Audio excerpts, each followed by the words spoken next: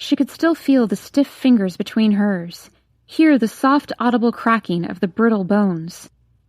The house had climbed into her sweater and followed her home. Chapter 19. Him. Delilah was quiet at lunch the next day, though quiet might not have been the right description. She said she'd forgotten her lunch, so she dragged him to the cafeteria and then barely spoke, instead spending the majority of their 30-minute break picking at her Salisbury steak and tearing the individual stems off each floret in her pile of steamed broccoli. She looked tired, eyes heavy and body slumped forward, like her eyelids were too heavy to keep open.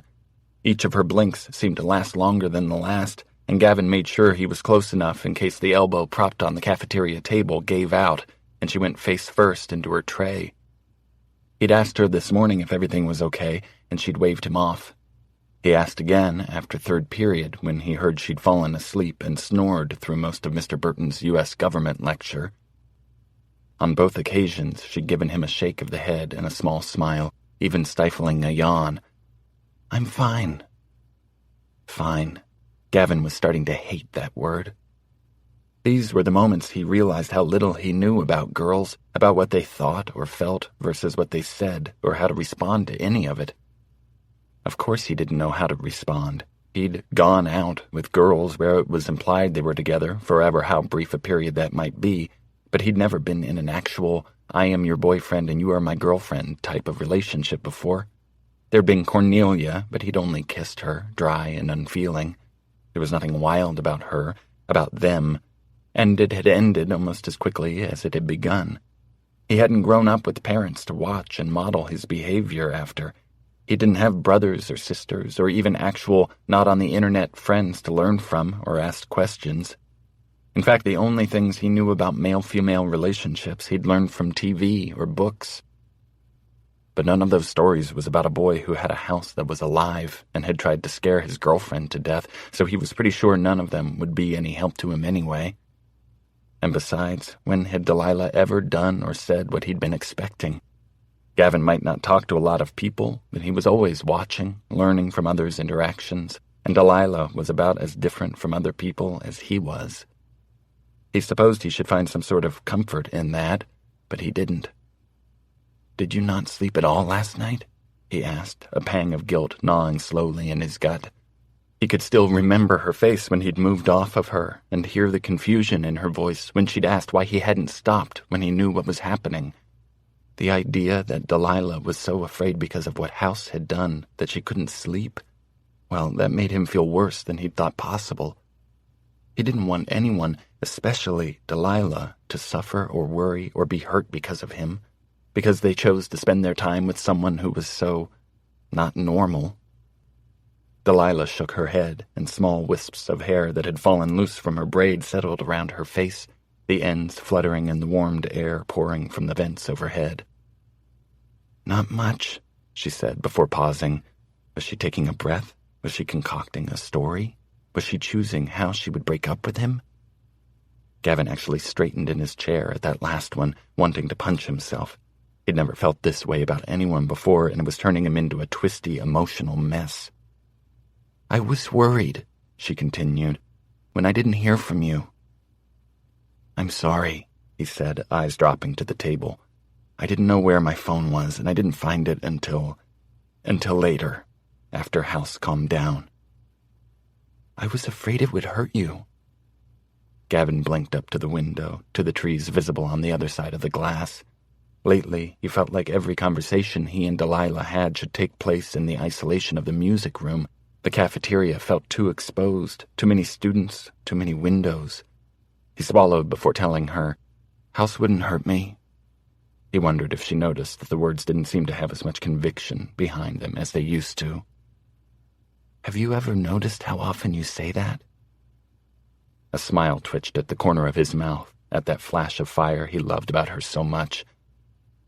"I said it would have to behave itself, that I needed you to feel safe there for me to be happy, and that I needed both of you." The fluorescent-lit cafeteria felt bright and too full of other students for that kind of admission, but it needed to be said. He swallowed, trying to ignore the heat seeping into his cheeks.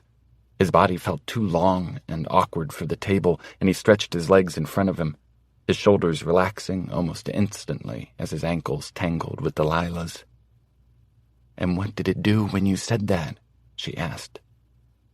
He remembered how the walls had calmed almost instantly, the swinging chandelier slowly coming to a stop overhead. House had grown still and warm again, the chill in the air lessening with every breath. It felt like it was waiting, or maybe thinking. It calmed down eventually. "So you think House hid your phone?" she asked carefully.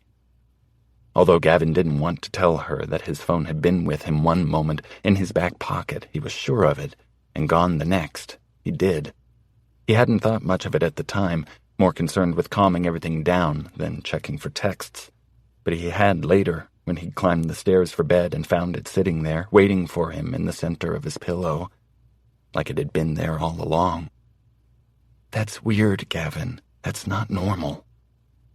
He tried to ignore the way those two words together made him feel, distracting himself with the lid to his water bottle instead. "Wouldn't your parents take your phone away if they were upset?" he asked. Delilah opened her mouth to speak before she stopped, considering. "Well, it's not the same, is it?" "Why? House is the closest thing to a family I've got, which is why I wonder if we've been doing this wrong." "Wrong?" He reached across the table, taking her hand in his. She had ink on her fingers, orange and blue and smudged black. He wanted to ask what she'd been drawing, and if she would show him. "When you said you were walking me home, it got me thinking. What did couples do in the old days before they started dating?" "The old days?" she said, cracking a smile. "Exactly how far back should we go? Should I still be able to vote?" Gavin rolled his eyes but smiled. "You know what I mean, smartass, like your parents' age." Her brows drew together, and he wanted to lean across the table and kiss her. He frowned another time. I don't think my parents ever dated. They were just dropped here, fully coupled."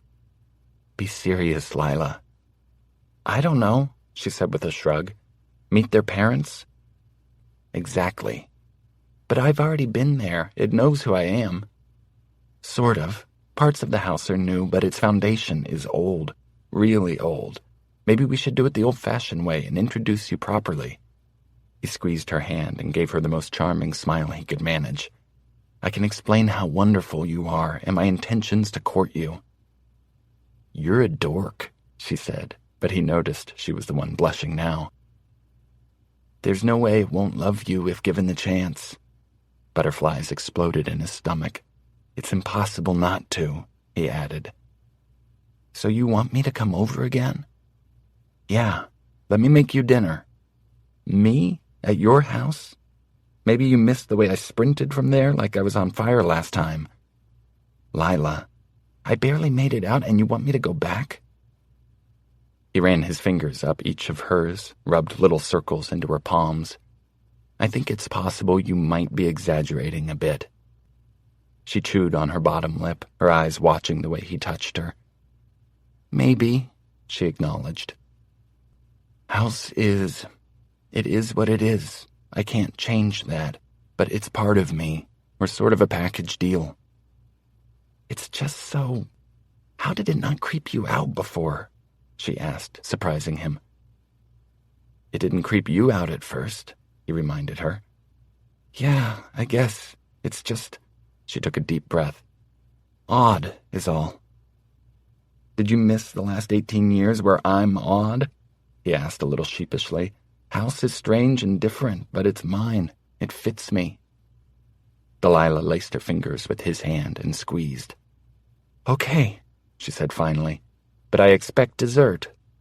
He nodded, already grinning. "Dessert, got it. That shouldn't be too hard." Delilah tossed her silverware to her tray and wadded up her napkin. "I'm wearing my running shoes, and if stuff gets weird, I'm out of there. Dovel's mom said I looked sizzled around the edges, burned, and I'd like to stay as unsizzled as possible, thank you very much." Gavin stood as she did and followed her to the garbage cans. "Dovel's mom?" he asked. He watched as she scraped her tray and placed it on the conveyor belt that led to the kitchen. "Yeah, I was a little freaked out last night. I mean, for obvious reasons, of course, but I don't know. My dad was all weird, sitting in the kitchen drinking and saying all this even weirder stuff, like scripture or something. I didn't want to be alone, so when you didn't answer, I texted Davil. Gavin felt himself frown. Your dad doesn't usually do those things? Ha! She said, looping her arm through his and leading them both out the double doors of the cafeteria. My dad gets self-righteous when the neighbors bring over rum cake, for crying out loud. I've never seen him drink. He's more of a piece of furniture in the house than a human. Maybe he had a rough day. Maybe it was that he saw you with me? Delilah was already shaking her head. No, it was more than that, but I can't explain it. Like he was there, but not. Anyway, it was creepy as hell, and so I snuck out and went to Davil's, though he's probably going to kill me for it today. So what did his mom mean by saying you were sizzled? Like physically or metaphorically? Gavin thought back to what had happened and couldn't remember any moment where House or the tree had actually burned her. Had it? Honestly, I don't know. It was the middle of the night and she wasn't exactly a wealth of words. Maybe she meant I just had a weird vibe about me. After the park and my dad and the walk over there and my sweater. Gavin reached out, placing a hand on her arm to stop her. What happened on the way over? He asked, concerned. House had promised to be good and he believed it. So why did it suddenly feel like he had a herd of horses galloping in his chest? And your sweater? Nothing. Well, it felt like something, but maybe that's because I was already freaked out and it was late and dark and... Delilah. It felt like everything was watching me. The trees, the lampposts, like at the park. Gavin nodded, heaviness settling deep into his stomach. So his mom didn't tell you anything else? No. I went upstairs with Davil and talked his ear off. I'm sure he failed his math test this morning because of me. Did you tell him what happened? What happened? What a benign and completely inaccurate description of what was going on. They stopped at her locker, and Delilah hesitated before she spun the lock and began putting in her combination. Gavin felt his brows rise, but he said nothing, waiting. Not really. What I mean to say is, I told him what House is, but not everything. You could have, you know. If you trust Davil, then so do I. I don't want you to keep a secret from him because you think you're protecting me. It's not just that. He wouldn't understand. Besides, I think this is something we should probably keep to ourselves as much as possible, at least for now. Gavin nodded again, slow and stiff, like his neck was a heavy weight set on a rusty hinge. He knew she was right. House had disappointed him, and he felt an odd unease, as if he wasn't entirely sure he could trust House where Delilah was concerned. But his chest ached, too, when he had those disloyal thoughts about his unlikely family. He wouldn't do anything that might put it in jeopardy. But dinner could be awesome, she said, clearly attempting to change the subject. Impress me enough, and I might let you kiss me again. I mean, I don't want a piano dropped on me or anything. Ha ha. Okay, bad joke, she said with a small shrug, but I'm sure House wouldn't object to a few kisses. And just like that, Gavin's brain went from doom and gloom to teenage boy and hormones. How hard could it be? He teased. Google a recipe and boom, dinner for two followed by kissing. My kind of night. Chapter 20. Her. Never had a walkway looked so honest and virtuous before. Swept clean, steps gleaming. Even dead lawns seemed to have put in some effort. It was trimmed at least, and less muddy and brown than Delilah had ever seen it. If the front yard could make a noise, Delilah sensed it would be whistling innocently. Come on in, Delilah. Nothing strange to see here. The effort it seemed to have put in for the dinner date did nothing to quell the nervous twist in her stomach as she stood in front of the door and knocked. Delilah knew she should have shared her suspicions about the sweater with Gavin, that somehow part of the house had attached itself to it and followed her home, but she couldn't bring herself to do it. She hadn't been sleeping enough lately and had just woken from a dream. She was groggy, not thinking straight. Concluding the sweater was possessed was no doubt a result of her wild imagination, because the alternative was too terrifying to even consider. Gavin answered with his trademark half-smile, motioning her inside. Hey, Lila. Her palms felt sweaty and she couldn't shake the unease that crawled up and down her spine, but she put on her best smile, fake as it may be, and beamed up at him. "It smells amazing in here," she said, slipping off her shoes and shrugging out of her jacket as Gavin slid his hands to her shoulders to help her. "Thanks," he said, and turned to hand it to the coat rack. I cooked." She turned to look up at his blushing cheeks, feeling relief wash through her. It wasn't that she didn't think the house could cook. She knew it could. But if it cooked dinner tonight, there would be a part of her thinking with every bite that the house somehow slipped rat poison into her portion. "Good," she said stupidly, and then added in a rush, "I mean, it's good practice for you. But not that you need practice, because the house will always be here to cook for you. Always. I just mean..." Gavin put a warm hand on her arm, whispering, "I get what you're trying to say. It's okay. Calm down, crazy." Delilah blew out a nervous breath and looked around the foyer while Gavin stood patiently just behind her left shoulder, clearly letting her calm down. Back inside these walls, the comfort they shared on their walks around town or alone in the music room at school melted away, and even Delilah's natural confidence couldn't press away the jitters. "House?" he said into the room. "Delilah came back to see us, and like I told you..." He paused and leaned in close to her, meaningfully. "And you," he added. "She's very important to me. I'm happy she came." There was a small rustle in a plant near the front door. A wave? She wondered, and a lampshade tilted in her direction. Delilah waved back, lamely, into the room and up toward the stairs. "Hi, thank you for having me, back," she added, wincing. It felt like they were performing for an audience of dissatisfied customers, an audience made up only of overprotective parents. The night was just so loaded. She looked up at him, wanting to say this out loud, to somehow contrast this moment with every other they'd spent together in the past weeks, walking in easy silence or admitting everything was crazy and scary and secretive to each other. But the words died on her lips when he smiled the smile that showed his sharp teeth, which she'd never seen him give anyone but her. Gavin bent, and starting at the corner of her mouth, drew his lips across hers in a slow, soft line. They were parted a little, and just a tiny bit wet from his tongue. "You look so pretty tonight," he whispered once he reached the other side. Delilah's insides melted, and she felt warm and heavy in her relief. She nodded when he tilted his head, silently asking if she was ready to come fully inside. But the sense of relief evaporated as soon as Gavin's hand let go of hers and he moved purposefully toward the kitchen. More than she ever had before, Delilah understood the term walking on eggshells. Of course, there weren't literal eggshells beneath her feet, but every time she took a step, the placement of her foot seemed to be a critical decision. One floorboard groaned when she stepped on it, low and splintery, and the exact sound wood would make if it was displeased. And she very quickly skipped to the board beside it, which thankfully remained silent and sturdy. Another board pushed the wood nail up as she stepped down, poking her on the bottom of her foot through her wool sock. Delilah bit back a sharp cry and limped quietly behind Gavin.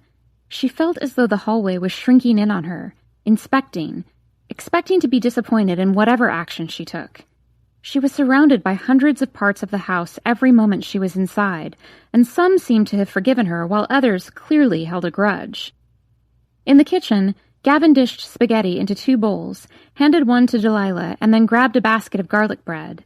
With food in hand, they walked to the dining room. Delilah found herself glancing at everything on the floor, everything on the wall, every fixture hanging from the ceiling. Everything, even the paintings, remained suspiciously still. But the dining room was absolutely freezing when they sat at the table to eat. Looking around the room, Gavin asked, "Is it cold in here?" She shrugged. "Maybe a little. It's okay." But her shiver revealed the lie. Gavin looked up at the ceiling. "Are you trying to kick us out of here?" Beneath their plates, the table shook and a wintry gust blew through the room. Delilah interpreted it as a clear yes. With an irritated little growl, Gavin grabbed his bowl and the basket of bread and stood saying, "Fine, let's go," to Delilah and led her into the living room. It was much warmer here, and as soon as they settled down on the floor and set their plates on the coffee table, the fire roared to life in the fireplace. Gavin seemed to be starving, and, with this clear welcome from the room, immediately dug into his dinner. Unfortunately, Delilah's appetite was non-existent. The fire popped enthusiastically in the fireplace, and a few pillows slid across the floor to rest behind her, but Delilah couldn't take it as a sign to let her guard down. She scoured her mind for a safe topic. Clearly, anything having to do with the future was off-limits, even though most kids in their class would begin to hear back from college admissions offices soon. No doubt any discussion of their relationship was off-limits too. School was an easy topic, but also the last thing Delilah wanted to think about at the moment. She wanted to escape into the space they created together and lean into him while he ate his dinner and run her hand over his thigh. She wanted to hear him tell her stories about junior year and his first kiss, and what was his most fervent wish for life. Studying her as he chewed, Gavin swallowed before saying, "You're so quiet." "Am I?" He gave her a playfully exasperated look. "I'm just—" She trailed off. "Nervous?" he offered. "Yeah, a little." Glancing up at the ceiling, always as if the heart of each room was hovering above her, she whispered, "I don't want to do anything wrong." "Tell me how it would go if you invited me to dinner at your place." She smiled, pushed some noodles around on her plate, and said, "My father would be mute and weird." "Like dining room," Gavin said with a small little tilt of his head. Delilah laughed. "And my mother would natter on and on about the neighbors and groceries and her book club and the quilt she's making for the new baby on the block." Gavin blinked over to the boisterous popping fire and the pile of pillows behind her. "It's not really that different," he said, eyes wide with earnest pleading. "I think the protective parent is universal, you know?" She wanted him to be right. Gavin stood, stretching a mile above where she remained on the floor. His arms reached over his head, shirt riding up and exposing a slice of his torso, skin and muscle and the tiniest glimpse of hair. She'd never seen a man shirtless before whom she so fiercely wanted to touch. And despite the fact that now was most certainly not the time to run her hands up and under his shirt, Delilah could almost feel the warmth of his skin. She wanted it so much. "Hey, Delilah, my face is up here," he said with a laugh. Delilah didn't bother to look away until he'd lowered his arms and waved his hand in front of his stomach. "Want to go for a walk?" Delilah nearly burst into song. The oppressive weight of the house's attention had started to feel like individual pinpricks all along her skin, a steady pressure pushing in at her temples. On a walk they could speak in hushed voices, could pause on the corner of each block and touch and laugh and kiss. Unfortunately, she had to use the restroom and didn't think she could wait until they got to the park. "Can I use the bathroom?" she asked as Gavin was nearly out of the room, their plates in his hand. He paused, blinking down the hall in the direction of the closest downstairs bathroom before looking at her over his shoulder. "Yeah, but maybe use mine upstairs?" It was exactly the confidence killer she didn't need. The stairs beneath her feet felt odd, like they were made of only the thinnest layer of wood surrounding frigid water. They were ice cold and creaked beneath her feet. She kept expecting her foot to crack through, to fall up to her knee through sharp wood and splinters digging into her leg. At the top of the stairs she stopped, searching for a light switch for a breath before remembering she wouldn't find one. With a wince, she called down to Gavin, "Hey, Gav, how do I get the lights on?" She heard his feet stomp from the kitchen and the irritation in his voice when he yelled, "Hallway!"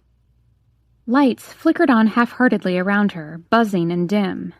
"Thanks," she mumbled. Her anxiety was slowly transitioning into irritation. She was here, wasn't she? Trying? Why was the house insisting on being so difficult? Once she closed the bathroom door, she exhaled, remembering what Gavin had said about this room. She could see what he meant. It just felt like a bathroom. No sense that if she were quiet enough she could hear a heartbeat. No sense of invisible eyes watching her every move. It was amazing how blissful it could feel to be inside an ordinary room. Moving to wash her hands, she stilled, catching sight of something behind her in the mirror. Delilah turned. On the windowsill was a tiny porcelain fawn, with golden dots on its beige fur, and with the same chip in its left hoof that her mother's had. That sensation was back, of phantom fingers pressing against her forehead, her temples. She blinked and the statue was gone. Blinked again and it was back. Her mind grappled to find the obvious explanation. Gavin had liked it, had taken it when he was at her house, wanting something of her home here. But Delilah knew, without having to dive too deep into the rationalization, that it wasn't true.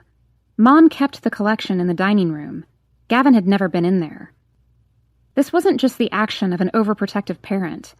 This was something far, far more sinister. Delilah would never have noticed the fawn missing from her home, so why bother? Her mind bent away from the possibility that House put it right here for her to see. I can reach you anywhere, it was saying, even in this safe room. In the middle of the night, even. Her own fear echoed back. When you think you're alone, it reminded her. No, she thought in rebellion. Maybe the house did take it, but surely Gavin saw it somewhere, maybe on the piano, maybe in the kitchen, and knew it belonged to Delilah Blue. He brought it in here, into his sanctuary, to keep it safe. House wasn't above being threatening like that. Delilah wasn't lying to herself about that anymore. But this was Gavin's safe space at home. Taking a step closer, Delilah pulled up short just before reaching for the fawn, distracted by a small bubble in the paint.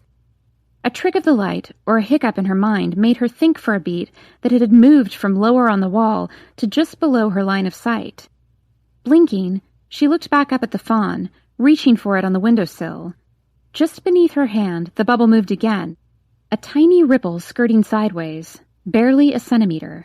The bubble definitely moved, Delilah thought, heart punching her breastbone, blood rushing so fast in her veins that she felt dizzy, nearly manic.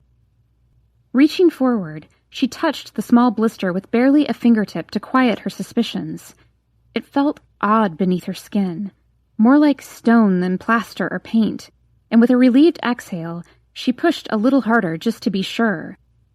But with the added pressure, the bubble gave, indenting the tiniest bit before it cracked open with a sickeningly wet squelch, and before Delilah had a chance to process what she was seeing, her hand was covered in scores of tiny, glossy black roaches. They spilled over her hand, between her fingers, and into her palm, thousands of feet making a tiny scratching noise on her skin, exploding up her arms and over her shoulders in a wave that sounded like a roar, scurrying into her hair. Delilah screamed, throwing her arms, shoving her fingers into her hair to tear at the bugs, but there were so many. They were so small she could feel their feet, could hear them on her skin. She felt the cold stream of them down her forehead, over her closed eyes, and slammed her mouth shut just before they began pushing at her lips. In her shirt, down her legs, she was covered, her skin pulsing from the outside in with their frantic scurrying. Finally, unable to take it a second more, they were still coming out of the wall, an endless stream. Were they going to eat her? Delilah opened her mouth, crying out in terror, running to the door and throwing her shoulder against it, hurtling herself out into the hallway. But she wasn't in the hallway at all.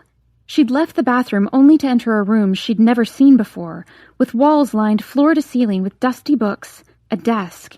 It smelled old and stale, with damp paper and the cloying scent of decay. Delilah could barely see past the creatures covering her face, but in the corner she caught a flash of a figure, hunched and dark, and she screamed, sprinting to the far end of the room to open another door that led her only into the nursery.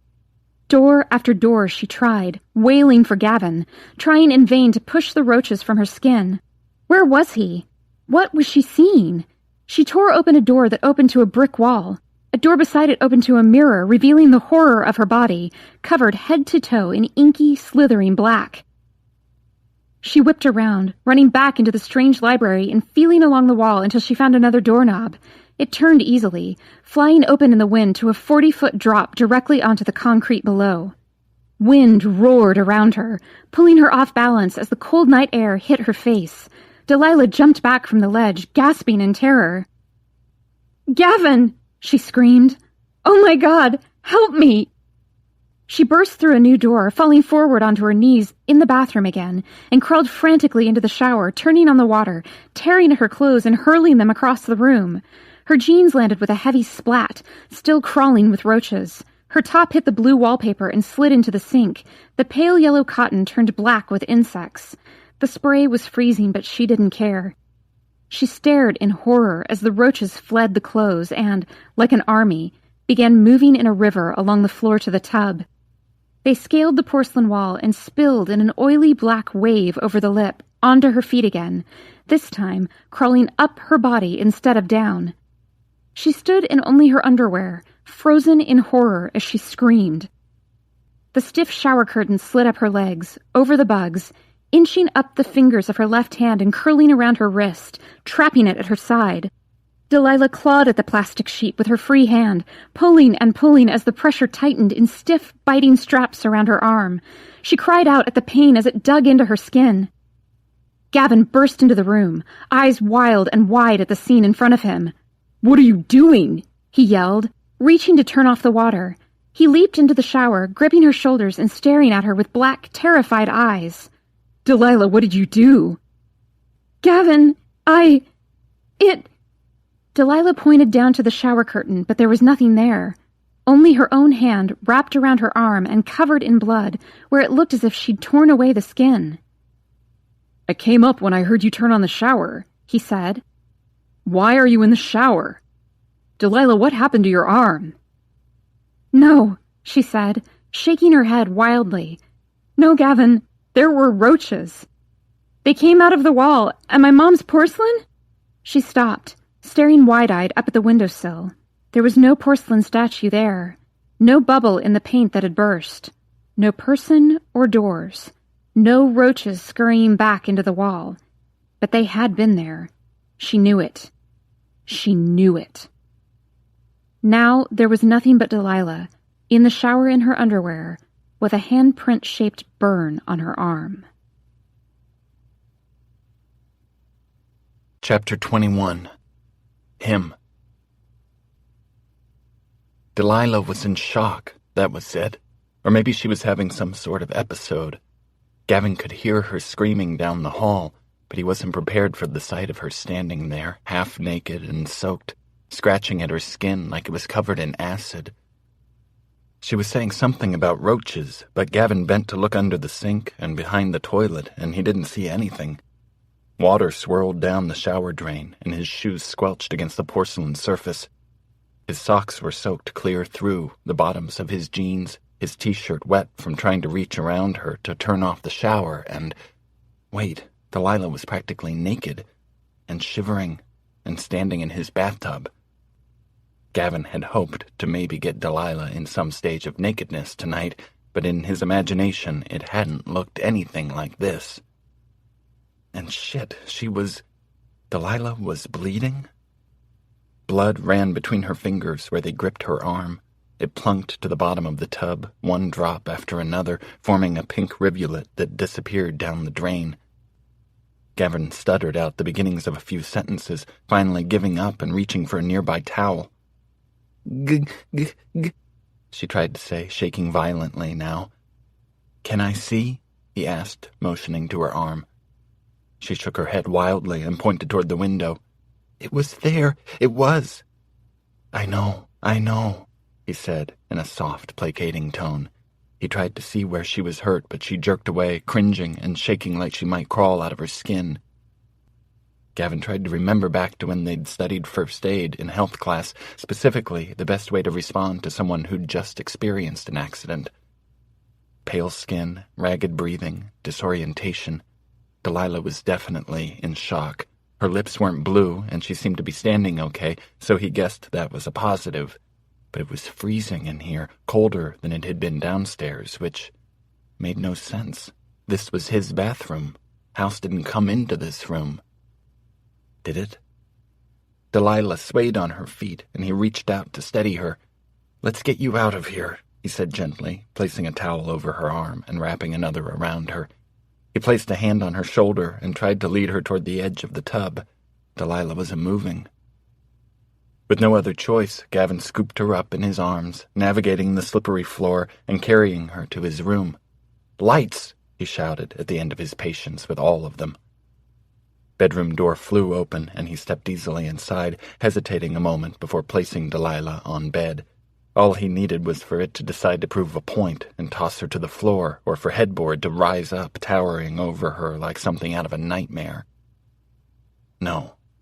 He gave it a warning look and mumbled, "Be good," under his breath before he moved to the dresser, careful to stay close to her.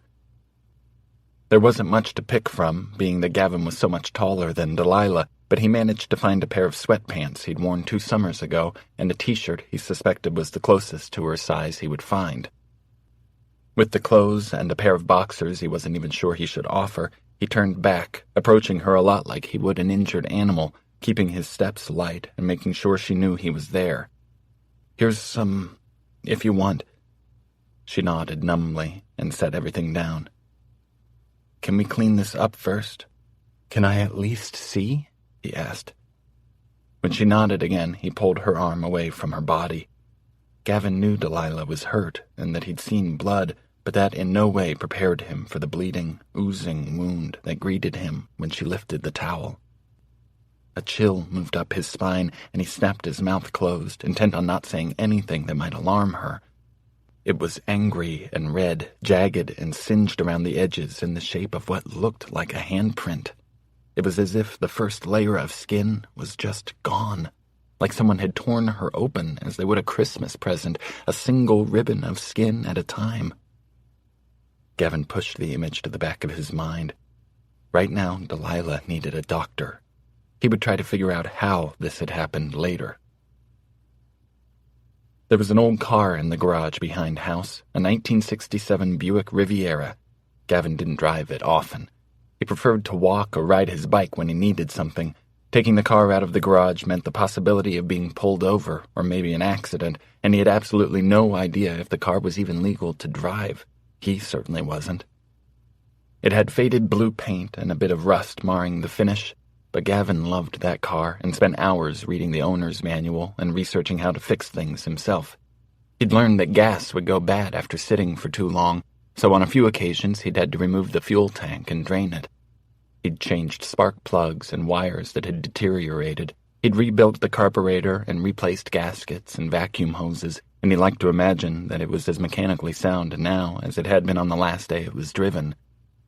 But Gavin didn't even want to think of when that had been. "You have a car?" Delilah asked, lifting her head from where it rested on his shoulder.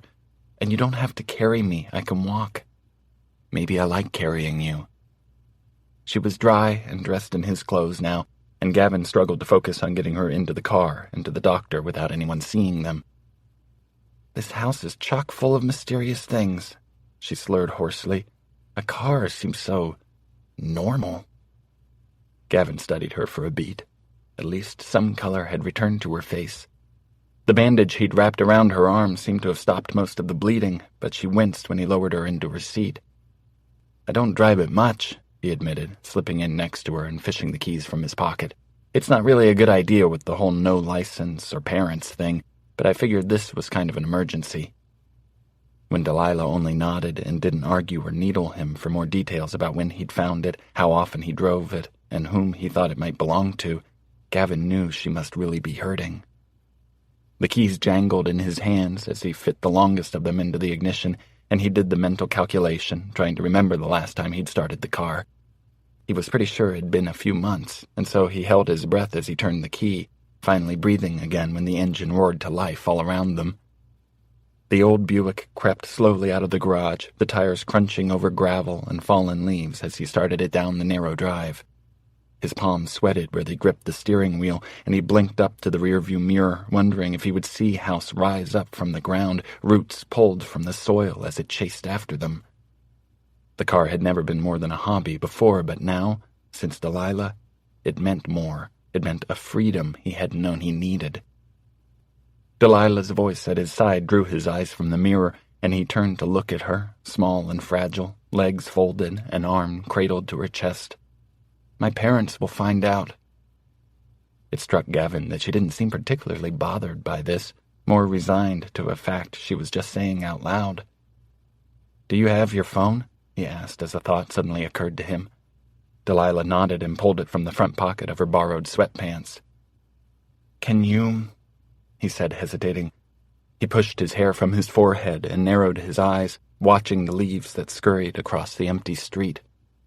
"Can you send Davil a text? Ask him to meet us at urgent care?" Confusion flittered across her expression. "Why?" "Because everyone will think I did this to you." He heard her tiny gasp and the start of her rebuttal, but he stopped her. "You know they will, Lila. Just... maybe he'll be on my side." "Nobody will think that. Are you kidding?" "Just text him, please." She was silent in the seat next to him, clearly unhappy with the idea of bringing Davil into any of this. But Gavin could see the moment she realized he might be right and did what he asked, typing out a text for Davil to meet them there anyway. Everyone would want to know what happened, and what would he say? That his house had attacked her? Because, oh, by the way, it's alive? Or would they do what he most feared and assume it was him? But another thought in Gavin's head seemed to be gaining weight and overshadowing everything else. Delilah had been alone in that bathroom. He was sure of it. There were no roaches, and there was definitely no statue in the window, because that part of the house was his. It was. Could Delilah have done it to herself? Gavin was sure whoever designed the urgent care at their small town's only medical center had intended for it to be calming. From the portraits of smiling children with their pink cheeks and bright smiles to the pastel-patterned chairs and bubbling fish tank, it looked like some deranged living room from a department store catalog. He searched his thoughts and tried to remember if he'd ever been in a place like this before. The only memories he had of seeing a doctor involved one showing up on his front porch in the middle of the night, and now that he thought about it, wearing the same dazed expression as Dave when he delivered the groceries every week. Gavin couldn't even think about what that meant, not with the way everyone was looking at him, like he might leap at them at any minute. Nothing about this place made Gavin want to stop pacing and sit down. Nothing made him comfortable. The chairs looked sticky, the carpet worn down to the plastic underside in some places and stained with random dark splotches in others. He was pretty sure he didn't want to know what those stains might be. And the concerned, dare he say, accusing looks being aimed at him from the nurses' station weren't helping. The staff had rushed Delilah off almost as soon as they'd arrived.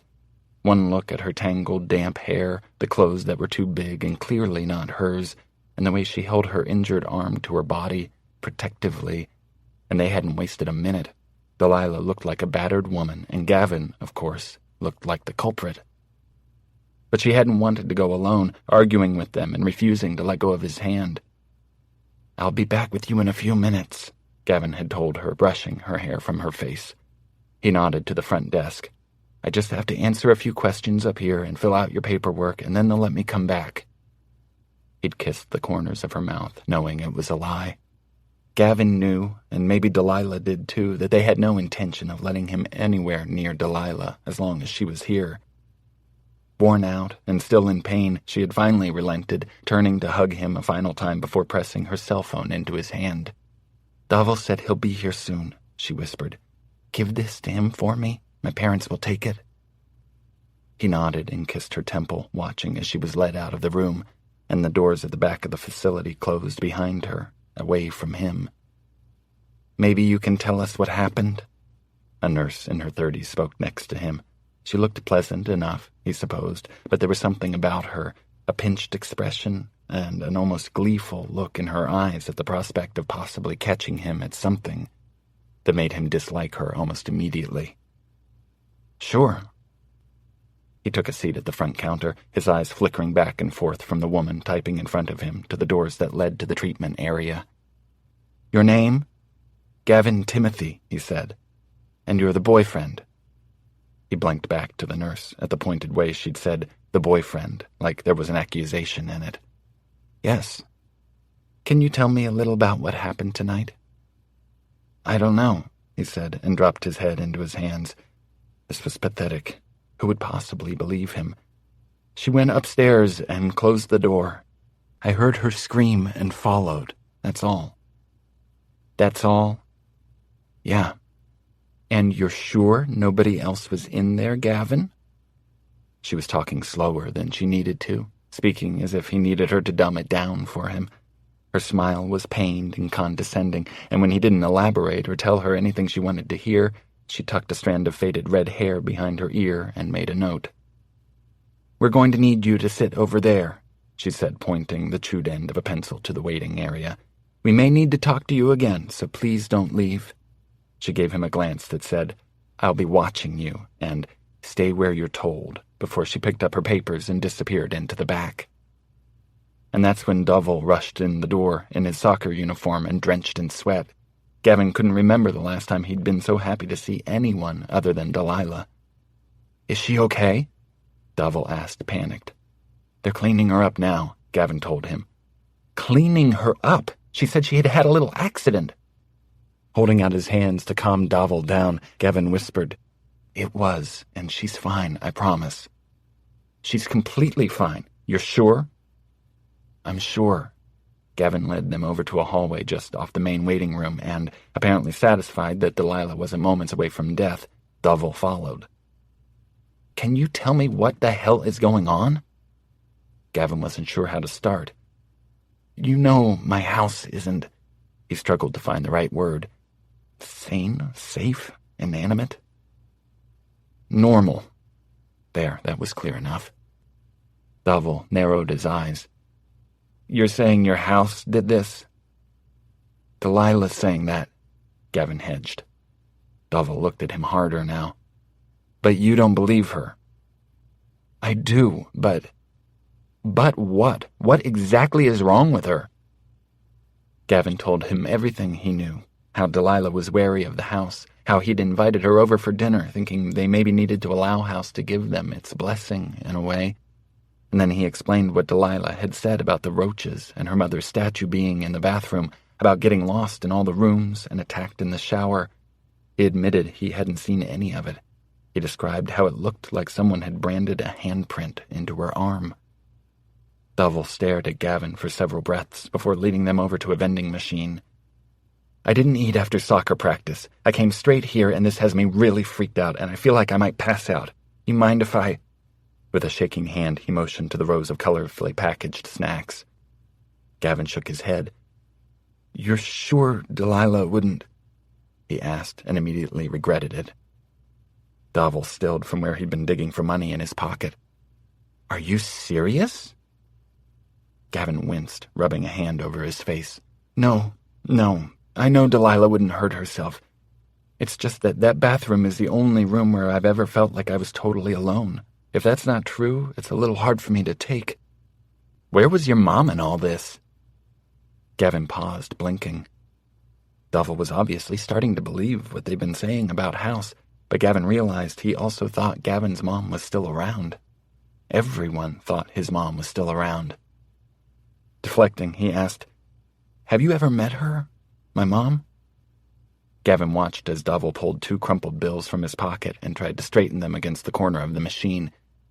"Well, no," Dovell started. "I mean, no one sees her."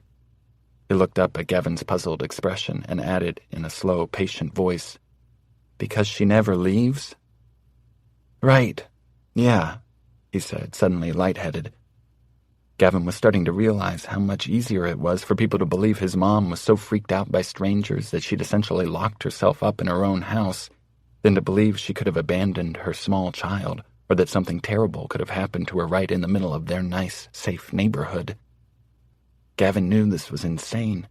He should be horrified that everyone had essentially let him fend for himself, but it almost made him feel better, like he hadn't been abandoned by the entire town after all. The question was, where was his mom? All he had was a picture of her, but no memories. His stomach turned, and he closed his eyes, trying to breathe deeply enough to stave off the wave of nausea. "But my mom knew her," Dovell said. "Mom was friends with Hillary when we first moved here and I was a baby." Hillary. His mother's name was Hillary. Gavin took a step back, grateful that the wall was there to catch him. Dovell began to feed the bills into the machine, distracted. "Actually, I know my mom answered some questions she had about blessing a house. She's even been to your place." Gavin's attention snapped to him, eyes wide. "The what now?" "The blessing," Dovell said, looking over his shoulder at Gavin. I only know about this stuff because Grandma is always talking about it, but Vatsu Shastra said that all places are home to souls or spirits or whatever, and you have to pray and cleanse the space before you can live or even move stuff in. I know you guys were already living there before the blessing. If you ask my mom, she'll say that's bad juju. Davil typed in the number of his selection and bent to retrieve a granola bar. Holding it up, he used it to point at his chest. I have no idea what's going on here. I feel like this... He looked to the side, breath coming out, choppy and uneven. Honestly, I feel like none of this can be real. But I trust Delilah. I saw her that night after she thought it was following you guys everywhere. I saw her wake up thinking her sweater was possessed. Her what? As if he hadn't heard this, Davil continued. I mean, I don't know you that well, but we've been in school together since kindergarten, and you seem weird, but not insane. So maybe that is what happened. Maybe your mom did some crazy half-assed blessing in this super old house, and it all went haywire. Maybe your mom brought your house to life. Davil didn't look entirely convinced, but Gavin's blood ran like ice in his veins. He hoped he was imagining the way the floor seemed to shift beneath his feet. He wanted to look outside and see if the trees had turned their leaves toward the windows, if the air had grown still, quieter, so House could hear what Davil was saying. Everything started to click into place, and Gavin was pretty sure he'd never been more afraid in his life. The memory he hated to revisit came flooding back to him, of the day he'd first found the car in the garage. He could still hear the birds, smell the scent of dust and old gasoline when he'd finally been tall enough and strong enough to lift open the garage door. He could still see the car, feel the satin of the paint under his fingers, the softness of the leather. And if he closed his eyes, he could remember the feeling of excitement, the thundering beat of his heart when he'd opened the door and sat inside. He would drive this someday, he thought, stretching his arms to wrap his hands around the steering wheel. Gavin had adjusted the seat and, of course, the knobs on the radio. He'd wiped a layer of dust from the dash and then looked up, tilting the rear-view mirror low enough that he could see through the grimy back window. But that's when his heart had halted in his chest, his pulse tripping in his throat. For a few moments, it was as if the birds had stopped chirping outside, the leaves had quit shaking. It was so quiet he could hear the frantic thump of his pulse in his ears, and he had to close his eyes tight, shake his head to clear it before he could look again. Because there, in the back seat, was a car seat. His car seat, he was sure of it. It was dusty and forgotten. An old bunny sat lopsided as it waited for someone to come back and retrieve it. Because his mom had disappeared. Gavin hadn't thought about that car seat and what it meant for years, and as he looked up, past Davil's worried expression and out into the waiting room, Gavin realized he wouldn't get a chance to think about what it meant now, either. Delilah's parents were here. Chapter 22. Her. Dr. McNeil looked down at her chart, flipping up the top page with her insurance information to reveal the sheet beneath. It was covered with ink. 3 identical accounts of what happened to Delilah. Each was written in a different handwriting, of course, as each had been collected by a different nurse. One of the nurses, the one with Lisa on her name tag, hung back, leaning against the wall. Without having to ask, Delilah knew Nurse Lisa remained in the room so that Delilah wouldn't be left alone with a man. It says here you got wrapped up in a shower curtain. When the doctor met her eyes, she felt his concern and knew he was thinking the same thing the nurses were. Your boyfriend beats you. She took a deep breath and then told him the same thing she'd already said 3 times before. The stupid, horrible story she was committed to now. I spilled my dinner on myself. I went upstairs to shower and tripped on the tub and got tangled in the shower curtain. But only your arm got tangled? He asked as if clarifying, even peeking back down at the accounts of the incident as if to confirm. She could hear the skepticism in his voice. He had to hear it for himself. Well, all of me was tangled, but just my arm got hurt. I'm having a hard time picturing this. I fell, and it was hanging in the tub. It was plastic and sort of wrapped around me. And it's somehow shredded so it looked like fingers? No, it wasn't shredded. She trailed off. He waited for her to say more, but she had no more. Her story was as weak as she felt. She could feel the heavy pressure of tears building behind her eyes, stinging across the surface. Flipping her chart closed, the doctor sighed and rolled closer to Delilah on the wheeled stool. Delilah. She swallowed, meeting his eyes. You aren't alone, okay? If you need help getting out of this... I know what you're thinking, but Gavin would never do this to me. Dr. McNeil closed his eyes, nodding slowly. When he opened them again, he quietly asked, Is there anyone you would rather talk to than me right now? Without hesitation, Delilah said, Yeah, Gavin. Your parents might ask him to stay away from you. I'll be honest, Delilah, it doesn't look good. If you were my daughter, I'd be questioning Gavin's role in all of this. As if on cue, a voice drifted down the hall from the waiting room to where she sat on a high cot. She couldn't make out the words, but her father's anger came across in the volume, in the short bursts of words fired at Gavin like bullets.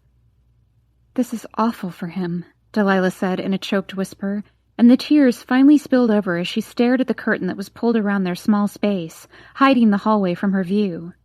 This is torture for him, and there's nothing he can do. It's killing him not being back here with me right now. But surely you understand why he's not. Laughing without humor, Delilah looked him square in the eye. I'll go home with my parents, and my dad will go watch the news, and my mom will go read a book. The only person who really cares if my arm is okay is out there in the waiting room being yelled at for something he didn't do. Dr. McNeil glanced back over his shoulder at Nurse Lisa. She shrugged, and he turned back to Delilah. I want to see you back in here next week so I can make sure it's healing right. When Delilah emerged from the procedure room, her arm wrapped in gauze and her blood humming with painkillers, she needed to take only one look at her father's face to know she shouldn't waste her breath in asking what he'd said to Gavin. She realized she didn't have her phone. Gavin did. She couldn't even text him to find out where he'd gone or if he'd seen Thavel. The waiting room was emptier than she'd expected, given the voices and commotion drifting to the back treatment room. When Dr. McNeil beckoned them, her parents followed him into an office adjacent to the waiting room enclosed with glass, through which Delilah could see him explaining the injury. He pointed to his arm, then patted it and spoke emphatically, curling his fingers in a scratching motion. Delilah watched him with wide, scrutinizing eyes, trying to figure out if he was representing her version of the events. She doubted it. One look at Gavin in his dark, skinny pants, scuffed shoes, and wild dark hair, and grown-ups would think he was 2 steps past odd and just shy of suspicious. Delilah was the only person around who knew for sure that the only rough touch Gavin would ever give her was a biting kiss she begged for. And then the doctor ticked a list off with his fingers in the same way he had with her before releasing her to walk back to the waiting room. She knew what he was saying. Don't expose the wound to water for the next 24 hours. Remove the gauze after 2 days to let the wound breathe, and apply the antibiotic ointment every 6 hours. No swimming, no baths, and don't let it stay wet or be submerged in water. If it looks like it's getting infected, come back immediately.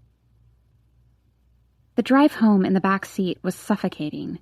There wasn't enough room in the car for their 3 bodies: Delilah's leaden panic, her father's fury, and her mother's anxious nattering. Gosh, it's just been forever since we used that clinic. That Dr. McNeil is something, isn't he, Frankie? She asked her husband. She went on without waiting for a reply. He's been here since what, the 80s? And before that, it was his uncle running that office. Now, what was his name? Edwin something or other. Miller, Delilah's father added flatly. Right, Edwin Miller. Oh, and he was a rake, wasn't he?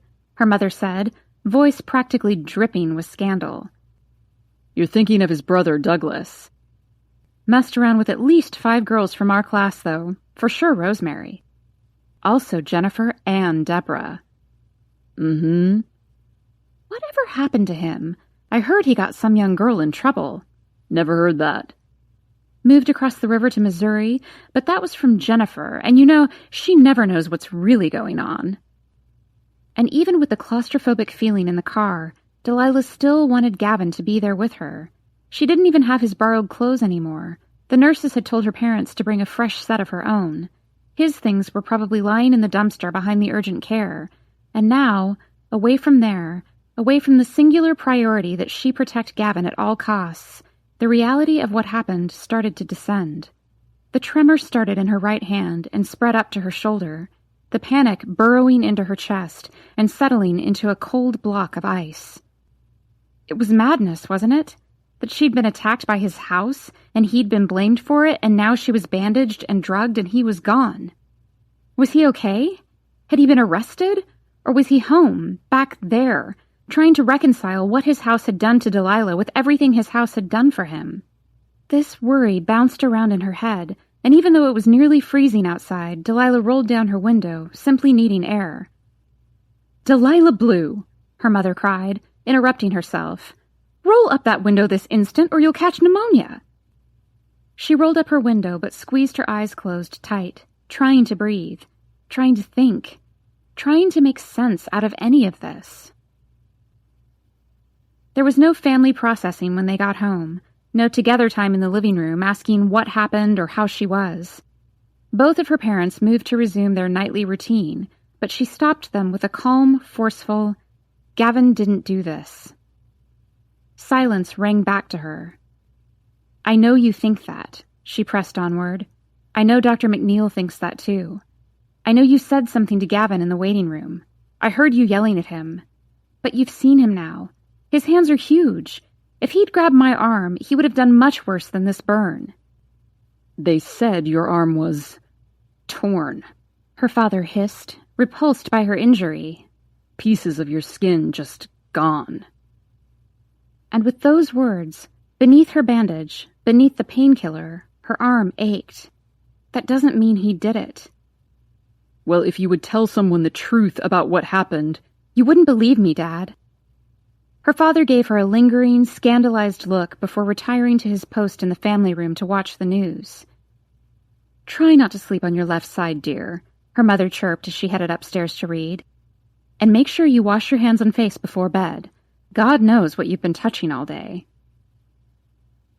The Blue house grew quiet just after 11. It was quiet in that way Delilah now recognized as normal, as a house sitting truly still. There were the noises of pipes tapping and vents blowing warm air, but no phantom heartbeats, no shifting, settling, or spying. She comforted herself with the explanation that maybe the spirits of the house, the life, the poltergeist, whatever was inside it, could move from object to object, from place to place, underground or in wires, but the life itself wasn't contagious. It couldn't really spread.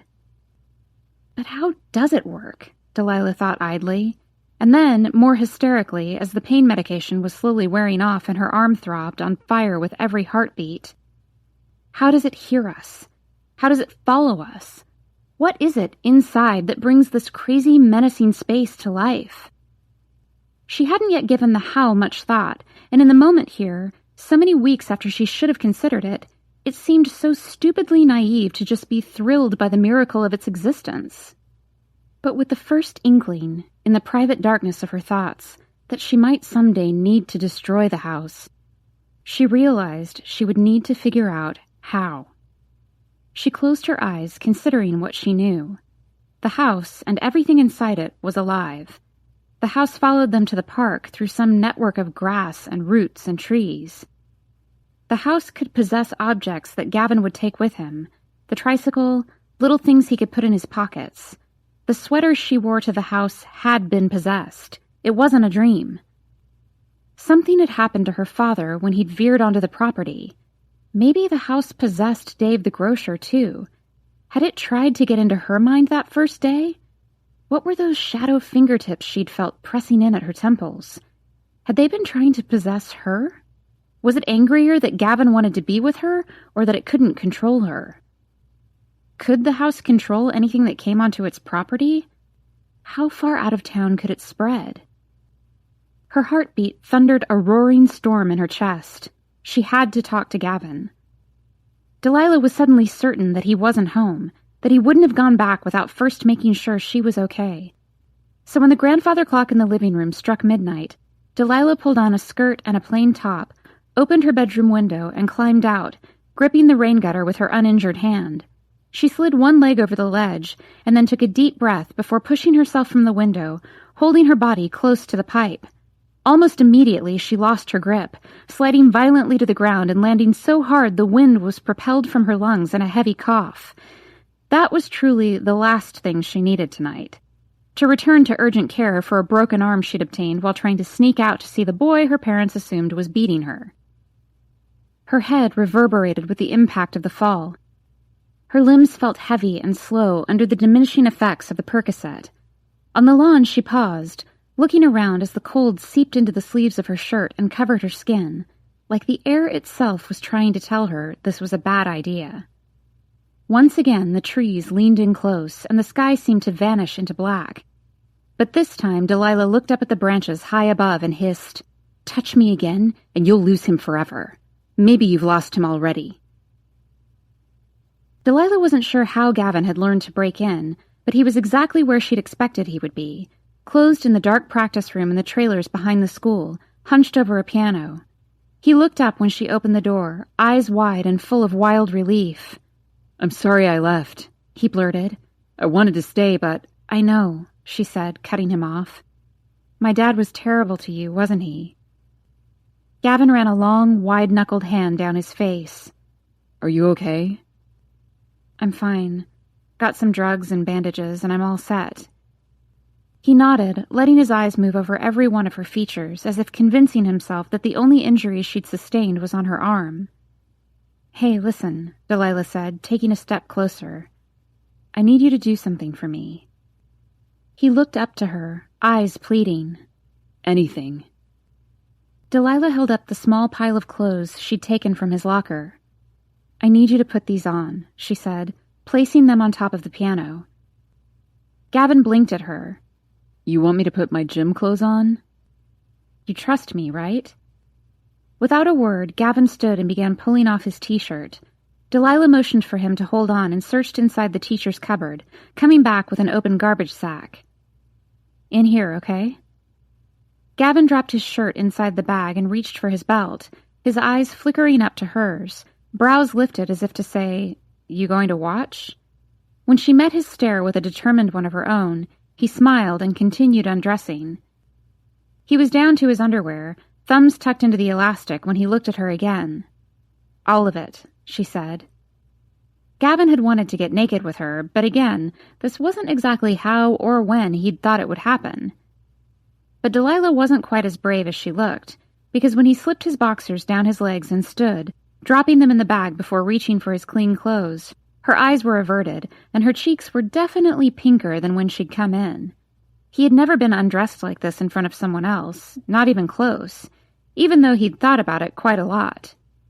Gavin liked being naked in front of Delilah. He liked how pretty she was when she blushed, and how even though she seemed to be doing everything she could to not look, he thought he saw her peek, maybe just once. "Delilah Blue," he said, smug as he watched her walk away. "Are you blushing?"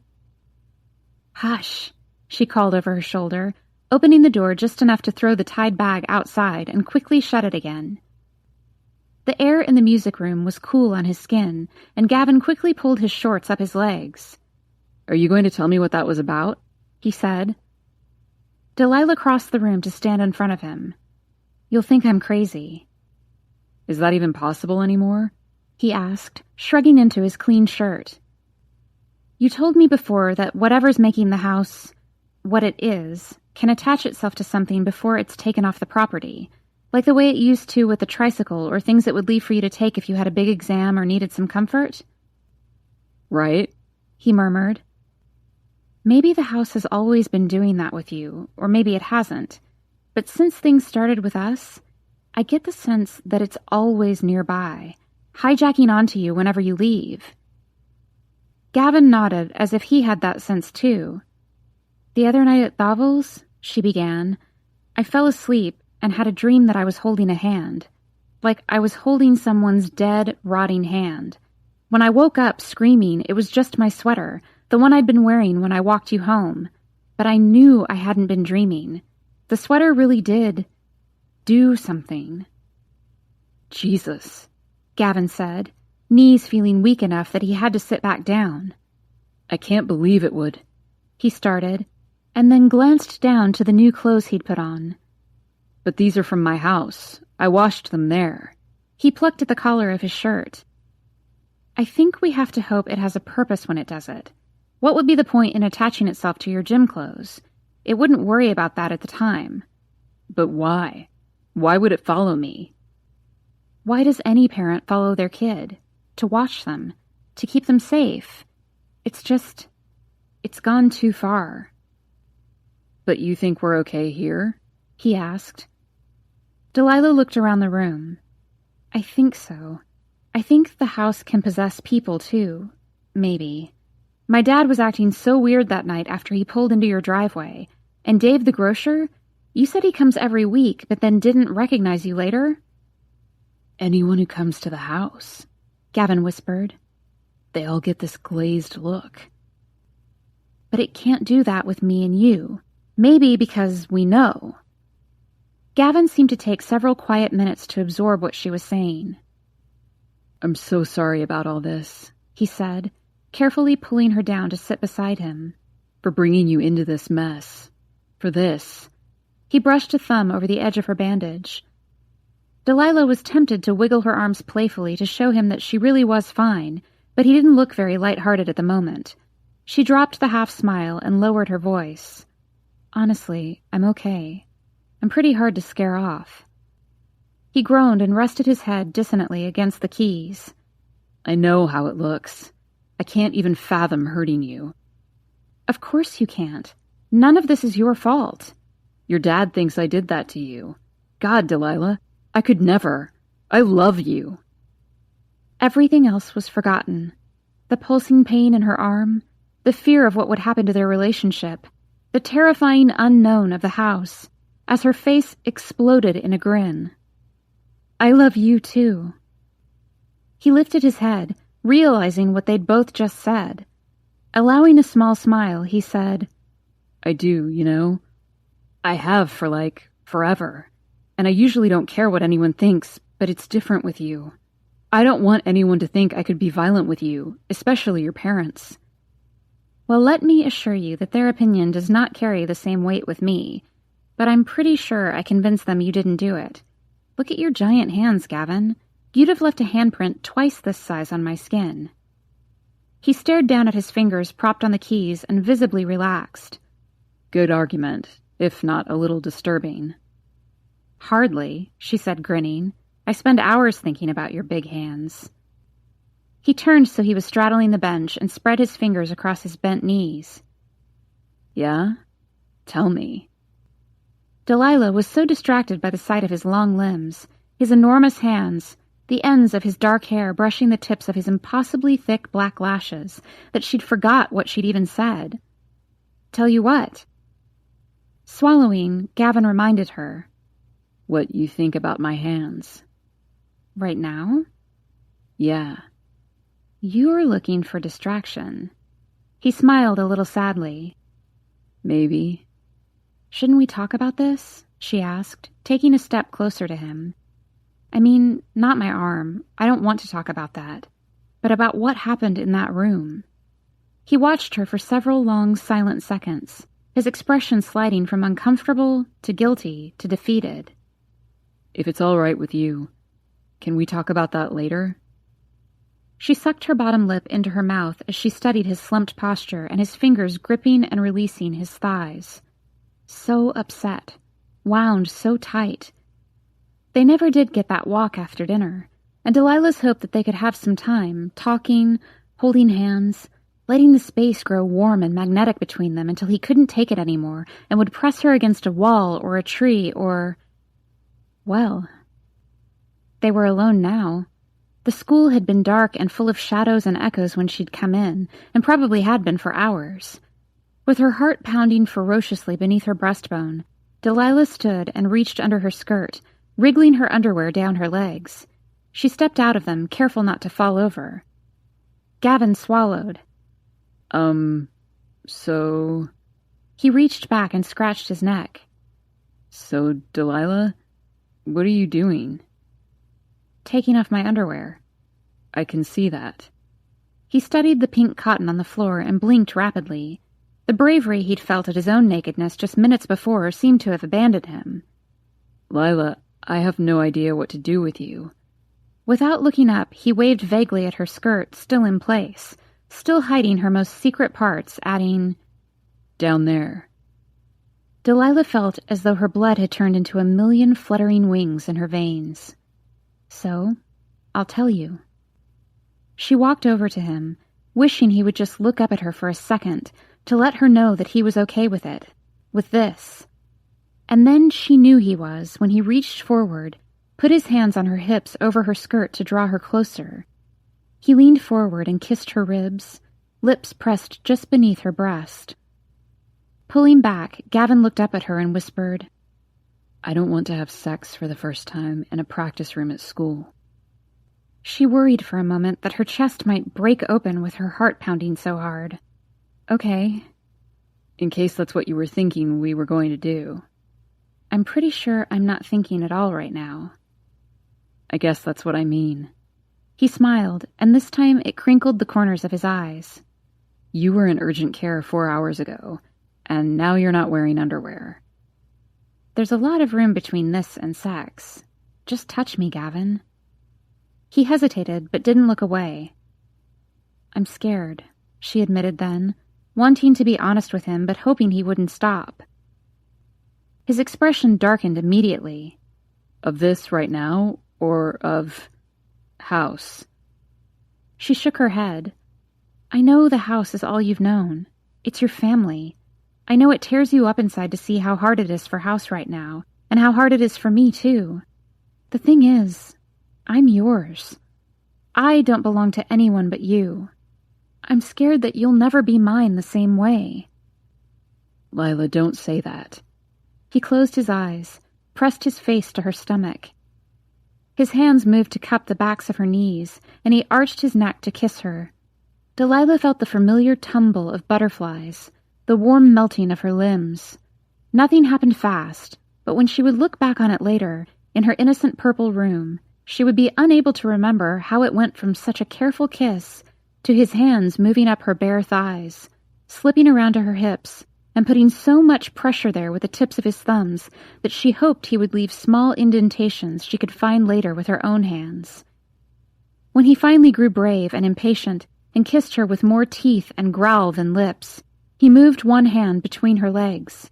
He'd said he didn't know what he was doing, but it didn't matter. Soon she had one hand wrapped around his wrist, showing him, and the other dug deep into his hair, ensuring his mouth never moved far from hers.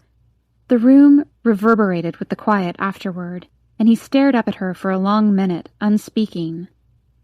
Delilah didn't think it was possible that anyone ever before had felt what she felt when Gavin carefully kissed her top, and then her bottom lip, and told her, I am yours already. Completely. Are you sure? She asked. He nodded, glancing down at her bandaged arm, and already his eyes clouded over again. He walked her home, lifted her so he could take his time, and made her drunk with kisses before watching her walk toward the dark quiet of her house. Delilah had a lot to think about. Gavin's hands and smile, his confession that he loved her, and the relief in his eyes when she was falling to pieces.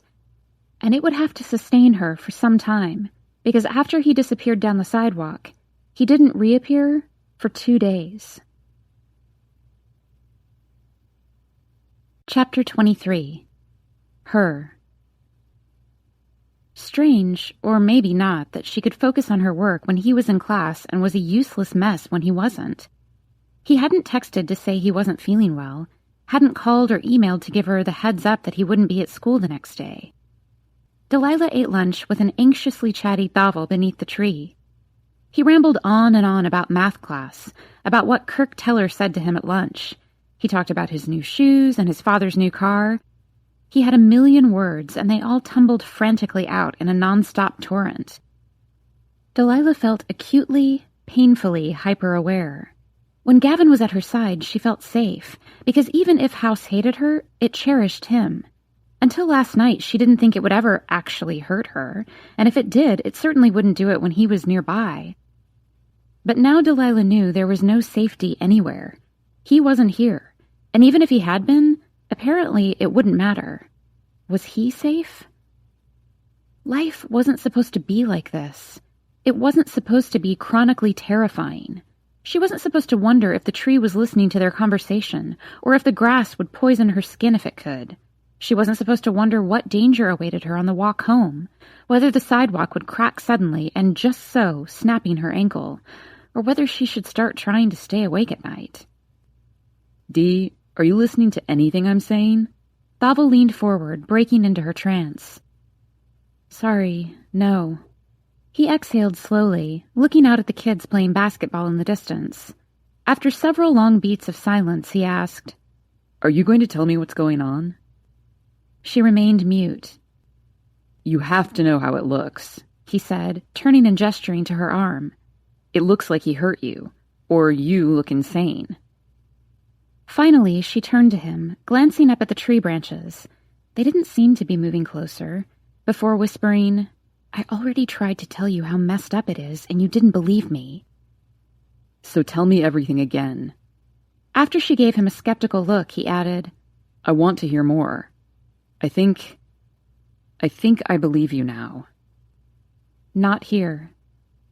Delilah stood, brushing the dried grass and leaves from her skirt before pulling Thavel toward the trailers and into the empty practice room. She sat him down on the very same piano bench where Gavin had been sitting last night. The very same bench where he'd touched her with such an aching, open tenderness. She could still feel the pressure of his fingers. Why are we in here? Thavel asked, looking around. Blinking back into the present, Delilah said, It just feels safe in here. That is... He stopped himself just short of saying crazy, and instead ended awkwardly with, Really freaky, Dee. Taking a deep breath and ignoring the bell signaling the end of lunch, Delilah told him about the day she met the house, about what it looked like, how it felt. She described how it loves Gavin, how it seems impossible that these hard, inanimate objects could be so, well, animated. But it's true. I'd never seen anything more amazing, she admitted. But then she recounted the afternoon she'd spent kissing Gavin in the park, the branches creeping beneath his shirt, trapping her wrists. She told him about the house reacting to her questions about the future, about how it felt like being thrown into a blender when it trembled and lurched beneath her feet. Thavel looked less skeptical this time and far more ashen. After that happened, Gavin wanted to make me dinner, she said, sitting down next to him. I think he wanted me and the house to make up or something. I could feel how angry it was at me. Some things, like the fireplace or the things in the living room, seemed to want to make nice, and so I thought maybe I just had to hang in there a little. Like, win it over? Thavel added. Exactly. She told him about the plan to go for a walk, about washing her hands and seeing her mother's figurine. She told him about turning, about her focus snagging on the small, seemingly innocent bubble of paint. She told him, with growing hysteria, about everything that happened afterward. The roaches, the way the house taunted and played with her as she tried to escape. I got in the shower trying to wash them off. I threw my clothes across the room and the roaches were coming for me and the shower curtain slid up my legs and wrapped around me and... She hiccuped, squeezing her eyes closed. It tore at my arm. When I screamed, Gavin burst into the room finally, but when I looked down... She opened her eyes to look at Thavel, and she could see in his expression that he already knew what she was going to say. When I looked down, there was nothing there. No bugs, no crazy possessed shower curtain, no statue. Just the skin torn off my arm so it looked like I did it. Or Gavin. Dee, this is... He swiped a shaking hand down his face. I don't even know what this is. I know. And his mom? Thavel asked. Delilah stared at him for several thundering heartbeats, finally answering truthfully, though vaguely. I don't know. Was there really a mother? If so, where in the hell was she? Scooting a little closer, she asked, Thavel, do you know his mom? He shook his head. I told Gavin my mom does, sort of peripherally. He asked you? Yeah. Mom answered some questions about blessing their house a way long time ago, like when Gavin was tiny, and I only know that because she mentioned it to me the other night after you came over. Delilah felt her brows pull close and tight. What? He seemed oblivious to what had tripped her up. She hasn't seen Gavin's mom in years. I get the sense that Mrs. Timothy is... a little eccentric. Mom wants to give her privacy, so she didn't ask you about her. Thavel? Your mom didn't even ask why I came over so late. She didn't let me say a word. Do you remember? She told me to breathe, told me everything was okay." "Yeah?" he said, confused. "So?" "So," she said slowly, hoping he would understand. "Did your mom know that I'm dating Gavin, or did you tell her that later?" He paused, seeming to consider this for a beat before shaking his head. "Neither, actually." "Then why did she bring up Gavin with you at all?" "She said Hillary's son always has that same sizzled look you had." He looked at her with amused, incredulous eyes. "Thavel?" "I've never met Hillary," Delilah said. "I've been inside his house 4 times. I even spent an hour in there alone one day, but I've never even heard her." Unease tripped through Delilah's veins and opened up a space inside her chest that felt like it would keep growing and growing until she cracked wide open.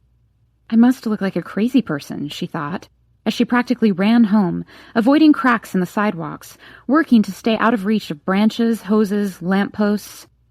Her temples ached, and the entire sensation made her uneasy, as if it wasn't from thinking too much, but from the house, somewhere, trying to press into her mind. She hopped up her front steps, exhaling a tight breath when she opened the front door, and her house felt as flat and lifeless as it always had. "Mom?" she called out. "In the kitchen." Delilah dropped her backpack near the stairs and walked toward the back of the house, looking at things more closely than she ever had before. Nothing seemed to be obviously awry. The shelves were cluttered with hundreds of tiny porcelain figurines, including the fawn. She closed her eyes, knowing now that it was all in her head. She never wanted to go back there. She would stay the hell away from the house, and the house would stay the hell away from her until she finished high school and could get the hell out of Morton. With Gavin in tow. She pulled a chair away from the kitchen table and sat down. "Long day?" her mother asked, without looking up from the sink. "Yeah." "Did you keep your arm dry?" Not, "How is your arm?" or "Are you in much pain?" but, "Did you keep your arm dry?" Delilah paused, looking down at the gauze wrap. "Yes." "Good." Turning, her mother deposited a handful of washed spinach on top of a cutting board on the island. She reached into a drawer and pulled out a knife. Delilah had seen it before, but it felt out of place here. The handle was ivory, the blade long, and so clean it gleamed like a mirror. Dread chilled her hands, and the cold spread up her arms and into her throat. It was from the shed. "Mom, is that one of your knives?" "It must be," Belinda said, lifting it to turn and inspect it for a beat before bunching some spinach in her hand to begin chopping. Without thinking, Delilah reached for the knife, yanking it from her mother's grasp. It flashed hot in her palm, the pearly handle coming to life in a repulsive slither. With a scream, she hurled it at the wall, where it hit and stuck with a horrible, squelching thud. It didn't sound like a knife going into paint, plaster, or wood. It sounded like a knife hitting a chest and sinking through bone into something wet and vital. She stared, her heart thundering, expecting to see blood or roaches spill from the wall.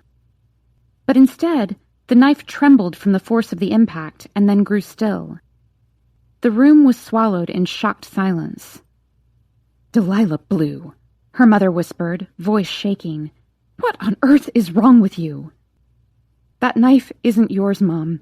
It's not yours. It's—" Her voice withered away into a soft gasp.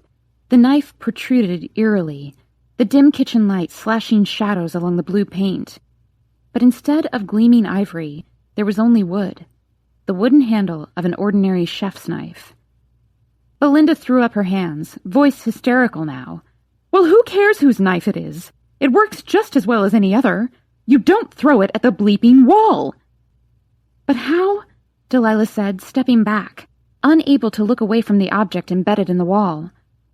"I don't know what's happening, but just don't touch it." Finally, she looked at her mother's face, her voice flat and hollow.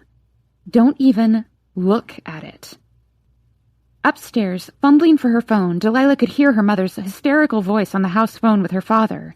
It drifted from the kitchen and up the banister as clear as a bell, sliding beneath Delilah's closed door. That's right. She threw it. At the wall. Frankie, I'm not sure this is the place for her. I'm not sure we can handle... Well, no. First the injury and now throwing knives? A pause. I know. Another pause. Yes, I'm fine. And finally a longer, heavier pause, and her mother's relieved, choking exhale. Okay. Yes, that's good, darling. She closed her eyes and pressed her fingers against her temples, not even a little curious about what her mother had just agreed to do. Her head hurt again, like something was trying to get inside. Stop, stop, stop, she thought, trying to push whatever it was out. She crawled from her bed, took all of the clothing in her laundry basket, not even bothering to sort through and find what she might have worn to Gavin's, opened the window and hurled it out onto the back lawn, slamming the window shut again. Her mom was still talking, her voice carrying up the stairs and down the hall. Send me away again, Delilah whispered. Just send me anywhere. And for a beat, she relished the thought. Until she remembered Gavin. Her birthday was rapidly approaching, and though that meant she'd legally be able to do whatever the hell she wanted soon enough, she wasn't sure he would follow. She could feel the madness teasing at the edges of her thoughts. It brought back the strange memory of being a little girl at a party her father's business had thrown at the country club 7 miles outside of town. Delilah had fingered the fancy table linen and then slowly lifted it, consumed by an overwhelming curiosity to just get a peek at the table beneath. The white formica top was covered in an ugly web of scratches and stains. She closed her eyes, imagining a tablecloth drifting over her thoughts, trying to keep all of her hysteria covered. If I do one thing at a time, she thought, it will be okay. I'll text him. I'll do my homework. I'll sleep and go to school and forget that the house ever existed. I'm not crazy. I'll talk to Gavin only about nice things, about pleasant things, and until we figure out how to get away, it will be enough. The house will forget about me. With shaking fingers, she sent Gavin a message. Missed you at school today. Hope all is well. I feel like I'm losing my mind. 20 minutes into her homework, and with barely anything completed, Delilah jumped when her phone buzzed on her desk. That's not all you're going to lose, girl. Chapter 24. Him. Gavin had never skipped school a day in his life. He'd been sick before, of course, the occasional cold or stomach bug, that time he had the flu and could think of nothing else but his mom, or any mom for that matter, to brush the hair from his feverish forehead or just hold him. He would open his eyes and find medicine on table, no name on the bottle, just a label with clearly typed instructions. Juice and steaming bowls of chicken soup were there 1 minute, then gone once they'd been emptied or grown cold. Piano played soft and soothing lullabies as he'd fallen into a restless, sweaty slumber. And so he would miss a day or two, always returning once the cold had run its course, or he was feeling better. But he wasn't sick now. The urge to wake that morning had tickled at the back of his brain, stirred in his sleep-heavy limbs. He'd shuffled into the blankets, restless and uncomfortable. Without looking, he could tell the room was still dark, and so he rolled over, ignoring his bladder and his stirring thoughts, intent on going back to sleep. Voices in the distance drew his attention. Familiar voices, the laughter and shouts of kids he knew, racing down the street near the end of the block toward school. But it wasn't time yet. He didn't need to look at the clock to know he had another hour at least. There were more shouts, followed by the sound of the garbage truck he passed every week as he left. Gavin sat up, blankets falling to his waist and his brows drawn in confusion as he stared at the heavy blue curtains across from him, at the sliver of yellow sun slipping in near the carpet. This time of year, the giant tree on the other side of the fence outside his windows was bare, all spindly branches and arching limbs. It allowed the light from the slowly brightening sky to fill his room each morning, one pastel shade at a time. It was why he never closed the curtains, why he hadn't closed them last night. Pushing the hair from his forehead, he reached for his phone, pulling back at the sight of only the empty plug on table. He paused and retraced his steps from last night, positive that he'd plugged it in before bed. Gavin swung his legs from the mattress and crossed to the window. The floor was cold beneath the soles of his feet, the air biting against so much bare skin. With each step, the curtains looked brighter, the light on the other side confirming his suspicions. At some point during the night, House had closed his curtains and taken his phone. He pushed the drapes aside and looked down onto the frostbitten street. Up here in the house, he was high enough to see over the vine-covered fence, high enough to note that the driveways were empty, most of his neighbors having long since gone to work. A few stragglers in the distance on their way to school still hung back on the sidewalks. It had to be almost 8 in the morning, and Gavin was late. He'd never been late. "Why didn't anyone wake me?" he called out. He pushed off the wall and went to the closet, swearing into the darkness when a light didn't turn on. "Light!" he shouted. The bulb overhead popped to life, and he began searching through his clothes, pulling a pair of jeans from a drawer, a hoodie from another. He collected a t-shirt and boxers and shuffled into the bathroom. The shower didn't start. Gavin turned the knobs one way and then the other, tossing his clothes to the floor before trying again. "What the—" he started, taking a step back before fingering the knobs again, watching them turn easily while the faucet stayed as dry as a bone. He couldn't remember a time anything had stopped working in House before. A leg might wobble on a table, a window frame might squeak, but it was always fixed the next day, and Gavin never really put much thought into it. He checked the sink, even more confused when water ran from the tap, clear and cold. Toilet worked perfectly, too. What the hell was happening? He'd been so tired when he got home yesterday. After what he'd done with Delilah, finally touching her, he'd wanted to question House somehow, to know what had really happened with Delilah in the bathroom. But House had been strange from the moment he'd walked in the door. Fireplace had roared to life, blazing hot in the hearth. TV turned on and off, and chandelier over dining room table swung wildly, silently demanding to know where he'd been. So Delilah had been right after all. House had hijacked a ride, and taking off his clothes had made him invisible. "I was just making sure she was okay," he said aloud. "You hurt her. Do you realize that?" Silence. The fire dimmed, chandelier stilled. "Sometimes I want to be alone with her," he said quietly. "Not to betray you, but just to be with her." He'd climbed the stairs slowly, feeling the walls of the hallway bow inward in silent apology.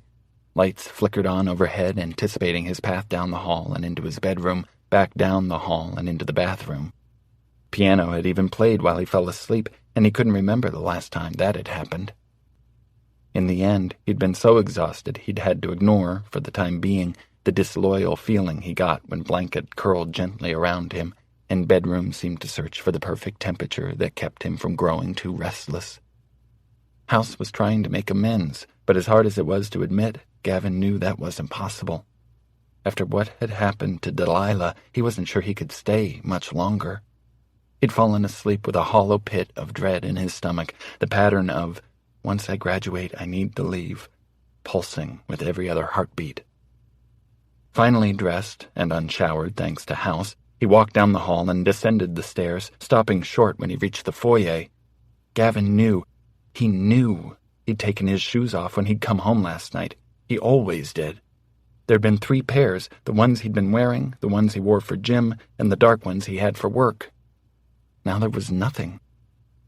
This wasn't just another coincidence, and frustration began a steady climb up his spine, humming in his veins. He tamped it down, reminding himself to hold his temper, to breathe. He didn't know for a fact that his shoes were gone. Maybe they were on the porch, he thought. Sometimes he'd wake to find the floors gleaming in the morning sun, a fresh coat of wax having been put down sometime during the night. On those days, his shoes or backpack or whatever else he'd happened to leave lying around would be outside, waiting for him. Gavin wasn't sure why he was holding his breath as he crossed the short distance to the door, but he was. His socks slipped easily over the polished wood floor. There was no knob. There wasn't even a place where a knob had been, only smooth, freshly sanded wood, freshly sealed wood. He took a step back like he'd been burned, closed his eyes, and counted to 10 before opening them again. This wasn't an accident. Last night, House was apologetic. Today, it was punishing. The smell of breakfast wafted in from the kitchen and over his shoulder. His stomach churned. How was he supposed to eat? Did it expect him to go sit like a good boy and stuff his face? Ignoring the fact that he was locked in, that he was essentially grounded without reason? Gavin steadied himself, straightened his shoulders, and spun on his heel, crossing to the kitchen. He ignored the trays of bacon and pancakes, enough food to feed an entire family, and stopped at the back door, heart slamming in his throat. His fingers fumbled on smooth wood, no trace of a patched hole or shadow of where the knob had been. Next he tried the window. There was no latch. And the next, until he was sprinting from one room to the other. He considered breaking the glass, but some instinct wouldn't let him do it, the same one that kept him from running too loudly up the stairs or roughhousing inside. He might hurt it. Gavin slumped against the wall and slid down to the floor. He spent the rest of the day in his room and the next. This might have been House's ridiculous, over-the-top way of grounding him, but he wasn't speaking to it or even interacting unless it was absolutely necessary. He didn't come down for dinner, and instead finished off the bag of chips he found in the pocket of one of his jackets, then sketched until he fell asleep, stretched the wrong way across bed. The next morning was much of the same. Still no way out, no phone or shoes. But he was starving. He cursed his stomach the entire way down the stairs and into the kitchen, more grateful than he wanted to admit at the sight of his favorite breakfast waiting for him on the counter. He ate in silence, brushing off House's attempt to engage him in conversation or draw him out of his foul mood. But by the end of the day, Gavin was so tired of being inside, was so hungry to see Delilah, he said the only thing he could think, the only thing he knew House wanted to hear. "I won't go talk to Devil. I won't ask about my mom." A huge metallic pop rang from the front of the house. Gavin shot up, running through the kitchen and down the hall, skidding to a stop in his socked feet at the sight in front of him. The doorknob was back. He took a step forward, looking back over his shoulder before he took another. Eyes closed, he reached out, his fingertips brushing the smooth metal. It didn't feel any different. It was cool beneath his touch, glossy even. He wrapped his hand around the knob and turned. It opened. "I don't want you to ever go back there," Delilah said in front of her locker the next day. It was, in fact, the only thing Delilah had said to him so far that morning, after practically leaping into his arms and knocking him back into the wall with the force of her small body. His hands lingered on her hips a moment longer than was appropriate, considering the crowded hall all around them, his fingers brushing the smooth sliver of skin where her shirt met her skirt, teasing. She straightened, taking a step back, and took a moment to smooth her clothes and her hair before she turned and spun through the combination to her locker. But Gavin didn't miss the pink remaining in her cheeks as she shoved an armful of clean clothes at him, the way she chewed on her lip as she turned and walked away. He loved that he could affect her that way. Anyone else might have thought she'd been embarrassed by their moment of PDA, but Gavin knew better. Delilah didn't have a shy bone in her body. "Is this about me missing school?" he asked, trailing after her. "We'll talk about it later," she said, stopping in front of the boys' bathroom and nodding to the clothes in his arms. "I bought those at Goodwill. Let's hope they fit." He didn't want to wait until later. He glanced down at the dark jeans, the black t-shirt, socks, and scuffed sneakers. Gavin changed quickly, shoving his old clothes in his locker before following a group of other students into the classroom and sliding into his seat behind Delilah. He felt a little like he was in a fishbowl, surrounded by eyes and ears that might hear his secret, that might do something or tell someone, and he'd be kept away from her. He realized for a moment that perhaps this was how Delilah always felt now, like someone was watching their every move, looking for a way to keep them apart. Gavin had grown used to the feeling, growing up surrounded by so many things, but to Delilah it had to be terrifying, especially after the other night. "I'm sorry," he said, and that got her attention. She turned slightly in her seat, whispering, "Why on earth are you sorry?" Gavin leaned in, kept his voice low. "Because this is our first fight, and it's my fault. All the shitty stuff happening to you lately is my fault." Delilah frowned before her eyes darted to the window and back down to her desk. She tore a piece of lined paper from her binder and bent over it, scribbling something he couldn't see. A minute later, she reached back and dropped the note into his waiting palm. He blinked up to the teacher, confident he was distracted enough writing a block of text on the board, and opened it carefully. "Where's your phone?" "I don't know. I swear. I plugged it in, but when I woke up that next morning, it was gone." He passed it forward and watched her shoulders tighten. Gavin watched as she wrapped her phone in a piece of paper and reached behind her again to hand it off. He read the note first. "House has it. I know it does. Look." The screen hadn't locked yet, and his eyes widened at the text in front of him. "That's not all you're going to lose, girl." It was a text sent from his phone after he'd fallen asleep. House did have it. "I didn't write that. Lila, I swear." She shook her head. "I know that, but do you see what I see?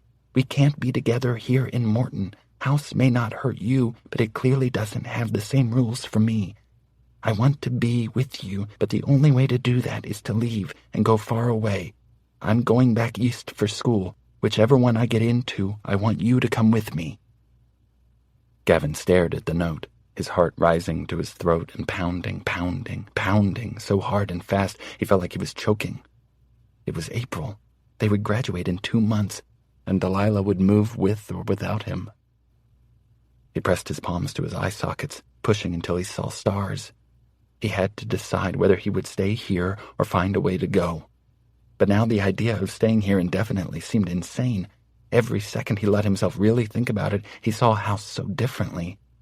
It had once been his own magical place, his safe haven when the outside world was terrifying and ostracizing. Now he still believed it loved him, but it did it all wrong. It wasn't human. It didn't operate under the same rules. It was willing to hurt the girl he loved in order to keep him. But he couldn't just leave. He had nothing. "Lila, of course I would come with you, but we need some sort of plan. We need money, and I need to figure out how to deal with House. I still feel like there's a chance I can help it learn to understand so that I can go without feeling like I'm escaping." Delilah twirled her pencil around, her long fingers lost in concentration. He could tell she was frustrated by the way she took several deep breaths and pressed her hands to her face. But then she started to write again. He tried to ignore the sound of her pen moving over the paper, tried to stay calm while he waited for her answer. He looked around the room, his gaze flickering on instinct to the window again, to the tree on the other side.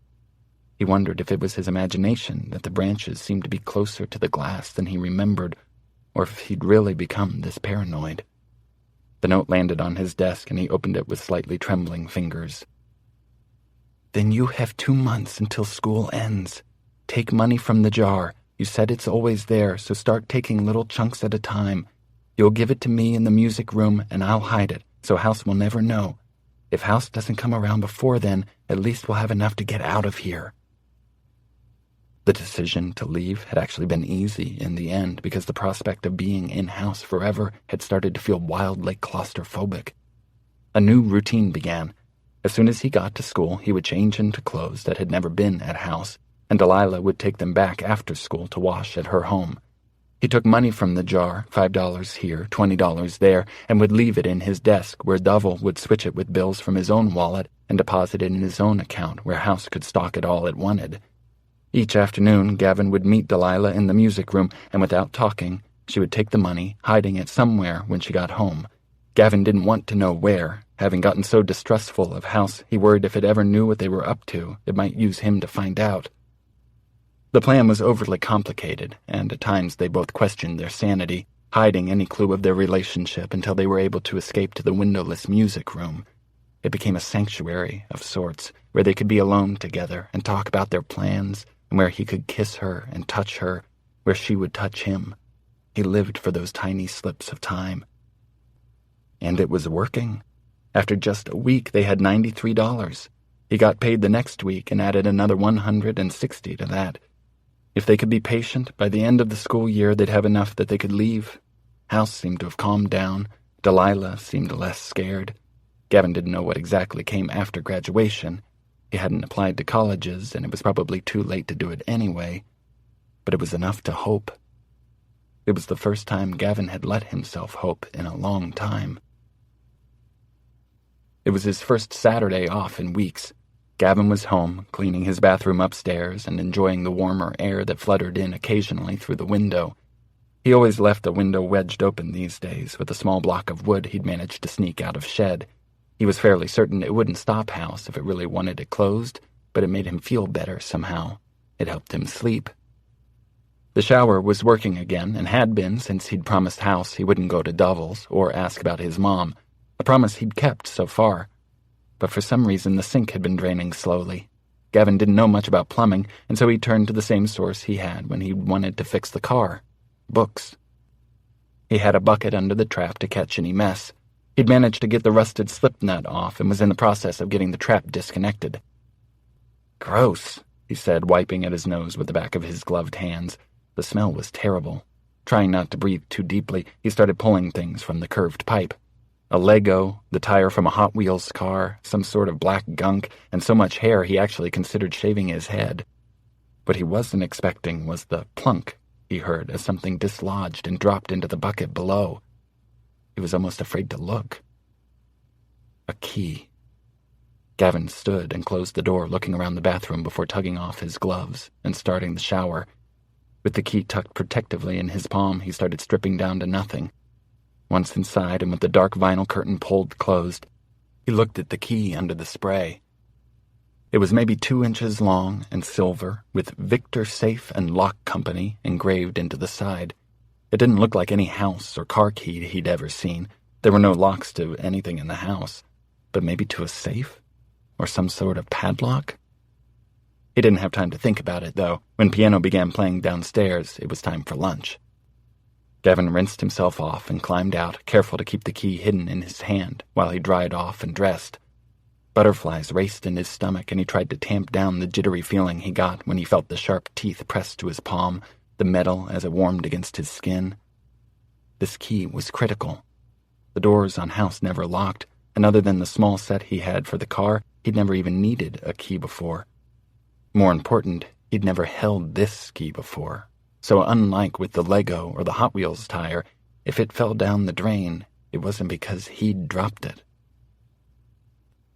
As much as he hated to admit it, Gavin didn't believe he was ever really alone anymore, even in his private bathroom. He was pretty sure House knew all about his plumbing adventures on Saturday, but whether it had seen the key, or even knew the significance of it, Gavin couldn't begin to guess. It occurred to him, though, that House might decide to keep him locked up again Monday until he handed over the small treasure. After he dressed for school, Gavin slipped the key into his pocket. He'd spent Sunday reading, finishing a term paper, and working a half shift at the theater. To play it safe, Delilah hadn't come to visit him once.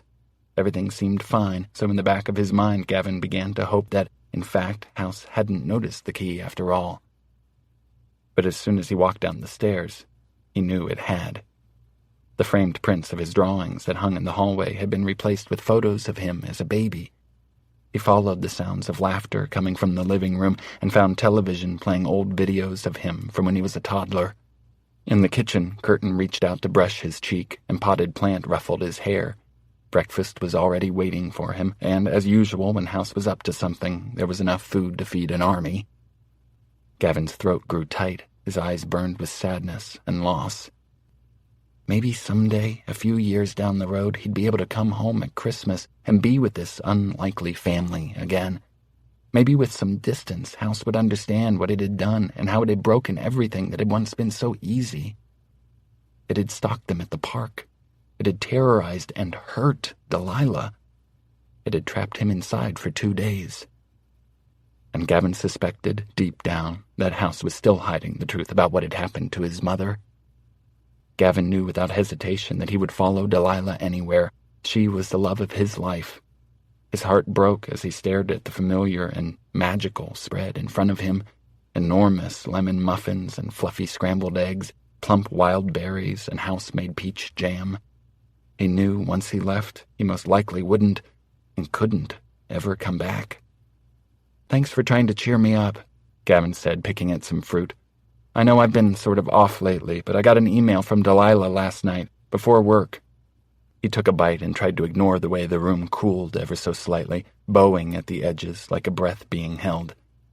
"She got accepted to a school in Massachusetts. She's not supposed to leave until August, but she thinks she might go early. I don't know. I think it might be a good idea." House grew still for a moment, the leaves on the tree outside the window unfurling in his direction, like a hand cupped around an ear, waiting. "She even suggested I go with her, but does she not know me at all?" he said, hoping he sounded angry, broken-hearted. "I'm not leaving. This is my home. You're my family. I couldn't ever go." Meaningful pause. "I wouldn't want to." He was actually a little surprised at how easy the lie was and how willing House was to accept it. Even dining room grew warm. The lights brightened everywhere, and the hands-on grandfather clock began to spin wildly. When Gavin slipped out the door 15 minutes later, the key was still tucked inside his pocket. Chapter 25. Her. Gavin arrived late. He quickly changed into the clothes Delilah had left in a bag in his locker, and his long loping strides carried him through the door and down the aisle to his seat. Silence fell over the room as Mr. Harrington stopped speaking while he got settled. "Thanks for joining us, Mr. Timothy." Gavin brushed his hair out of his eyes. "Sorry I'm late." "By all means, let us run on your schedule." With a tiny apologetic smile, Gavin bent to pull his tattered copy of Ivanhoe out of his backpack. He glanced up at Delilah, who, unlike the rest of the class, hadn't yet turned her attention back to the front of the room, and the look in his eyes grew heated. "Hey, you." They hadn't seen each other all weekend, and Delilah wanted to draw up a petition to make that amount of time apart illegal. Had Gavin changed? Had he been hurt? She worried about him being in the house alone and tried to catalog even the smallest changes, but she couldn't seem to make it beyond the way he was looking at her. "Hi." She shivered, turning back in her seat and sitting ramrod straight. She knew they were trying not to anger the house further by spending time together, and she didn't think she'd ever take for granted again having Gavin back in school.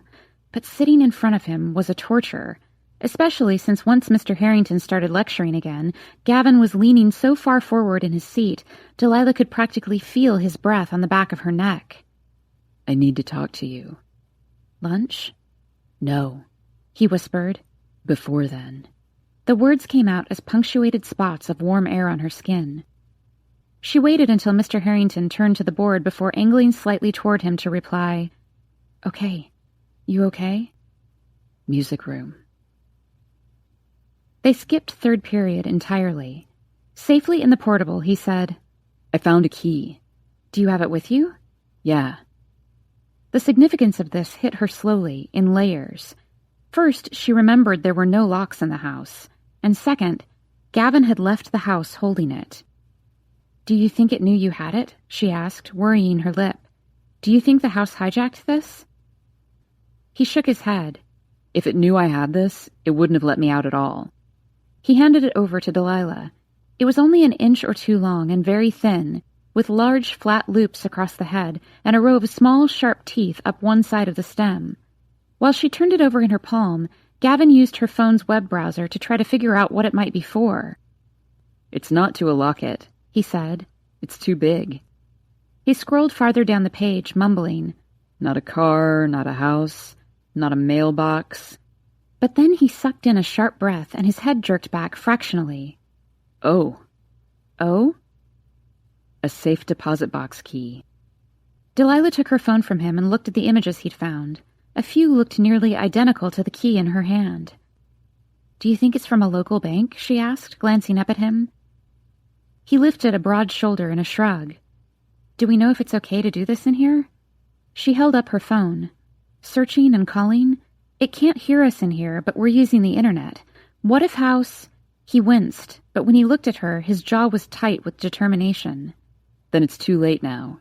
Whatever you're thinking of doing, just do it." According to the woman who answered the call, safe deposit box keys from Kansas National were flat-headed and smooth-toothed. The second bank Delilah called didn't even have safe deposit boxes available to customers. But not only did the third bank she called, a Wells Fargo 2 miles down the highway, have keys that sounded identical to the one in her hand, they also told her, when pressed, they indeed had a box under the last name Timothy. "Do you happen to have the first name?" The reed-thin voice on the other end trailed off in an exhale. Please, Delilah insisted, before impulsively pushing the speaker button. Gavin, tell him why we need to know the name. Gavin cleared his throat, eyes locked on Delilah's. Please, can you tell me the first name on the account? We think it might be my mother's. I haven't seen her since I was little. I found this key and need to know if it was hers. Why don't you tell me her name and I'll tell you if you're right. Gavin closed his eyes, swallowing thickly. Hillary? I think. You think? You aren't sure of your mother's first name? Can you just tell me if it belongs to a Hillary Timothy? Gavin growled, and Delilah looked up into the storm of his eyes. I have the key. I have school identification with the same last name. Can you verify the address? The man asked. Gavin rattled off his address, and after a long pause, the man said, Yes. It's registered to a Hillary Timothy. She opened the account in November of 1999, but has not accessed it since February of 2000. Thank you, Delilah said, robotically hitting the end call button. She looked up at his face. Gray-blue bruises formed half circles beneath his eyes. His lips seemed even redder than they usually did against the backdrop of his ashen skin. That was after you were born. I know. Gavin, we have to see what is in there. Everything I've heard about your mom tells me she wasn't a safe deposit box kind of gal, more of a keep everything in my magical trunk kind of gal. I know, he said again. There are answers in there. He closed his eyes, walked over to the piano bench, and sat down. I know, Lila. Following him, she sat close enough that he could reach her, but far enough to not be touching him. If she touched him, she would want to kiss him, and if she kissed him, she would want more. It was daylight outside, though none of it penetrated into the dark, soundproof room, and anyone could walk in here at any time. I had a weird thought the other day, Gavin said, running a long hand down his face. What if we get out of here? What if we just run? That's a weird thought. I thought that was the only thought. No, he said. I'm not finished. What if we run and move somewhere new? What if we work our asses off to make ends meet? What if we make it through school working 3 jobs on no sleep? What if we do all that together and things don't work out between us? Delilah pulled back a little. So the risk of a failed relationship makes you think it might be better to just stay in the house forever? Gavin chewed a fingernail. No, he said around it. That isn't at all what I'm saying. I know I'll want to be with you forever. She narrowed her eyes and studied his face, trying to figure out what he was saying. Was he saying it was scary that diving into this relationship had to also mean leaving? The house was possessive to the point of violence. Possessed, too, was something dark and awful, but at least it would never break up with him. It would never leave. You could just as well fall out of love with me, she reasoned. A tiny smile tilted his mouth.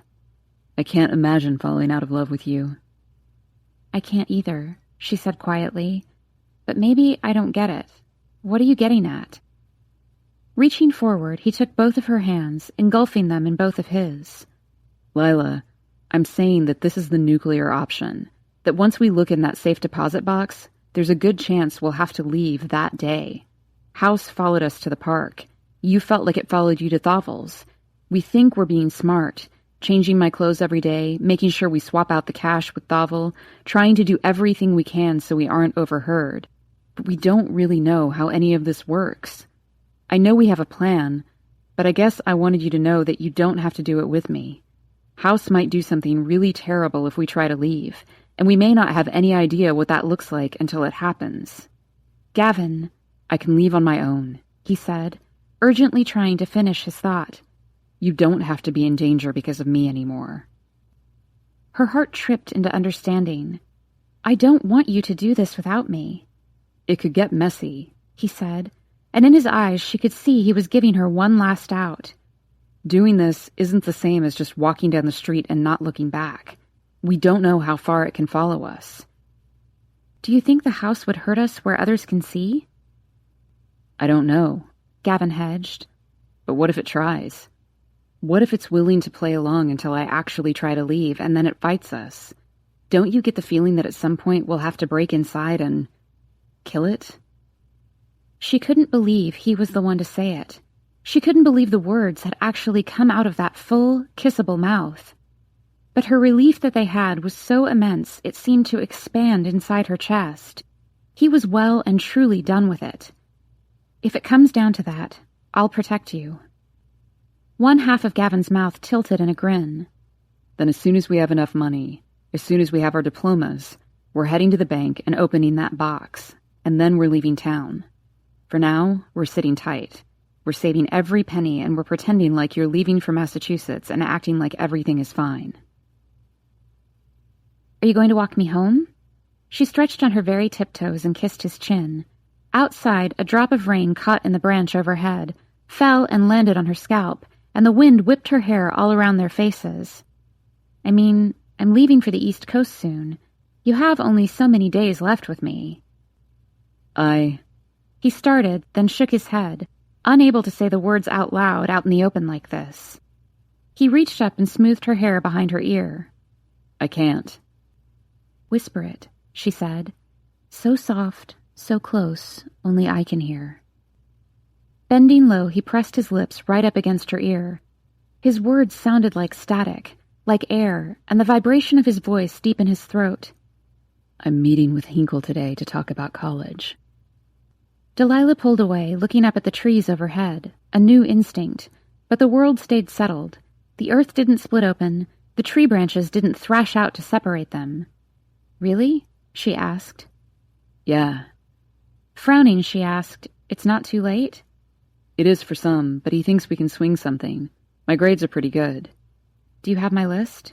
You'll find something close? He nodded. Delilah was so focused on the various scenarios, walking into a brick and ivy college building hand in hand with Gavin, setting up a home with him in a tiny apartment building, lying on a wide bed, her head on his chest and his voice rumbling against her as he talked for hours, that she failed to hear the fire. Or maybe that wasn't quite right. She heard it, but it sounded like crackling leaves and then a flock of birds and then finally a haze of gunshots overtaking the town. This was when Delilah looked up and saw the choking black smoke rising over the Hendersons' house, which meant either their house was on fire or hers was. She took off in a sprint, her backpack bouncing heavily on her shoulders, slowing her progress. When she turned the corner, she pulled up short, crying out. It was her house on fire. Flames flogging the back wall, looking as if it had started on the second floor and spread lower. The blaze didn't yet reach the ground. It poured from her window like liquid and was only inches from snaring the broad oak in the backyard. Sirens screamed behind her, and she was nearly knocked over by the force of the fire engines hurling past. It was mayhem. Firemen everywhere, water and smoke clogging every inch of air. She could feel the soot on her face as the first blast from the hose lashed the house, could feel the water ricocheting back at her. Stand back! A huge hand grasped her shoulder, guiding her behind the fire engine. She looked up into watery blue eyes, an enormous face with red stubble, and a nose red from too much alcohol over the years, and breath smelling of nicotine and mint. Is this your house? Delilah strained to look around him, to the house in the distance. Yes. Where are your parents? I don't... She closed her eyes, swallowing to catch her thoughts and line them up into some sort of order. The smallest ones first. It's Wednesday. Mom is volunteering at the library. Dad had a job interview in Emporia. They weren't home. They were safe. And then the larger ones. How did the fire start, and why is it only my room? She had nothing in there to spark a fire. No curling iron or candles she could have left lit. Not even a nightlight left plugged into the wall. Delilah slapped a hand to her mouth, but a sob broke free, raw and sharp. The money. Oh my God. All of the money we've saved. Okay, the fireman said in a low, soothing voice. No one's home. Is that what you're telling me? But the money, she cried, struggling to push past him. He held her steady, murmuring words he meant to be calming, but the panic had gripped her. It had curled its fingers around her heart and was making it beat and beat and beat until the blood churned in her veins in an agitated frenzy. Delilah could see it. High in her closet, the shoebox filled with cash, hundreds of dollars now, and all of it gone. There would be no easy escape. No brick and ivy buildings. No apartment just for them, light and white and empty but for their bed and their little dining table and the possibility of anything in the world after this. Gone. Delilah felt herself sliding down the side of the fire truck, felt the hot rubber of the tire on her back, the cold asphalt of the street beneath her, and buried her face against her bent knees. The fireman half-heartedly reached to pull her back to her feet and then gave up, standing close enough for her to feel the cuff of his heavy, scratchy pants against her calf. She assumed he meant it to be comforting, so she resisted the urge to scoot away. But it wasn't comforting.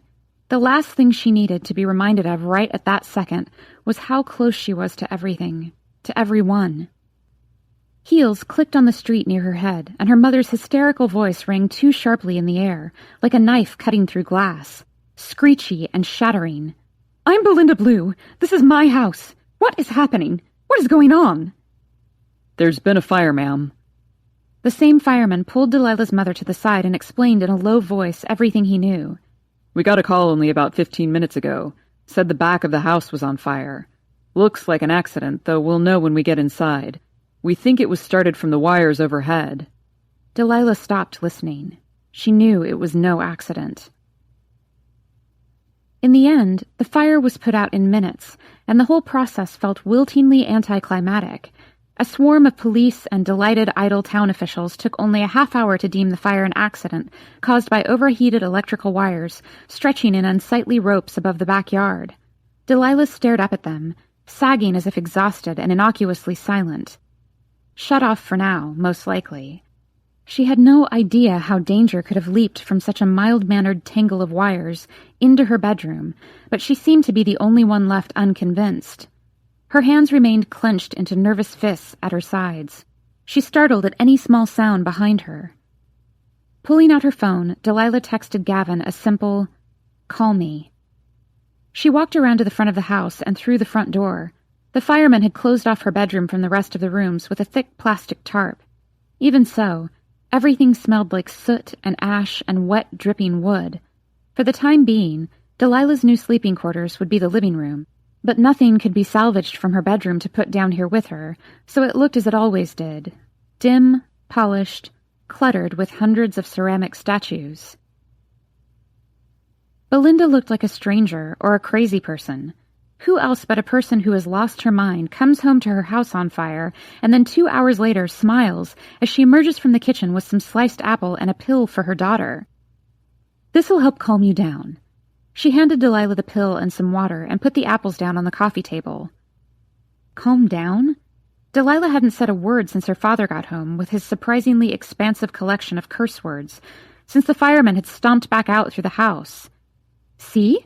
Glad I have those plastic mats down," her mother had chirped as they padded in boots and heavy gear across the virginal cream of the living room floor, since the police had been through and officially deemed it an accident, and since the plastic tarp separated the mess of Delilah's room from the rest of the house. "I don't want it," she said, taking only the water from her mother's hand. "You'll take the pill or you'll be grounded." Her mother smiled, but it did nothing to cover the bite in her voice. "You've been through a trauma. I've been through a trauma. I want to go lie down up in my room and not worry about what you're doing down here." Delilah's brows went up in understanding. "I'm fine." But she took the long white pill anyway, curling it in her palm. "I'll call Thavel. I'll do my homework." And wait for Gavin to call, she thought.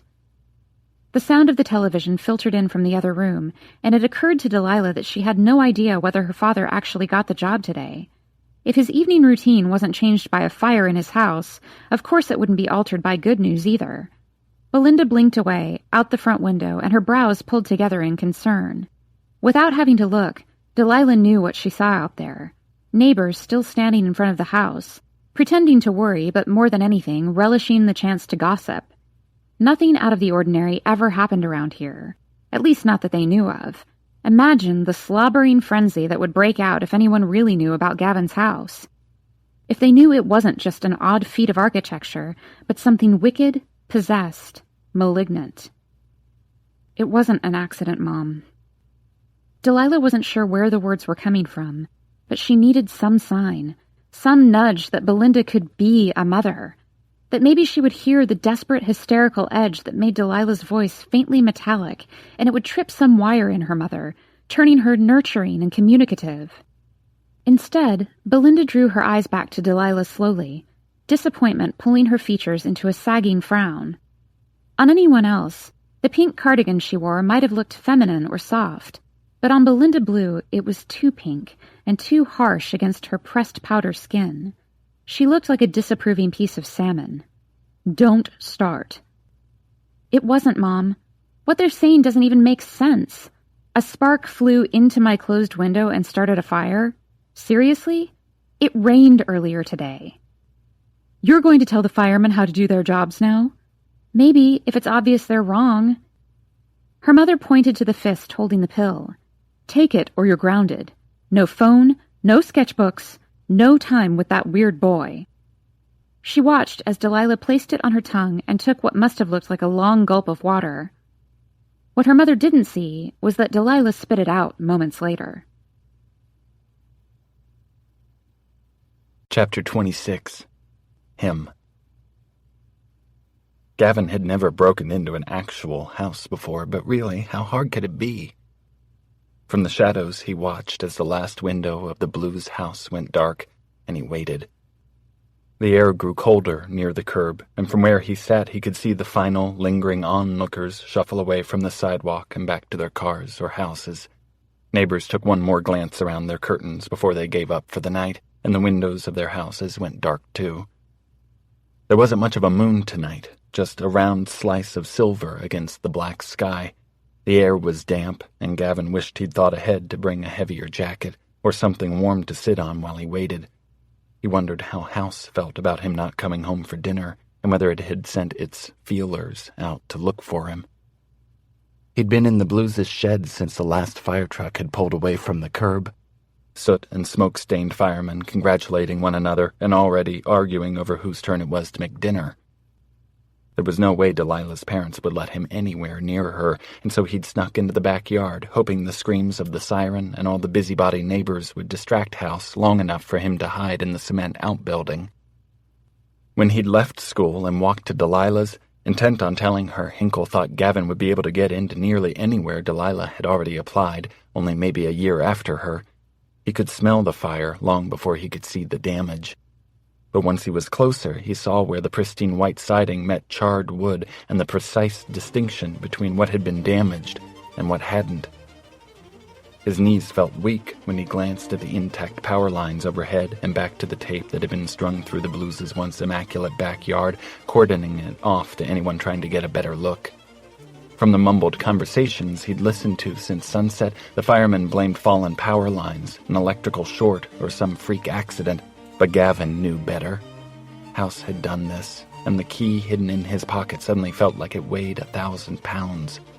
House had set a fire. This wasn't like a parent getting angry and locking him in. This wasn't the same as taking his keys or hiding his cell phone or his shoes. This wasn't the same as it trying to scare Delilah off. House wanted Delilah to know it could get to her at any time. It knew what time school ended, and if Gavin was right, then Delilah had been in the music room when the fire started, because she'd stayed later than normal to be with him. If she'd gone home when she usually did, he couldn't even think about that. He held his breath, quietly placing one foot in front of the other as he slipped out of his hiding spot and crept into the yard. It was easier than Gavin imagined to move around without being seen. Delilah's house couldn't feel his footsteps in the wet grass or hear the squelch of his sneakers as he moved to the back door. It couldn't feel his fingers as he searched for a spare key along the top of the doorframe, or his hands as he skimmed the side of the house where he found a single window that had been left unlocked. It took some work to get the window to move. The frame was clean but kept getting stuck on the track from the lack of use. But it finally gave, sliding open just enough to let him slip inside. Delilah's house was eerily quiet, and without a single window cracked or the fan blowing, it felt stuffy to the point of suffocation and smelled of cleaning solvents and artificial flowers. It was all wrong. Delilah smelled like apples, and whenever they were together and close, he had to resist the urge to rest his head in the crook of her neck and breathe her in. This place didn't smell like Delilah at all. She was right where he thought she'd be, on the couch, blanket wrapped so high around her head there was barely a tuft of tangled honey hair visible at the top. Gavin took a seat on the coffee table next to her and leaned over, pulling the duvet just down enough to see her face. He was struck again by the realization that Delilah could have died. And even in this house, there was no one here watching over her, no one worrying about the toxic fumes in the room or the heat pressing down from the ceiling. "Lila," he whispered into her ear, so quiet he was sure only she could hear. He pulled back just in time to see the flutter of her lashes, and the moment she woke and realized he was there. She started, but he pressed a gentle finger to her mouth and shook his head. Delilah blinked, sitting up carefully and searching the room with wide eyes, almost as if she expected to find someone standing nearby. Gavin stood and reached out to help her up, taking a step back as she extricated herself from the mountain of blankets. Only now did it occur to him that he didn't actually know what would happen next, or where they would go, only that they couldn't stay here. He didn't want her alone in this house. Really, when it came down to it, he didn't trust House enough to let Delilah be away from him at all anymore. He shuffled through the small list of options: park, garage, car, school, before settling on the only place they could go where they could really talk. When Delilah had her shoes on, he took a step toward her, admittedly crowding into her space while he brushed her hands aside and zipped up her jacket for her. She glared at him, but it carried no heat. Her hands were shaking and her eyes were wide. "I was so scared," she admitted, barely a whisper. He nodded, bending to kiss her forehead. He'd always been tall, and growing up he'd hated how it was just another thing that made him stand out, but standing this close to Delilah and towering at least a foot above, he liked it. He liked feeling like he could lean down and wrap his arms around her body, hiding her from anything that might come looking. Delilah wasn't small, and she certainly wasn't helpless, but in this way he liked that he could protect her, whether she wanted him to or not. The sound of Gavin's squeaky old bike cut through the silent neighborhood as they made their way to the school, Gavin pedaling as quietly as he could, and Delilah perched carefully on the handlebars. They didn't speak or even say where they were going out loud, but focused every bit of energy on watching the road ahead of them and listening for any sounds behind. It was too silent, as if the world all around them held its breath. House had made its point today. "I know what you're doing. I could stop you any time I want." And now it waited to see what Gavin and Delilah would do. The thought that House might escalate this made Gavin feel queasy. The school was a little terrifying at night. Gavin was man enough to admit that. It was old, with strange angles and squat, cramped buildings eerily surrounded by streetlights dotting the parking lot with yellowed spots of light. Gavin had broken into this room many times over the years to play music alone, to lie in the quiet and feel the strange stillness that comes with a building without life, and so it didn't take long for him to pop the screen from the window and Jimmy opened the latch. He unlocked the door from the inside before following Delilah into Mr. McManus's office. Together they found a couple of gym mats that would work nicely as a bed, some emergency candles, 2 bags of Doritos, a couple of Capri Suns, and even a chocolate bar. Once they were safely in the music room, they locked the deadbolt and moved bookcases in front of the air conditioning vents before turning off the flashlight on Delilah's phone. Delilah had lit a candle near the center of the room and got to work putting their bed together, while Gavin checked everything again. They hadn't said more than 5 words to each other since the last time they were here, earlier that day, too concerned with whether they were being watched and getting on to safety than anything else. But now the weight of it all seemed to be pressing in on them, and Delilah sank back on the mat, closing her eyes with shaking hands pressed to her face. Lila? He'd never really seen her melt down. Was it silent or ear-splitting? Wincing, he ran his hand up her forearm, pulling one of her hands away from her face. "Look at me." "Just breathing," she explained. He watched as she took 5 deep breaths and then dropped her other hand, looking up at him, calmer now. "This is pretty cozy." She sat up and looked around before breaking off a chunk of chocolate and settling back into their makeshift camp, surrounded by all their pilfered supplies and the faint glow of the candle. "This is definitely where I'm coming when the zombie apocalypse happens." "When it happens?" he asked, grinning. "It's inevitable. Gene manipulation, biological weapons, voodoo? Don't you watch TV at all?" Gavin shook his head but smiled. Only about 3 stations ever seem to come in, and Leave It to Beaver usually seems to be playing on all of them.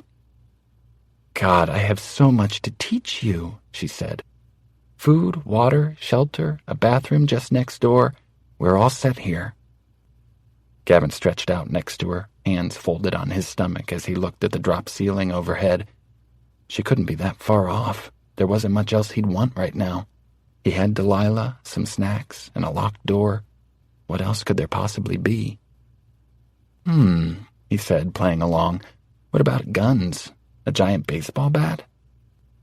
"Well, yes, of course, but even with just this, we'd be good." Delilah grew quiet for a moment before she added softly, "We'll always know this place is here in case we need to come back." And there it was, the elephant in the room. This wasn't just pretend anymore. House wasn't a secret they could hope to keep away from the rest of the world. They were talking about running away, running for their lives, if he wanted to get technical. Along with that realization came the slow, creeping feeling he'd had earlier, the dread that had clawed at Gavin's stomach when he'd seen the scorched side of Delilah's house. Gavin closed his eyes but nodded anyway. He knew, for as much as Delilah hated this town or how uninvolved her parents were, they were still her parents, and Morton was still her home. Of course, someday she might want to come back. "We have to leave, Lila, tomorrow. It's not safe here anymore." He heard Delilah swallow. "I know. We need to figure out how far away we need to get, and we need to just go. We can't wait until we have enough money." Delilah took a deep breath, like she was readying herself for something big. "All the money's gone," she said. "All of it. It was my first thought when I saw the flames." Gavin rolled to his side and looked down at her. "I don't care about the money. I thought I'd lost you. That was my first thought when I saw what happened." Delilah's fingers played at the fabric of his shirt. "Where should we go?"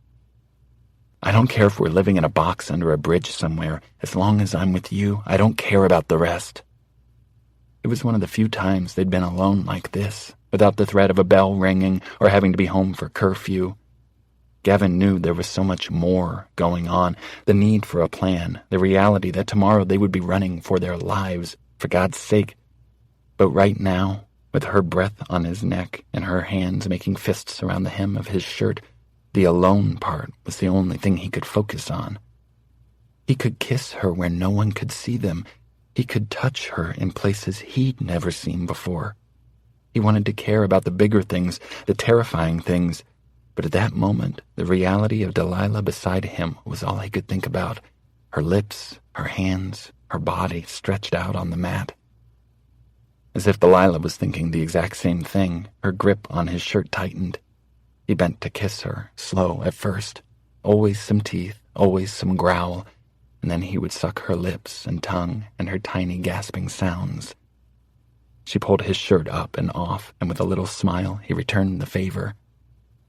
He could kiss her all day, he thought, his eyes closed as her teeth dragged along his jaw. He could get drunk on the taste of chocolate still on her tongue and the heat of her skin along his entire body. Gavin exhaled against her neck, his brain slanting at the soft smell of her skin. "Where do we stop?" he asked, moving to kiss her slightly swollen bottom lip.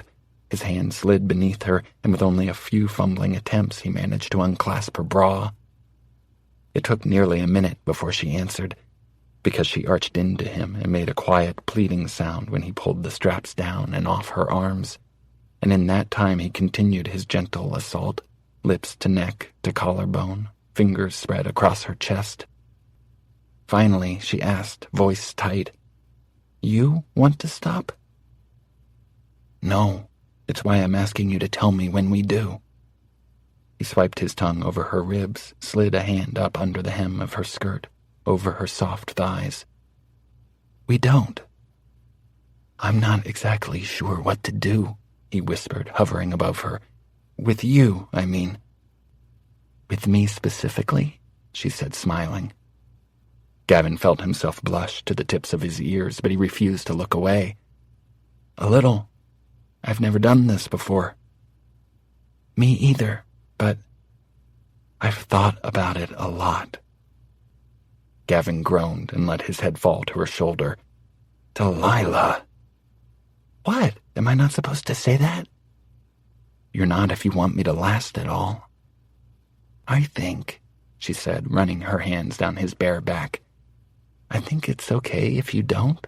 Like, maybe I like the idea of you losing yourself for a few minutes." "Let's hope it's longer than a few minutes," he said, laughing into her skin. It felt so right to laugh with her about something like this, when everything else was so big and dark and looming over them.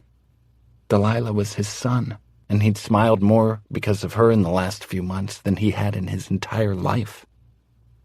He pushed himself up and looked down at her again as she worked his jeans down his hips. "You're sure?" "I'm positive. You have something?"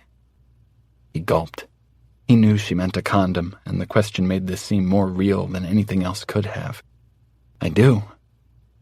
Sex was and wasn't what he expected.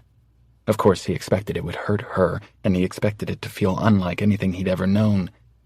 But he didn't expect the calm confidence that took root in his thoughts when he felt her relax beneath him, heard her gasp, I'm okay," and beg him to start, to move, to do something, because, she said, she felt like she was losing her mind. He didn't expect them to move together so easily, as if they shared a heartbeat. He didn't expect to be able to slow and stop in the middle of everything just to kiss her and feel her laugh when she said, "I can't believe we're doing this." And then she stretched to kiss him, adding, "Do you like it?" Like was such a strange word. Gavin liked peaches and the color black. This was bliss he didn't think he could go a day without now. Afterward, it felt like he had no bones, like every bit of strength in his nearly 18-year-old body had been drained from him. The room was too hot for them to stay pressed together like this, but Gavin didn't care. With his head resting on her stomach, Delilah played with his hair, and his eyes grew heavier and heavier. He wished they could stay here forever. "So we'll go to the bank tomorrow." It was the first thing she'd said since she made those broken little sounds of relief, and goosebumps broke out along his arms at the memory, only a few minutes old. Gavin pressed a kiss next to her navel, another just above it. "I'll go get everything from the safe deposit box and meet you outside at 11, he said. "Get what you need from your house, and then walk there using a route where people can see you." He pulled away to look up at her. "I don't have much left to take with me," she reminded him. "Just get whatever you can, and Lila, if I'm not at the bank, leave town without me. I'll find you." Delilah balked. "Why wouldn't you be there? You're not going back to the house, are you?" she asked. "I want to get the car, but I don't think—" He hated to say what came next. "I don't think House would let me out. I'll go to the safe deposit box. You're just going to have to get whatever money you can from your house and meet me at the bank." "That sounds way too easy," Delilah said. Gavin pulled her on top of him, ignoring the sick dread he felt when she said this. Instead, he slid her legs to either side of his hips and closed his eyes at the warmth of her skin. "It doesn't matter. We just have to make it through tomorrow, and that's it. The rest will figure itself out." Gavin had kissed Delilah goodbye before the sun was even up. They cleaned the music room, stacked the mats back in the gym office, and tied the trash into a tiny bag to take with them. He'd watched her dress, surrendering his casual glances for outright staring as she'd pulled on her skirt and then her bra. He wasn't embarrassed when she caught him, and he hadn't looked away when she'd laughed and thrown his shirt in his direction. She'd told him he was hers and she was his. He was allowed to look, encouraged even. And that was how they ended up here, Delilah pressed to the wall while he kissed her long and slow, while he tried to make it last. Gavin knew he'd never be the same after what happened in this room, that his life would forever be divided into two separate halves, everything before last night and everything after. When he finally pulled away to breathe, Gavin pressed a kiss to her nose and the corner of her mouth before resting his forehead against hers. "You remember what I said?" he asked her. Delilah nodded but kept her eyes closed. "Meet you at 11. "And?" he pressed, lifting her chin gently so she would look at him. She blew out a shaky breath. "And If you're not there, I'm to leave town by myself. Okay, good. But... Her phone chimed in her pocket. Davil, she said. That's his alert. Where are you? No idea what's happening, but Gavin's mom called. His mom. Delilah blinked up to Gavin with eyes so wide he thought they might burst. What? He asked. She started typing so fast that she almost dropped the phone twice. Lila, did that say? What do you mean, his mom? She typed back. His reply came only a moment later. Just what I said. She called and told my mom he didn't come home last night, that she was worried. Your mom called, she mumbled. Your mom, and I don't know how. Gavin felt like his legs might give out from under him. He reached for her phone, not bothering with text, and just pushed Davil's contact picture, closing his eyes while it rang. Dee! Davil, what happened? Gavin asked, his voice hoarse and trembling. She called? Where did she call from? Gavin listened as Davil explained, his arm slowly falling to his side until the phone fell to the floor. He could still hear Davil's voice shouting through the line, but he didn't care. Gav? Delilah said. What did he say? He said she called from my home phone. She's inside house. Chapter 27. Her. I'm coming with you, she said. She could feel the stubborn set of her jaw. If anyone asked her right at this second, Delilah would swear she was 8 feet tall and 4 feet wide. Nothing was getting between her and Gavin. Gavin shook his head emphatically, and Delilah felt a rough growl escape her throat. Lila, no. I need to go back there, and you need to go to the bank. Don't you see that's what House wants? It's pretending to be your mother. Look, he said, his long fingers gripping her shoulders. House has never mimicked a voice before, okay? If my mother... He let the words trail off, closing his eyes. I can't leave town without knowing who called Davil. It will hurt you. Remember what you said? Today is the nuclear option. House just declared war. I know House hurt you. I will never forgive it for that. But House has never hurt me. Ever. All I need to do is get in there. The rest of the plan seemed to still be out of his mental reach, and Delilah felt a scream build deep in her belly and fill her entire chest as he thought it through. She clenched her jaw to keep it from erupting and frazzling Gavin even more. I just need to see. Don't you understand? I never thought she was there, so I never looked. I don't like it. It's not even 6 a.m. Go home, get on the couch, pretend you've been there all night. Pack up a few things when your parents leave for the day and then head to the bank. I'll meet you there at 11, just like we planned. I may even get there in time to go with you, but if not, you need to get into the safe deposit box. It might have nothing, she reminded him. Maybe it has some of her hippie books and crystals. He took a deep breath, staring her down. It might have my birth certificate, with the names of both of my parents. It might have money. I really don't like this. I can't do this if I'm worrying about you, he told her. If House was tricking me, I'll know right away and I'll get out. I've never broken a window out of respect, but that doesn't mean I won't throw a table through one if it means the difference between being with you or not. I have to do this.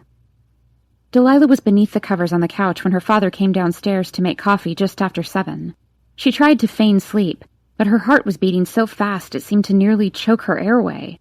She felt every minute ticking by, etching like a razor slice into her skin.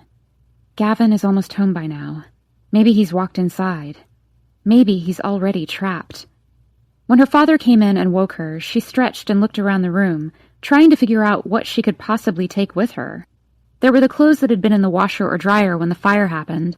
There was some cash from her mother's antique vase on top of the fridge. She would pack a knife, some food. She would leave her parents a note, telling them she was leaving for college early. In the time it would take them to find her, even if they jumped into action and found her in only 2 days, she would be 18. They had exactly $73 between the two of them. Most of it in 5s and 1s, rolled into a log and shoved in Delilah's jacket pocket. She added another $200 from her mother's vase. If the house was going to take anything from her now, it would have to light her on fire, too. By 8:50, Delilah was standing on Mercer and Main, duffel bag slung over her shoulder as she paced, waiting for the bank to open. She felt every shift in the breeze, heard every rustle in the trees overhead. The safe deposit box key was clenched so tightly in her fist it might leave an impression in her flesh forever. And if it did, every time she would look at the imprint, it would remind her of this biting, freezing terror.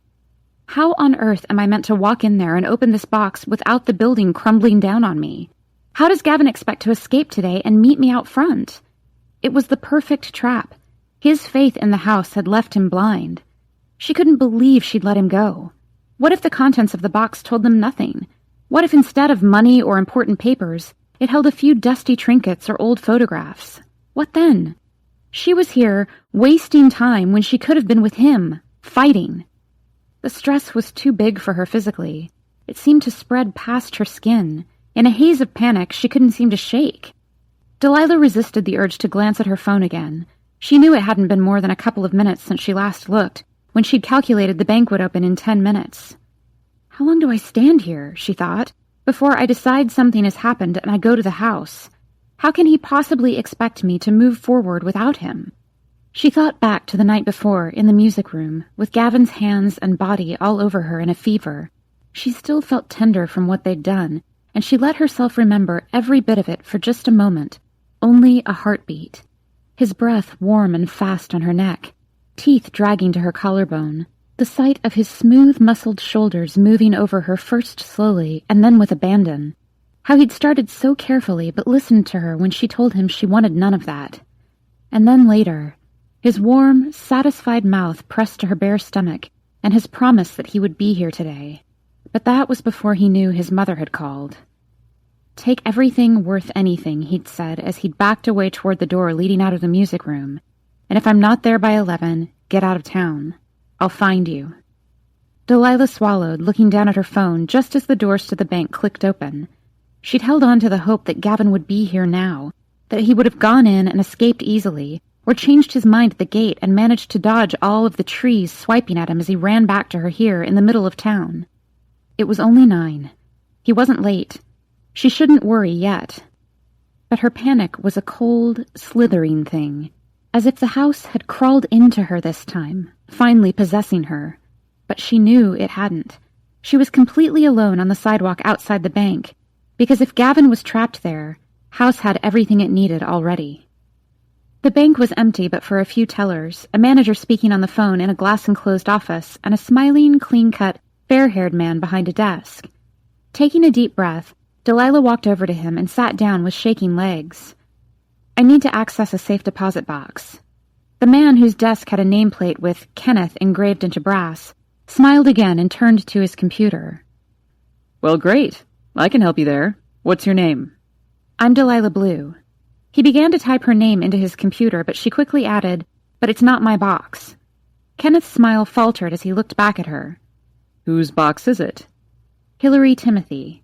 He typed in the name and then shook his head, eyes genuinely apologetic when he looked back to her. "You're not listed as a user on this account." "I have a key, though," she said, hope causing her voice to crack halfway through. "Unfortunately, it doesn't work that way. You need to be an approved user." Was it something in Delilah's expression that made him so sincerely concerned for her? Something in the way her voice shook and she looked like she'd seen a ghost? Maybe 1,000 of them?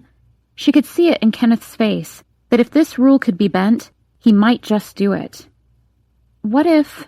She paused, taking a deep breath before saying, "What if Hillary died?" Kenneth blinked, surprised. He collected himself quickly enough. "Well, she does have someone else on the access form. Maybe you can contact them?" Delilah shook her head, not understanding. A key was a key, after all. She only needed to open the box, not take anything with her. "I just need to see what's in there. There are answers in that box, sir." "There are standard security features set up with a safe deposit box," Kenneth explained patiently. "You can't access the box with only a key. Whoever requires access to the box needs to be present with their identification when the box is created, because they have to sign the signature card. Only the individuals that have signed the signature card have access to the safe deposit box. Everyone who signs is given a key to the box. Does that make sense?" Yes, Delilah said, closing her eyes to think. Although you have a key, you are not on the list of registered users, so I know that key is not yours. Is Gavin Timothy on the list? She asked, ignoring the gentle admonishment in his words. Kenneth glanced at the computer screen in front of him. Sorry, no. It may help to remind you that a signature is required when the account was first established. If Gavin is Ms. Timothy's son, he likely would have been... Right, she said, cutting him off. He would have been only a toddler when she opened the box. Delilah bent over, pressing her hands to her face. She could feel tears rising, making her throat feel thick and her face grow tight. Gavin had gone back to the house and she had no way of knowing if he was okay, but she couldn't imagine a scenario where House welcomed him home with cookies and warmth. She couldn't get into the box to find out what, if anything, his mother knew, and all of their money was burned to ashes. Her parents were as warm as glaciers. Nana was lost to dementia. The risk of coming here had been a waste, and Delilah had never felt more defeated in her entire life. Sorry, I'm leaving. I just need a minute. Delilah? Kenneth bent closer so she could hear when he whispered, I'm sure you're looking for information for a very good reason. But unless you can come back with Hillary Timothy or Vonnie Reddy, I'm sorry to say I can't help you. Vonnie Reddy? Delilah looked up into Kenneth's warm hazel eyes, blood thundering in her ears. Hope. A faint glimmer of hope sparked in her chest. Yes, Kenneth said with a polite smile. She's the other person listed on the account. Delilah knocked on the door to the Reddy house with a clammy, shaking fist. Thavel answered, wearing his soccer uniform and eating a sandwich. Oh shit, he said around a bite. You look like hell. Delilah made a minor attempt to finger-comb her hair. I need to speak to your mom, Dee. Vonnie appeared from the kitchen, wiping her hands on a linen cloth. Delilah?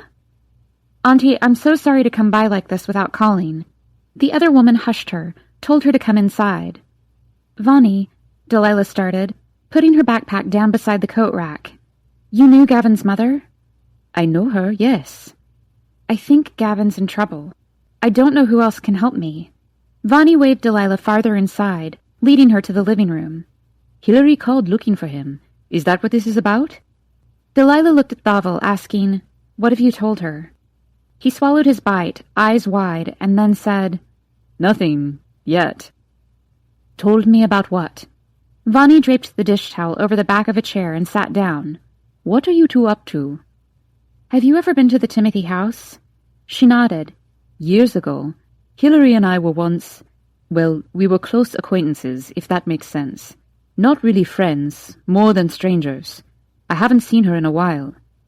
You talk about her as if she's still alive. Vonnie paused, tilting her head as she let this sink in. And you speak about her as if she isn't. The dead don't usually make phone calls, Delilah. So you did talk to her this morning? I did. What is this about? Delilah swallowed, leaning closer. Vonnie, I've been to Gavin's house before, but I've never met her. I haven't even seen her. You must understand, Hillary is a very private, eccentric... No, Auntie, Delilah said, interrupting with apology in her eyes. Gavin has never seen her either, at least not since he was small. He lives there alone. Vonnie's hand pressed to her chest, her eyes wide. That can't be true, Janu. I mean alone with the house, Delilah explained slowly. The house is possessed or haunted. It's raised Gavin. It's been good to him all his life.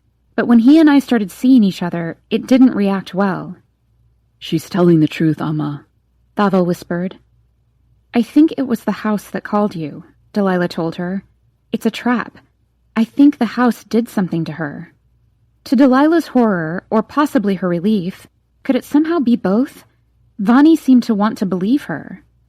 You know something was different about the house, Delilah said. Vonnie didn't answer, instead asking, Why didn't Gavin tell anyone? It was all he knew. When he was little, he didn't know anything else. And when he figured out he was different, he was afraid he would be in trouble, or something would happen to the house, that people might take him away. Why didn't you tell me, Delilah? I've been gone for nearly 6 years, Delilah cried. We all thought the house was creepy, but none of us ever got close enough to see more. It wasn't until I came home and started following him— Stalking, more like, Thavel teased, and both females threw him a look. And he took me inside, Delilah continued. At first I thought it was amazing. I mean, it seemed like a miracle. I wish you could see what I saw. I didn't say anything then because I didn't want it to be dissected or studied. But when Gavin and I became closer, the house— it started to resent me. Vonnie's eyes narrowed, concentrating. Resent you? It's horrible, Auntie. It stalked us. It was the house that hurt my arm, not Gavin, not me. It set my room on fire to destroy the money we'd saved so we could go somewhere else together.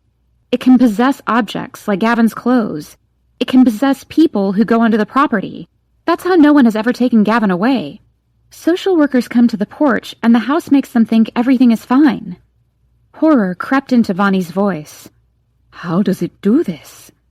I don't know, Delilah admitted in a shaky whisper. I don't know if it's one spirit or a million inside, but it feels like there are a lot. Everything has its own personality. Some things are nice, like things in the living room. Some rooms have never liked me, like the kitchen or the dining room, or, she added, feeling her cheeks heat, Gavin's bedroom. They just want Gavin. I swear. If he never left the house, it would never bother anyone. And he wants out now? Vonnie asked. Yes, but even if he didn't, I would burn it down to get him out of there. Vonnie stood, walking over to the mantel where she had a line of family photographs, a portrait of Thavel kneeling with a soccer ball, a framed photo from her wedding. Hillary played around too much with blessings and cleansings, souls and spirits. She came to me hoping I would know more. My mother was a very spiritual woman, you see, but I assured her I simply follow Hindu teachings. There isn't anything mystical about me. Delilah glanced at Thavel. He'd mentioned a blessing ceremony before, but this was the first time Delilah felt dread trickle like ice into her blood when it was mentioned. Do you think she might have done this? With the blessing ceremony? Hillary dabbled in a lot of different religions, chose what she liked about each. She talked to me about blessing her house. She had a power about her, but it seemed innocent enough.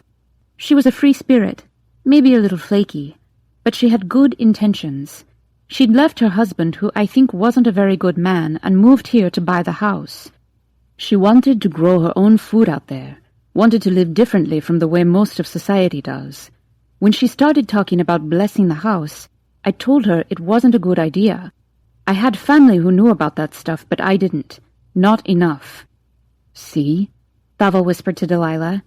The last time I saw her, Vonnie continued, she needed someone to help her open a safe deposit box in town for her documents. She was wary of those places. Banks, government offices, anything official, you see.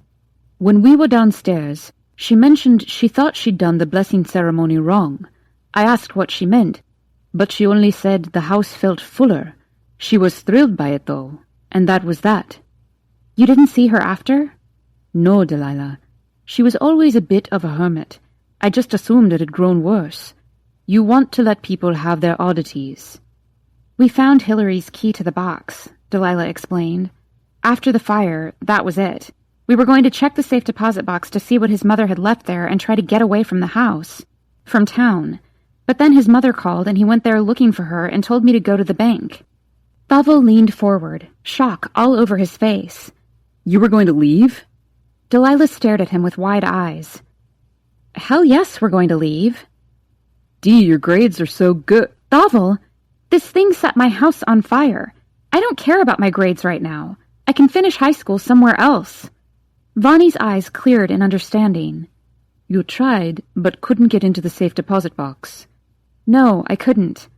And you knew before you came here that I have access, Vonnie said quietly. Please, I need your help. Vonnie stood, nodding. Let me get my things. Delilah stopped her with a hand on her arm, eyes already apologetic. Auntie, I can't leave town without Gavin. I know, Janu. Delilah's voice dropped to barely a whisper. Can you help me get him out? I don't know what I'm dealing with here. I can try. The bank is on the way. It won't take more than a few minutes, and then we'll go to your Gavin. But Delilah, it's more than getting him and leaving town. If this is all true, we'll also need to get rid of the haunting, and I can rely only on very rusty knowledge for that. With Vonnie at her side, getting access to the safe deposit box was simple. A flash of identification, a signature on a form, and they all followed Kenneth down into the belly of the building. When you're done, he said in his quiet, warm voice, put the box away and come on upstairs. Or, if you prefer, I can help you store it. The box itself was long and flat, and it felt too light to hold all of the answers Delilah needed. And in fact, the box held only 7 pieces of paper, 2 photos, 3 handwritten pages that looked as if they'd been hastily torn from a notebook, Gavin's birth certificate, and the deed to the land beneath the house. They took it all and headed back to the car. Do we wait here for him? Vonnie asked. It's only 10, Delilah. He told you he would be here at 11. I can't sit here and do nothing. There's no way everything is going fine over there. With Dovell driving and the calming hum of the engine all around them, Delilah went through the pages. Hillary was beautiful in a wild sort of way. In one picture, her brown hair was pulled from her face with leather ties and jeweled clips. She wore a flowing, layered blue dress. Her black eyes gleamed in happiness, and she held a baby Gavin in her arms as if she'd won the entire world when she had him. In the second, Gavin was older, clearly barely walking as he tilted, nearly toppling, and Hillary crouched on the sidewalk before him, arms open in welcome. Behind them, the house loomed, the window eyes staring down at them on the street. Delilah could already feel the life there, and a violent shiver ran down her arms. Here, Vonnie said, handing Delilah the notes. They were short, written in a giant looping scrawl. The edges of the first 2 were jagged, as if hastily torn from a notebook. Delilah read them aloud. Finished the blessing today, and I can feel the love this house has for me, for Gavin. All around us things seem to have come to life, and it's glorious. I sat down with Gavin in the living room and simply breathed in and out and meditated on images of our future here. We have a lifetime ahead of us inside these walls. I've never felt so surrounded. The bottom of the page was missing, as if only this section mattered. If I remember, there is a part of the ceremony, Vonnie said quietly, where you welcome life to the house. But it's a subtle difference, okay, where you welcome your life to the house, or you simply welcome life. I fear Hillary has done this wrong, terribly wrong. I fear she brought life to everything in the house. Delilah moved the second note to the front, scanning it. I've met a man, a loved, a beloved. Will we move? Won't we move? Ron hasn't been to the house, and I don't know that I want him here. It's our safe place, our wonderland, and what would he think? There are so many things in this world that we can't understand. But tonight at his apartment, he asked me to bring Gavin and move in with him. I don't want to leave our house, but I love him. I said I would think about it, and now I'm home and house is being awful. It's cold and I keep getting lost trying to find my room. Gavin was in the nursery and then he was downstairs. I brought him upstairs with me to get some medicine for my headache, and when I turned around, he was gone again. I found him in the kitchen, walking toward the counter with the knives. I yelled at the house. I told it to keep away from my baby. I hate that I did it. House loves Gavin. I know it does. But it had never scared me like that. I write these things because I'm afraid to say them out loud. I thought if I saw them on paper, I'd realize how silly I'm being. Looking at them, they don't seem silly at all. See? Delilah whispered. Oh, God. She knew what happened. She knew. The last note was a mess, more so than the others. The writing looked hurried and panicked, the words pressed too hard into sterile bank stationery. Something has changed. My thoughts aren't my own. My head hurts all the time now. I'm afraid of what I've done. I've tried to cleanse the air with sage. I've tried a frankincense smudge and pickled garlic, put salt all around the house. I've done any incantation I can find and nothing works. The house scares me now. Last night I went to the basement to get a jar of peaches, and I was stuck down there for hours because the door locked. It locked. It's never locked before, and this time it did, with Gavin upstairs alone. I came out, finally, when the door clicked open, and Gavin was in his room playing quietly. It sounds crazy, but I feel like this house thinks Gavin belongs to it, not me. Delilah glanced up at Dovell in the rearview mirror, feeling grim. This is awful, he whispered. I think she's dead, Delilah said, with a feeling like a heavy anchor settling in her stomach. It was her, Bavel said. I'm sure of it. We'll get to the house and you'll see. Everything will be fine. Delilah returned to the note. I don't know what else to do. It punishes me in odd, terrifying ways, hiding my things, making me get lost on my way to bed or the kitchen or the bathroom. It's like it's playing with me, like I'm a mouse and it's batting me around with its paw. It grows quiet or trembles so subtly while I'm working or cooking. I'm not sure if I'm imagining it. It trips me on the stairs, drops paintings near me when I walk past, and the nightmares. Oh, Gaia, the dreams. It gives me dreams straight from hell and then makes me realize I'm awake. The photos in the hallway are all of Gavin and the house. There was one of us together, him in his stroller and me at his side. A part of the photograph had been burned, my face nothing more than a scorch mark. I took it down, hid some of the others, and have started to make a plan. I'm going to take Gavin to Ron's until I can clear this up. In case something happens, I'm leaving our documents in this box and leaving tonight. If someone finds these, help him. Delilah laid the note back down in the box and gave herself to the count of 10 to panic. 1, 2, Gavin is in there. 3, 4, 5, Gavin is alone. 6, 7, Hillary was probably killed by the house and this is all a trap. It will never let him out now. 8, 9, 10, the house wouldn't hurt Gavin. It wouldn't. It wouldn't. It wouldn't. Delilah inhaled sharply, swallowing her fear, her sick, slithering panic. The sound of the tires on pavement filled her head. The house loved Gavin and wanted her gone. It wanted her to leave. It wanted her to run away and leave Gavin behind. There was no way in hell. Bavel, take this turn first. Stop by my house, she said. Delilah looked out at the houses as they pulled onto her street. The neighborhood felt deserted in the late morning sun. The sidewalk was flat and the street was empty. There wasn't even much of a breeze. Instead, the brightly colored houses down the blocks looked like innocent toys or candy, lined up obliviously and vulnerable. Her mother was gone, but Franklin Blue was home in the family room, watching the news in the middle of the day. He didn't even call out to her as she dug through her duffel bag in the living room, changed into black jeans, a long-sleeved black t-shirt, and a thin down vest. She strapped on boots and glanced at herself in the dining room mirror. Bavel stepped into the room. You look badass. I need to.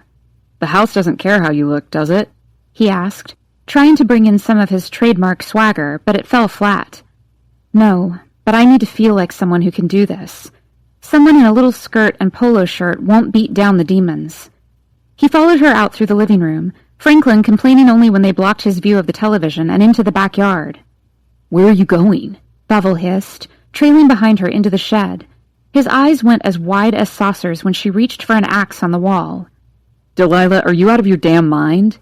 You think I can get him out with my bare hands? She sounded braver than she felt, and gripped the weapon in both of her hands. Was it any good to take this along, or was she better off leaving both hands free simply to defend herself? She imagined shards of wood and plaster. She imagined fire and wind, and the enormous tremors of the house shaking all around her. Any weapon she had, would the house simply take it over? Could she control anything? An axe? He yell-hissed. This isn't the zombie apocalypse, girl. Your dad doesn't have a gun? You think a gun is going to work on a possessed house? I don't need to reload an axe. What's going on out here? The gruff, deep voice of Delilah's father tore through the crisp, bright air, and both teens whipped around to face him, eyes wide. We need an axe to take down this diseased tree over at Bavel's, Delilah recovered smoothly. Franklin leaned against the doorway, looking skeptical as he crossed his arms over his chest. He was so enormous that for a tiny beat, Delilah wished he were just a little more crazy, a touch more adventurous. He would make an excellent addition to the team they were putting together. Robbie doesn't have one? He asked. No, sir, Bavel said. My dad believes in gardeners to take care of axe-related events. Franklin all but ignored Bavel. Not sure I want you taking an axe out of the house, Delilah. Seems like a lot of trouble to be had. If only he knew. You can drive it over there for us, she said, holding her breath. It was a gamble, but the odds were in her favor. Her father's physical laziness was nearly as limitless as his antisocial tendencies. Delilah watched as her dad grumbled something and headed back toward the house. They had everything they needed and were about to leave when something on the workbench caught her eye. The shed was part of the Blue family home that Delilah's mother didn't scour and disinfect within an inch of its life. And there, in the layer of dust covering the neglected workbench, was a heart and the words, "Gavin loves Delilah," written in Gavin's handwriting. In the back seat, Thavel sat beside her and reached over to take her hand. "You okay?" he asked. She wasn't. Vonnie started the car, taking a deep breath. "We're leaving if anyone gets hurt." "Okay," lied Delilah. She wouldn't leave until Gavin was with her. This is all happening too fast. But why didn't we do this sooner? This is crazy. "I know you think the house won't hurt Gavin," Vonnie continued, "but we're calling the police as soon as anything seems off." "If the police come, the house will crumble." Delilah closed her eyes and took as much air into her lungs as she could manage. "I'm assuming the spirits are more concerned with Gavin and won't care where we are," Thavel said quietly. "I think the first thing we need to do is find him." "I'll find him," Delilah said. "You two just stay outside the gate until I bring him out." Nodding, Vonnie glanced at them in the rearview mirror, making a left on Sycamore. "Once you bring him out, we'll need to pull all of the spirits to where he is, and then—" She shook her head, and for the first time Delilah could see that Vonnie was trying to seem far braver than she felt. "Maybe then I can banish them? I don't know. I've never done this before. God, if only my mother were here." "You can do it," Delilah said. "We all can. So first we need to gather them all around us, too?" "Yes, Janu." With a little terrified laugh, Delilah whispered, "They hate me." She closed her eyes after she said it and could barely imagine what she would find when she got back to the house. It would be like trying to cross the gates of hell. It would be like walking into the ticking heart of a bomb. When she looked up again, Delilah caught Vonnie glancing at her in the rearview mirror. "We don't have any choice, do we?" Vonnie said. Delilah sat up straighter and took a moment to check in on Thavel. Throughout all of this, he was so quiet, so uncharacteristically thoughtful, just taking it all in. But when he met her eyes, he looked determined and fearless. When her eyes caught his, she felt it like a physical shove, like he'd grabbed Delilah's heart and reminded it how to keep beating. "Gavin's in there," he whispered. "In that crazy-ass house, Dee. It'll hurt anyone who gets in its way. Nobody's safe while it stands. We have to do this. I can do this." "I'll get inside and find him," Delilah said. "It can change things around and confuse us, but at least I've been there before. You two stay on the sidewalk out front until you hear me call for you. No matter what, stay outside. There's a shed in the back. That's where I'll take him. It's small, but it's probably the safest place for all of us. As soon as we get there, you'll need to be ready." Vonnie met her eyes once more. "We'll be ready." "And then, Thavel?" she said, looking at her best friend. He looked up, dark eyes luminous in the waning sun. "Yeah?" "You still know how to hotwire?" When Thavel had come home from visiting his cousins in California, he'd emailed Delilah, bragging about how one of them had taught him how to hotwire cars.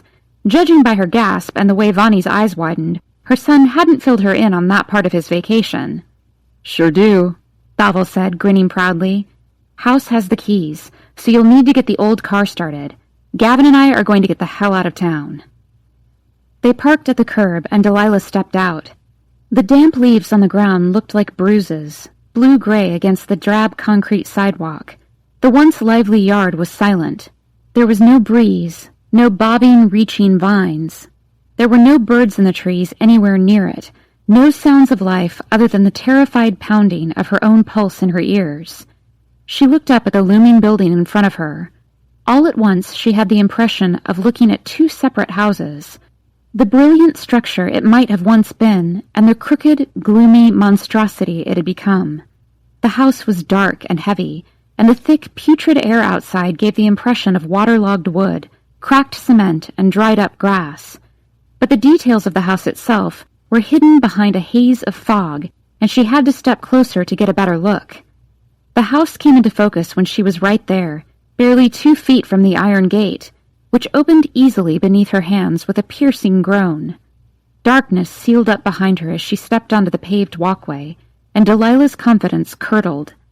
As she walked in, the once thriving yard looked exactly like it would if it had been left unattended for 2 decades.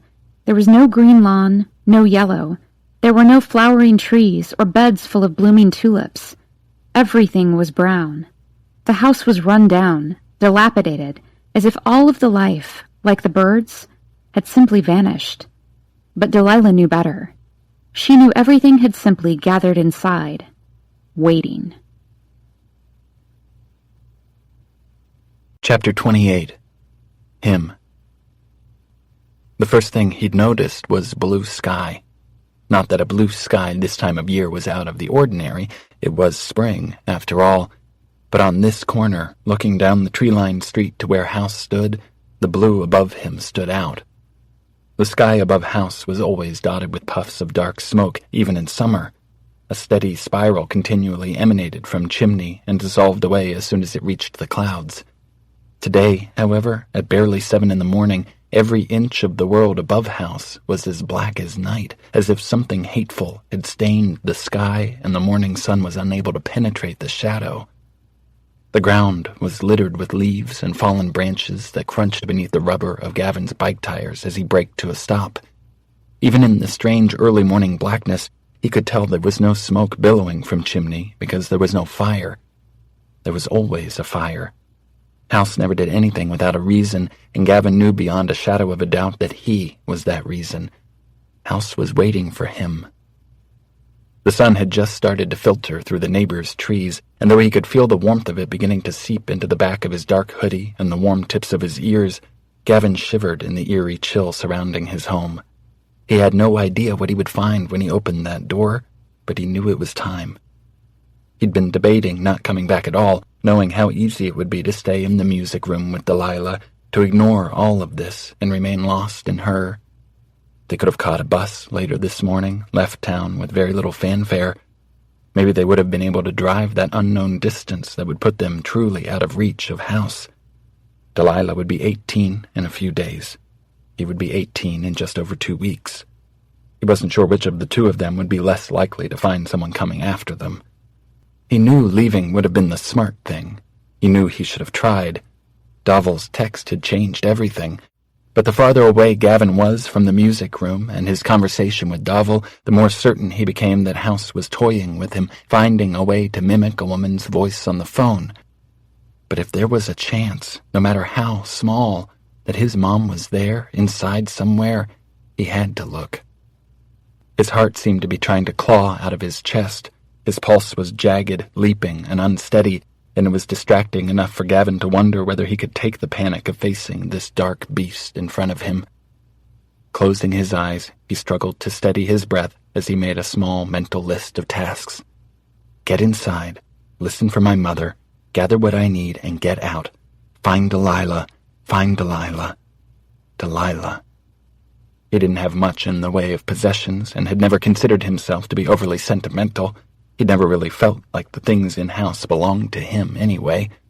But now that he was standing outside, there were a handful of items that he couldn't bear the thought of leaving behind. He wanted the Bible he'd found and wanted the photograph of his mom. He couldn't dream of leaving his sketchbooks behind, and if it were possible, he wanted to find the keys to the car. If he could somehow manage to get those, he could have his things and a way for them to leave town too. Running away would be a lot easier in the Buick than on a bike. To be safe, he parked the bike outside Iron Gate in case the worst happened and he couldn't get the car, and he headed for House. Gate didn't open on its own the way it usually did, and so he pushed it open with a groan, coming to an abrupt stop when he stepped into the yard. Not only was chimney silent, but the lawn looked dead, really dead, both sides. The grass was brown and brittle, and weeds grew in the cracks between the pavers that led to the front door. House looked well and truly abandoned for years, as if his entire life had never happened. The vines that wound themselves around the columns of the front porch were spindly, and the purple petals of the new blossoms as delicate and dry as old paper, dropping one by one into a small pile on the top step.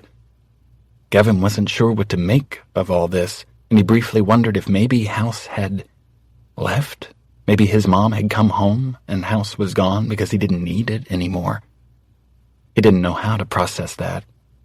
On the one hand, that was the point of all this, wasn't it? To get away, to live his own life? So why did he feel that familiar panic? that tremor in his hands at the thought of being alone. "I'm home," he called, standing in the foyer, and clenched his jaw when the urge to shout, "Mom?" became almost too much to bear. He did his best to keep his hands steady while he unzipped his hoodie and hung it on a hook near the door. He kept his shoes on. Gavin looked down the hall and listened for the sound of footsteps in one of the other rooms or from someplace upstairs. Nothing. "Where is everyone?" he asked, careful to keep the quiver from his voice. Fireplace flickered to life, the low flames sputtering around the ever-present log. So something was still here, but no mother stepped out of the shadows. He tried to ignore the feeling in his stomach, as if a trap door had opened in his diaphragm and his heart had dropped straight through. "Everyone okay?" He looked up the staircase at the dark hall beyond. "Things are pretty dark outside." He kept his steps even as he walked to a table, careful to look like he didn't understand why anything would be amiss, and went through a stack of mail that was sitting there. His hands shook as he flipped through the flyers and envelopes of coupons. They received junk mail and neighborhood flyers shoved into the box at the curb, but no bills. Nothing personal or that required a response had ever been delivered to House. He assumed since House didn't really run on metered electricity or gas, and there was no cable TV, there were no bills. He didn't even know if they paid taxes. House powered everything itself. There was nobody to pay. But standing here now, clinging to the unreal possibility that his mother had been here in the house, he wondered, weren't there some things that required a signature?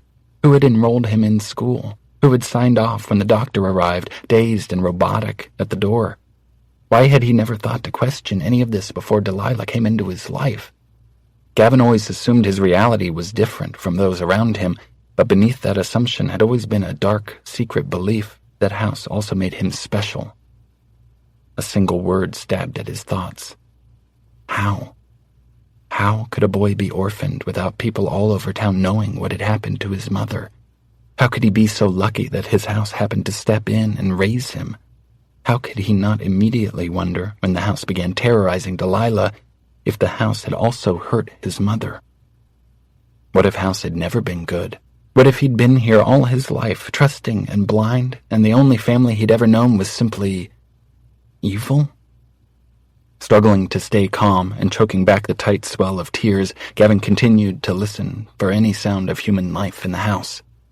He dropped the stack of mail on the table and went to kitchen, pulled down a glass and filled it with water from the tap. As he drank, holding the glass with a trembling hand, Gavin tried to ignore the odd darkness outside. The resurgence of a fire and fireplace had warmed the front rooms. A fresh plate of cookies sat on the counter. Daisies on the windowsill unfurled their petals and faced him. "I think I might go upstairs and get a bit more sleep," he said. He reached for an apple in the crisper drawer and straightened, polishing the tender red skin on the fabric of his shirt. "I fell asleep practicing for the spring concert and had this horrible crick in my neck. A nap might do me a world of good. Maybe we can look at the sprinklers out front when I'm done? The twins aren't looking so good." The daisies nodded their heads but made no movement to reach out for him as he placed his glass in the sink. Gavin climbed the stairs one at a time, hoping he didn't look as anxious as he felt. It was so quiet. There had always been an energy about House that he'd grown accustomed to, a tiny vibration, the sense of movement all around him that used to ease him to sleep at night and remind him that he wasn't alone. He could feel it in the walls and the wood beneath his feet. He could feel it in the air. Today, it was still there, but it was different. It was tighter, tenser. He felt like he was trapped in the belly of a clenched muscle, knowing House would do anything to keep from hurting him, but sensing its pulsing fury. The lights in the stairway illuminated, but they buzzed dissonantly. The stairs creaked with each step he took, somehow less solid, nearly brittle under his shoes. "What's going on?" he asked, swallowing so thickly he could hear it in the eerie silence. "Are you mad at me?" Dread began to build in Gavin's stomach, and he climbed the rest of the stairs quickly, his eyes on the bedroom doorway at the end of the hall, ears still straining to hear anything. There was a duffel bag in his closet, and Gavin thought briefly of filling it with clothes and toiletries and other things before trying to flee, but dismissed the idea just as quickly. The only reason House hadn't snapped was because Gavin hadn't tried to run. He sat on his bed, picked up his sketchbook and a short stick of charcoal, struggling to look calm and relaxed. How did he do this? How did he search House for his mother when he could see every single move he made? He'd never seen House look this way, dark and dead and sinister. Was there really any way to fool it? Gavin remembered the mornings he'd been grounded, how the doorknobs had vanished from the front doors, the latches had been removed from the windows. Delilah swore House morphed and physically transformed the night she came over for dinner. Was it possible there were parts of House he didn't even know were there? Spotting an old box on a shelf in his room, Gavin took down a model airplane he'd never finished and muttered something about finding glue. He was able to rifle through old drawers, peer into cabinets he hadn't opened in ages, even check under couch cushions and beds. House even seemed happy to help, moving furniture out of his way and opening cupboards for him. He opened every closet, dragged casual fingertips down the walls as he passed, feeling for any edges or bumps that shouldn't be there. He found a bunch of old bottles of migraine medication that must have belonged to his mother, but no glue and no hidden rooms. With 2 hours to go before he was meant to meet Delilah, Gavin had pretty much given up hope of finding anything. He climbed the stairs again and headed back into his room, stopping dead in his tracks when he crossed to the bed. There, in the center of his perfectly straightened comforter, was the photo of his mom that he kept taped inside the bathroom drawer. House knew all along what he was looking for.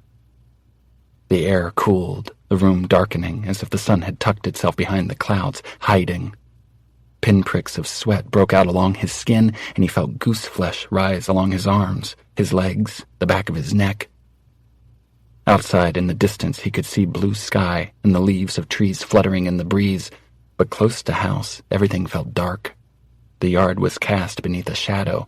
Wind whipped through the dead branches of his favorite cherry tree.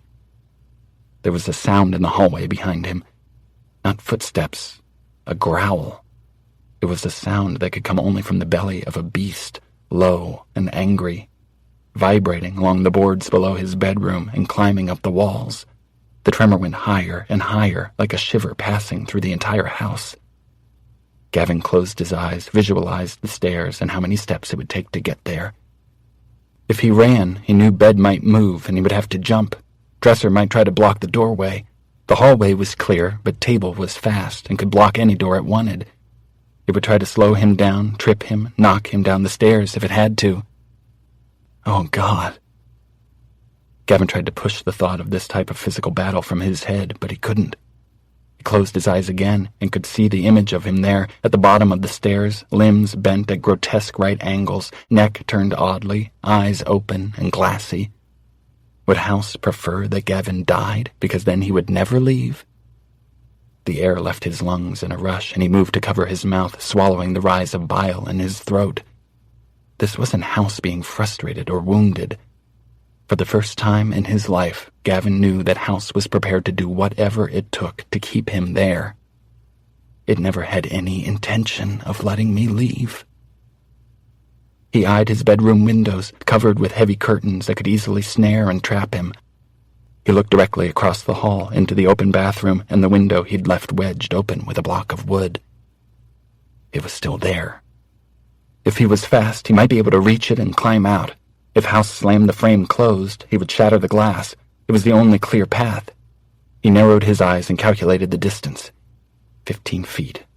That was as far as he needed to go. 15 feet from where he stood to the bathroom. He stared out into the hallway, took a deep breath, and then ran. Hallway table scraped along the floor and planted itself between his body and the door, and he dove under it, sliding along the icy wood floor and out into the hall. His shoulder collided with the wall, and it rippled, changing color and then shape right before his eyes, and suddenly he had no idea where he was. There was supposed to be a hallway on his right, a door right there that led to the bathroom, to the window, and now there wasn't. It was wallpaper he'd never seen before, covering walls beside a set of doors he'd never opened. "Mom!" he screamed. "Are you here? Mom!" The scratchy, hysterical cry was a sound he'd never made before.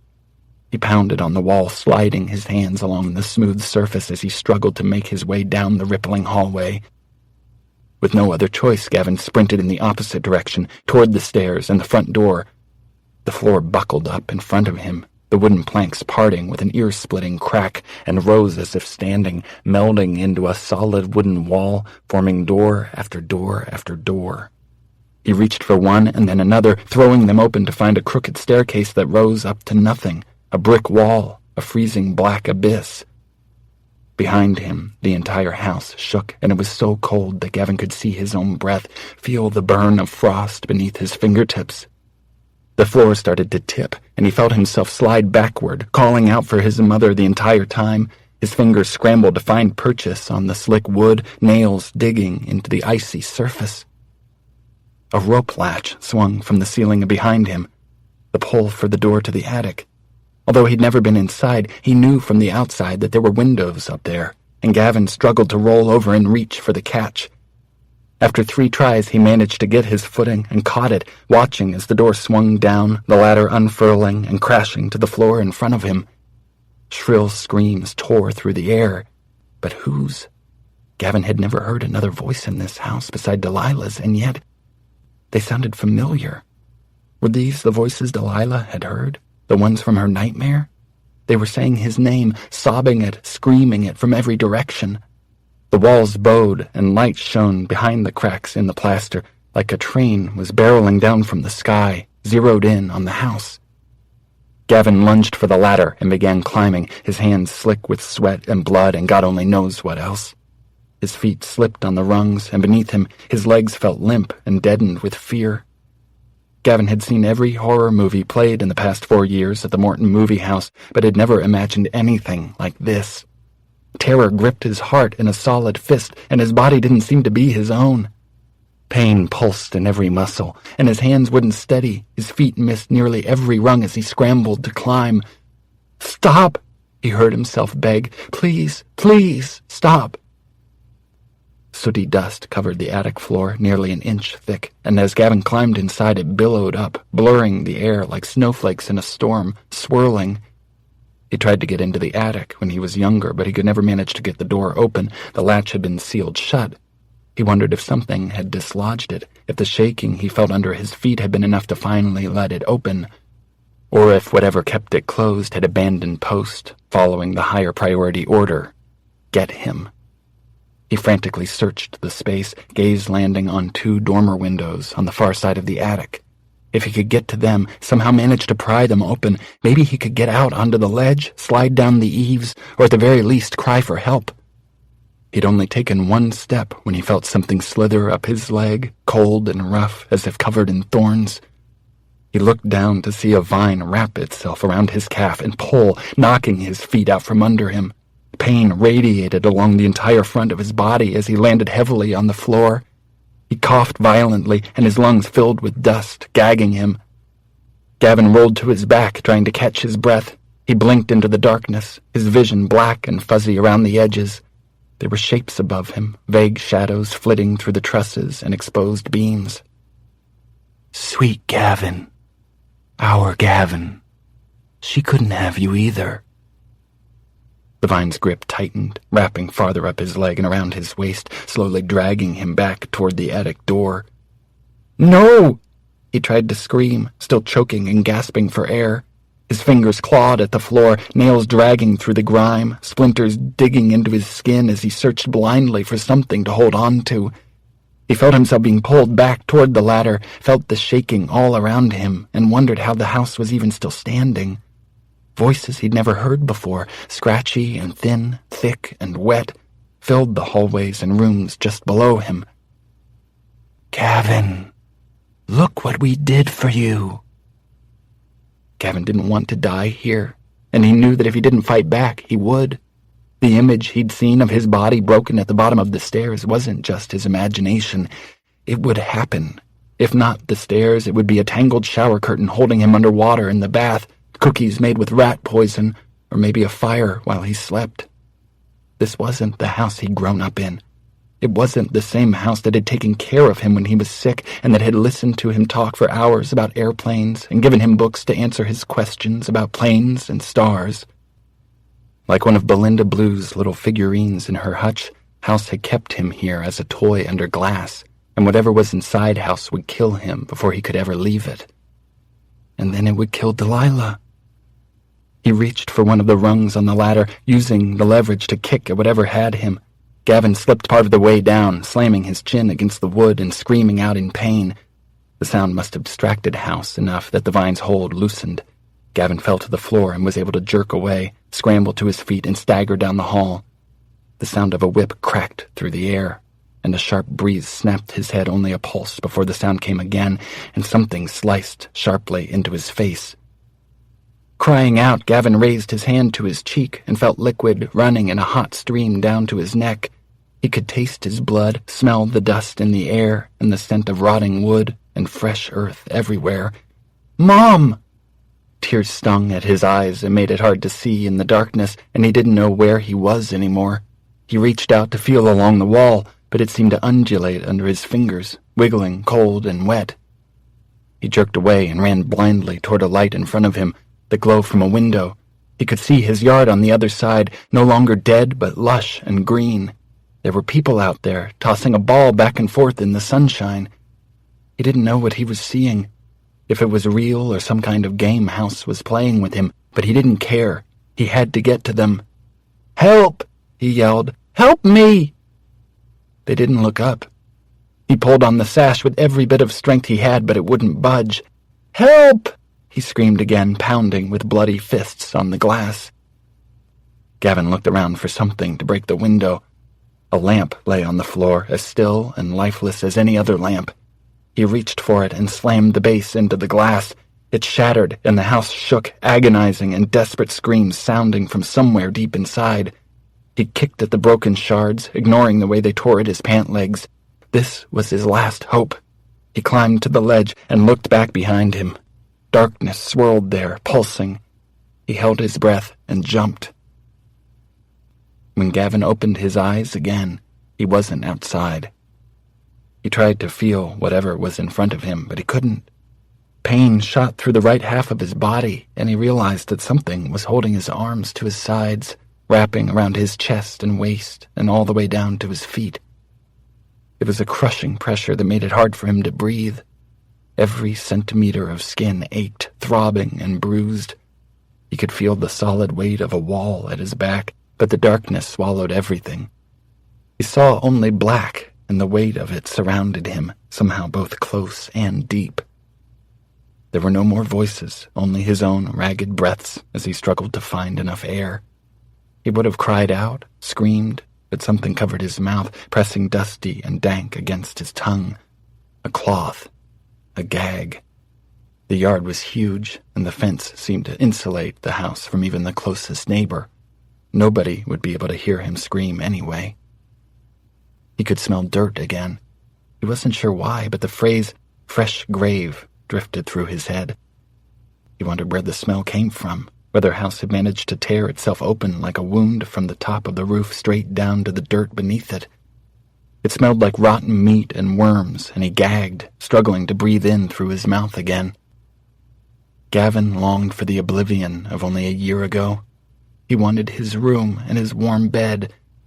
But more than that, he wanted Delilah. He wanted her safe. Gavin knew now that even if he somehow managed to get out, he would never escape. Whatever kindness had lived here and watched over him was gone, and only a monster was left in its place. It would follow him here, or down the street, or down 100 streets. It would hunt him down until he was brought back, and then he would be here forever. Maybe House didn't know that he wouldn't stay the same, that if it killed him, he wouldn't be baby Gavin again, or even the Gavin with the ice cream cone that hung in the upstairs hall. Those Gavins were as good as dead, too. As if House could read his thoughts, he felt something slither around him, tightening. "Shh," it hissed. "Shh." Finally, for a minute, only a minute, because he was mourning and terrified and blind in the blackness, Gavin let himself cry. House hadn't killed him yet. It was waiting. And if they knew each other as well as he thought they did, he knew exactly what it was waiting for. Delilah would be waiting at the bank at 11, just like they planned. and she would know he wasn't coming. House knew that. And then she'd come looking for him, hoping to save him. House knew that, too. It hadn't killed him yet, because now he was the bait.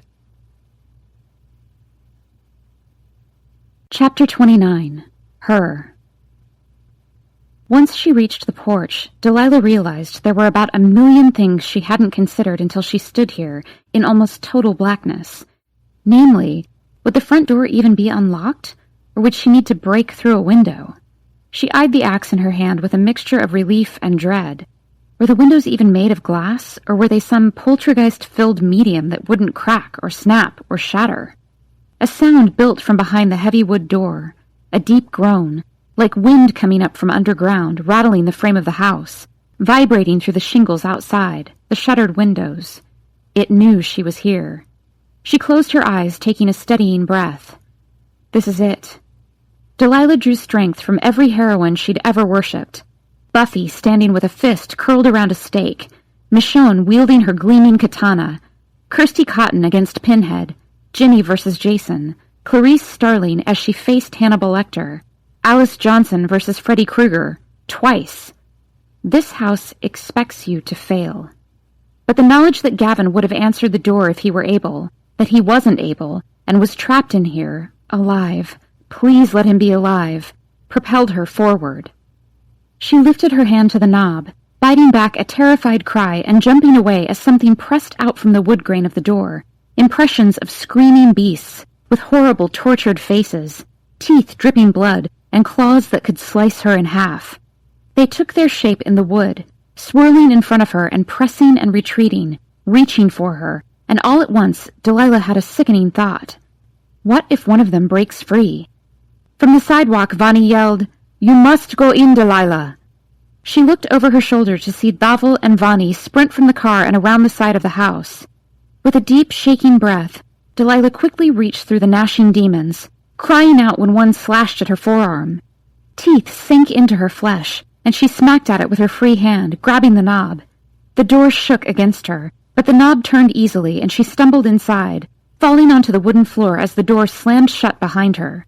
With a tight popping in her ears, all outdoor sound evaporated, sealing her in. And as she looked up at the decrepit house in front of her, she wondered in a fevered heartbeat if the opposite was true. Would anyone outside be able to hear her scream? The house looked abandoned. The furniture was crumbling, the walls were sagging and water-stained. Cobwebs hung in thick, dusty tendrils from the ceilings, and in every corner. Piles of charred wood tumbled from the fireplace, ash littering the floor like dirty snow. Whatever had kept this place looking new and cared for had vacated the downstairs entirely. Delilah had a flashing fantasy that she was in the wrong house, that Gavin had simply moved down the road, and the past 4 months in this monster had been nothing but a figment of her wild imagination. But a droning creak from the floorboards overhead told her that everything was above her, lying in wait upstairs, with Gavin. Delilah shook from the cold. The cold bothered her more than the creaking, because at least the creaking came from some distance. The cold wasn't natural. It drifted down from the ceiling, frosty and thick, and spread all along her skin, icy fingers slipping under the collar of her shirt, sliding its hands down over her breasts, her ribs. She crossed her arms over her chest, gripping her elbows so tight she could feel the knobby, rigid shapes of her bones. She called out in a shaking voice, "Gavin?" The creaking stopped, and silence hollowed out her thoughts. So strange, she thought, that silence can feel so enormous, so consuming. In this sort of moment, Delilah had always assumed she would either be brave or mute with terror, but she felt neither of those extremes. She was alert in her fear, and listening more intently than she ever had before for any single human sound. But the next sound that came wasn't human at all. It was a mad little growl that slid from beneath an unknown doorway to her left and felt cold when it reached her. Cold and broken and evil. The sound of wood cracking, of plaster splitting, echoed in its wake. Delilah swallowed a surge of panic, her heart throbbing, and pushed off the banister to keep moving. Her momentum propelled her toward the stairs, and she fought the terror of the emptiness. how no furniture was visible, as if it had all gathered in one room to ambush her. "Gavin?"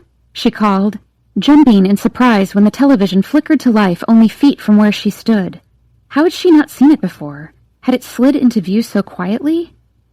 "Gavin?" Her own voice echoed from the dark box, a crackly, hollow copy of herself. "Gavin, your house is going to kill me, and there's nothing you can do about it." "No," Delilah said, stumbling forward and pressing her body flat to the hallway wall to shimmy past the television. The axe clanged loudly against the plaster, startling her more. "Tell me where he is." Her own voice laughed back at her, sickly sweet and mocking. "You can dream, Delilah." As the television spoke, Delilah felt tiny, hysterical sobs form in her chest and begin to push up her throat and out into the air in front of her. The voice coming from the television warped from something recognizable to a high-pitched, terrifying squeal. "Don't cry! Don't cry, cry baby! Don't cry! Don't cry, cry baby! Cry baby, cry!" She could get stuck here, terrified by the television come to life and inching toward her. She could be swallowed by this moment, heart beating so hard she worried she could die from it, the fear of what she would find upstairs making her sweat, making her throat tight, making tears stream wet down her cheeks. Or, she thought with a deep breath, she could get her ass upstairs and put the axe to use. Shaking herself into motion, Delilah pushed past, swinging her foot as hard as she could and cracking it against the side of the television, sending it sliding into the opposite wall. A crunch of glass sounded and filled the hall. Tendrils of wallpaper rolled down from above her, crinkling at her ears, tickling at her collar, and growing sharper and more savage until they pierced at the flesh of her neck. She shoved them away, ripping at them with her hands and kicking the television hard again as she lunged for the banister, propelling herself up the stairs. "The house will try to swallow you," she told herself. "It will try, but you are faster. You are smarter. Find him." Beneath the wind and the creaking, the mad little cackles and the freezing chill in the hall, Delilah could start to make out a faint, hollow noise. Something repeatedly hitting a wall. A thunk-thunk, thunk, thunk, thunk-thunk. The sound wasn't immediately threatening like everything else all around her. It had real weight, real effort. Delilah flushed, struck with understanding. "Gavin!" she screamed, taking the slick stairs two at a time, tripping over the runner rug and the edges of wood that appeared beneath her shoes. She fell, cracking her kneecap on the table at the top of the stairs and shoving it violently away. "Gavin! Gavin!" The sound stopped and then picked up again, rapid now, louder and more urgent. Rubber hit plaster over and over again, and then two sounds reverberated in tandem. His feet kicking a wall? Was he unable to speak? Terror clawed up her throat, cutting off her breath until she felt like she was choking, running down the hall. But what was once a short length with 5 rooms coming off it, now stretched and loomed, growing and turning in front of her, as Delilah doubled back, lost in an unending maze of turns and dead ends. The carpet slid beneath her feet, pulling her back, and she kicked at it, running along the edge of the wood floor, ducking the paintings that fell, the doors that opened in her path. She cracked her shoulder on the bathroom door and shoved it so hard it slammed closed and cracked. Dark, thick blood poured from the gash and slid down into the hall, lapping at her heels. No matter how far Delilah ran, how many times she circled back in the hall and opened doors and ran deeper into the maze the house built all around her, the sound of Gavin kicking the wall never diminished. It always stayed just to her left. Delilah pulled up short, catching her breath and wiping the sweat from her face. She closed her eyes, ignoring the rising tide of blood at her heels. The cackles so close to her ear, she feared whatever made the sound could touch her. The house could build whatever illusions it wanted, but Gavin hadn't moved. The floor shook beneath her feet when she turned and faced the wall, the air growing violently frigid as walls seemed to close in on her. "Go," the house hissed. "Go." "It's not real," she gasped, reaching in her pocket for her flashlight. "He's right there, this whole time. It's not real, Delilah. It's not real." When the blood failed to divert her attention, a trickle of insects teased at the edge of her boots and streamed from the baseboards up under her jeans, along her skin, inner thighs, to hips.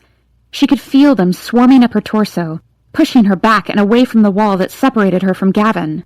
It's not real, she screamed, pointing the flashlight at the wall ahead of her to gauge where she needed to bury her axe. The entire expanse was blank, starkly white. She shoved the flashlight back in her pocket and hefted the axe. Paintings rattled and flew at her from behind, cracking into her legs, her back, and barely missing her ducked head before falling dully to the floor. Delilah could feel the spirits, the poltergeists, the terrors, whatever they were, swarming her, trying to find purchase on her clothing, her flesh.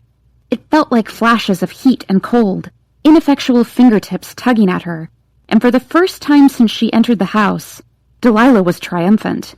They were weak physically. If they remained in the house, they would have to collapse the structure to hurt her, and they'd hurt Gavin at the same time. But without the solid shape of the house, they were nothing but a haunting. "Gavin, back up!" she cried. "I'm coming through for you!" A muffled cry came in response, and Delilah's hatred for the house doubled, tripled, grew so enormous it became a hot, violent thing in her blood. He was gagged in there, muted and trapped by something he'd believed all his life had loved him. "You monster!" She pulled the axe back and swung as hard as she could, straight at the wall. The house screamed, 1,000 voices, as if in pain and wild anger, and wind whipped so violently down the hall that Delilah nearly fell over, but she widened her stance and narrowed her focus, hissing through her teeth as she swung again, wrenching her shoulder painfully as the blade cracked into plaster and wood. Blood poured from the walls, and something thicker, an illusion of organs, of hearts and intestines, slopped onto the floor. With a strangled cry, Delilah jumped back and gave herself 3 seconds to get over it. It wasn't real. The insects crawled up her neck, over her face, but she closed her mouth and inhaled through her nose. "It's not real. It's not real," and took a savage, determined chop at the wall. Swinging the axe was so different from carrying it. It was top-heavy and imbalanced with the enormous blade at the top, but the momentum she got with every slice chipped into the structure bit by bit until a stream of warm air blew into the freezing hallway.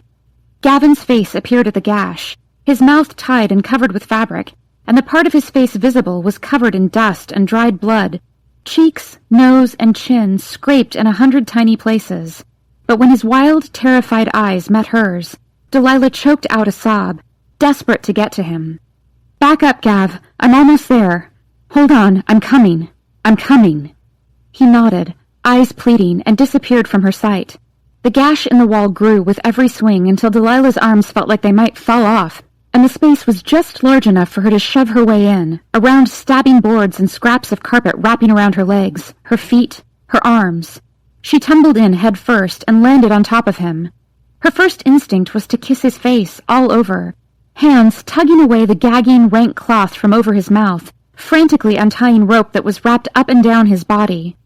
Gavin cried out when he was free, stretching his arms and arching his back as if he'd been glued like this for hours, and maybe he had. His cry was a horrible sound, hoarse and low, more tortured than anything she'd heard on her way up to get to him. It was loss and anger, and the deepest, most profound terror. Had he been tied up like this the entire time they'd been apart? He looked dehydrated and weak. He looked pale and broken. "Lila," he groaned. "we have to get out of here." She nodded, turning to hack at the hole in the wall from this side, widening it and shoving away wet scraps of tissue of unknown sticky gore. She felt as though she were carving through a chest, through bone and cartilage, through muscle and organ. Her hands were covered in something dark and wet. What she'd thought was wood in the walls squelched under her blade. "Gav, take my hand." He reached for her, shaking and stunned, and she began to guide him back through the wall. The house rocked around them, storms of dust and debris clouding around their faces. Gavin pushed Delilah through first and then crawled through the hole after her, but an enormous tremor rocked the entire structure, and with a sickening crack, Gavin's arm snapped beneath a fallen wooden plank. He yelled in pain, eyes squeezed shut and hands wildly shoving at the board. Delilah tripped over picture frames and torn carpet to get back to where he was trapped, helping him messily free an arm that hung all wrong, that had a sick, limp twist to it. His face had gone pale, eyes glassy. "Gavin," she gasped. Fear created a nausea inside her so intense it folded her in half. Clutching her sides, she looked up at his face. "Gavin, look at me." His eyes searched the area near her forehead, her cheeks, and then lit up when he caught her gaze. "We just have to get out, okay? We just have to get out of here, and then we can go, and it will be what we wanted. I'm not leaving you. You have to stand up and walk with me down the stairs, through the kitchen, and out to the backyard." He nodded, mute and clearly in profound shock. She didn't know how long he would stand the pain. It had to be unfathomable, and from the way his face twisted in agony, she knew they had to move fast. Delilah had never had this sick, anxious feeling before, and the only thing she could think was that they needed to escape. The step after that didn't matter. They just had to get out before the house collapsed all around them. Delilah looked up at the cracked hallway ceiling, at the floor with a long, jagged crease all down the center. The house had been blocking their escape, but so far she'd managed it. She had no idea how they were going to actually get to the backyard. When he stood, Gavin swayed against the wall, grunting in pain. His eyes screwed shut, and with his good hand he reached for her, grappling for support. His right arm swung loosely at his side, as if the bone inside had simply turned to dust. "Look what you did!" she screamed at the house as she tore her vest from her body and helped Gavin use it to wrap his arm. "Look what you did to him! He loved you! He needed you! You've trapped him and scared him and broken him!" Dust settled and the walls ceased their groaning. On the floor, the carpet lay still, and it was so quiet. Not the calm before the storm, but the calm after, when at last there's a comparison to make. The chaos before and the quiet that follows. But Delilah didn't trust the silence that trailed behind them as she helped Gavin stand, and they stumbled back down the hall. It was the same hall as always, leading to solid steps which led to the foyer, to the dining room, to the kitchen. Delilah could feel every one of the phantoms behind her, pressing into the air at her back as they walked through the cold, silent kitchen and out the door. Just like that. Except the quiet dissolved into a horrible black storm above them when the spirits of the house noticed Thavel kneeling on the grass and beckoning to them with eyes so full of courage and confidence that Delilah let her legs give out, tumbling with Gavin onto the grass and wrapping her arms around his wildly jerking shoulders. "Stay with me," she whispered into his ear. "Stay with me, okay?" He nodded, wordless still, and pressed his face to the damp skin of her neck, taking these huge, gulping breaths. Delilah had no idea what happened now. The lawn was dead and brittle beneath their knees. The trees were cracking in the wind. There was no fruit, no sense of family here. And none of this might work in the end. Delilah, Vonnie, Thavel, and Gavin could anger these specters, bring them all out here into a furious storm of evil in the yard, and still they could fail.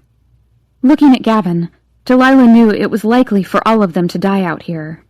It was such a profoundly calm thought. We could die right now. The phantoms seemed torn. Did they stay near Gavin or go to Thavel? But they could easily uproot a tree, crash down the house, open up the lawn into a yawning, jagged chasm and swallow them all. The ground shook beneath them, and inside the house was an unending series of crashes, walls falling, furniture hurling, windows shattering inward as the spirits left and pooled in the air outside. It was impossible to focus on only one of the hundreds of blurry spots in the sky, the ripples of glassy heat, but she could feel them, not just swirling, but churning, screaming above her in a terrifying roar. Not 20 feet from where she bent over Gavin's huddled body, Vonnie and Thavel kneeled, arms around each other as they yelled and pleaded for these spirits to be taken back. It was impossibly loud, their urgent prayers, the poltergeist screaming and drumming above them in trees, the crumbling frame of the house. Movement caught her eye. Behind the swarm of terrors around her and inside the house, arms frantic, hands slamming to glass, mouth open in a silent scream. A woman. It was a woman standing at the window screaming. Delilah cried out, pushing up onto her knees. Beside her, Gavin let out a low groan. It was a trap. It wasn't real. But if it was... Gavin would never forgive himself for leaving without her. Stumbling to her feet, Delilah laid Gavin down on the grass. "Lila," he gasped, "don't go back in there." But she was already charging back inside, holding her arms in front of her face to block the assault of debris and dust and dark rotting earth. The kitchen had begun to cave, and she leaped over a wide crack in the floor, barreling spiraling down the hall toward the foyer. The stairs were a crumbling, slanting mess, and Delilah had to use the axe to grip at the rubble. Wood and glass tore at her clothes, her skin, her hair, and once she reached the top of the pile, Delilah gulped down a huge lungful of chalky air to stave off the panic at having no idea where she was inside the house. "Hillary? Call out to me!" she screamed. A thud sounded from the back of the house, deep at the end of the hallway.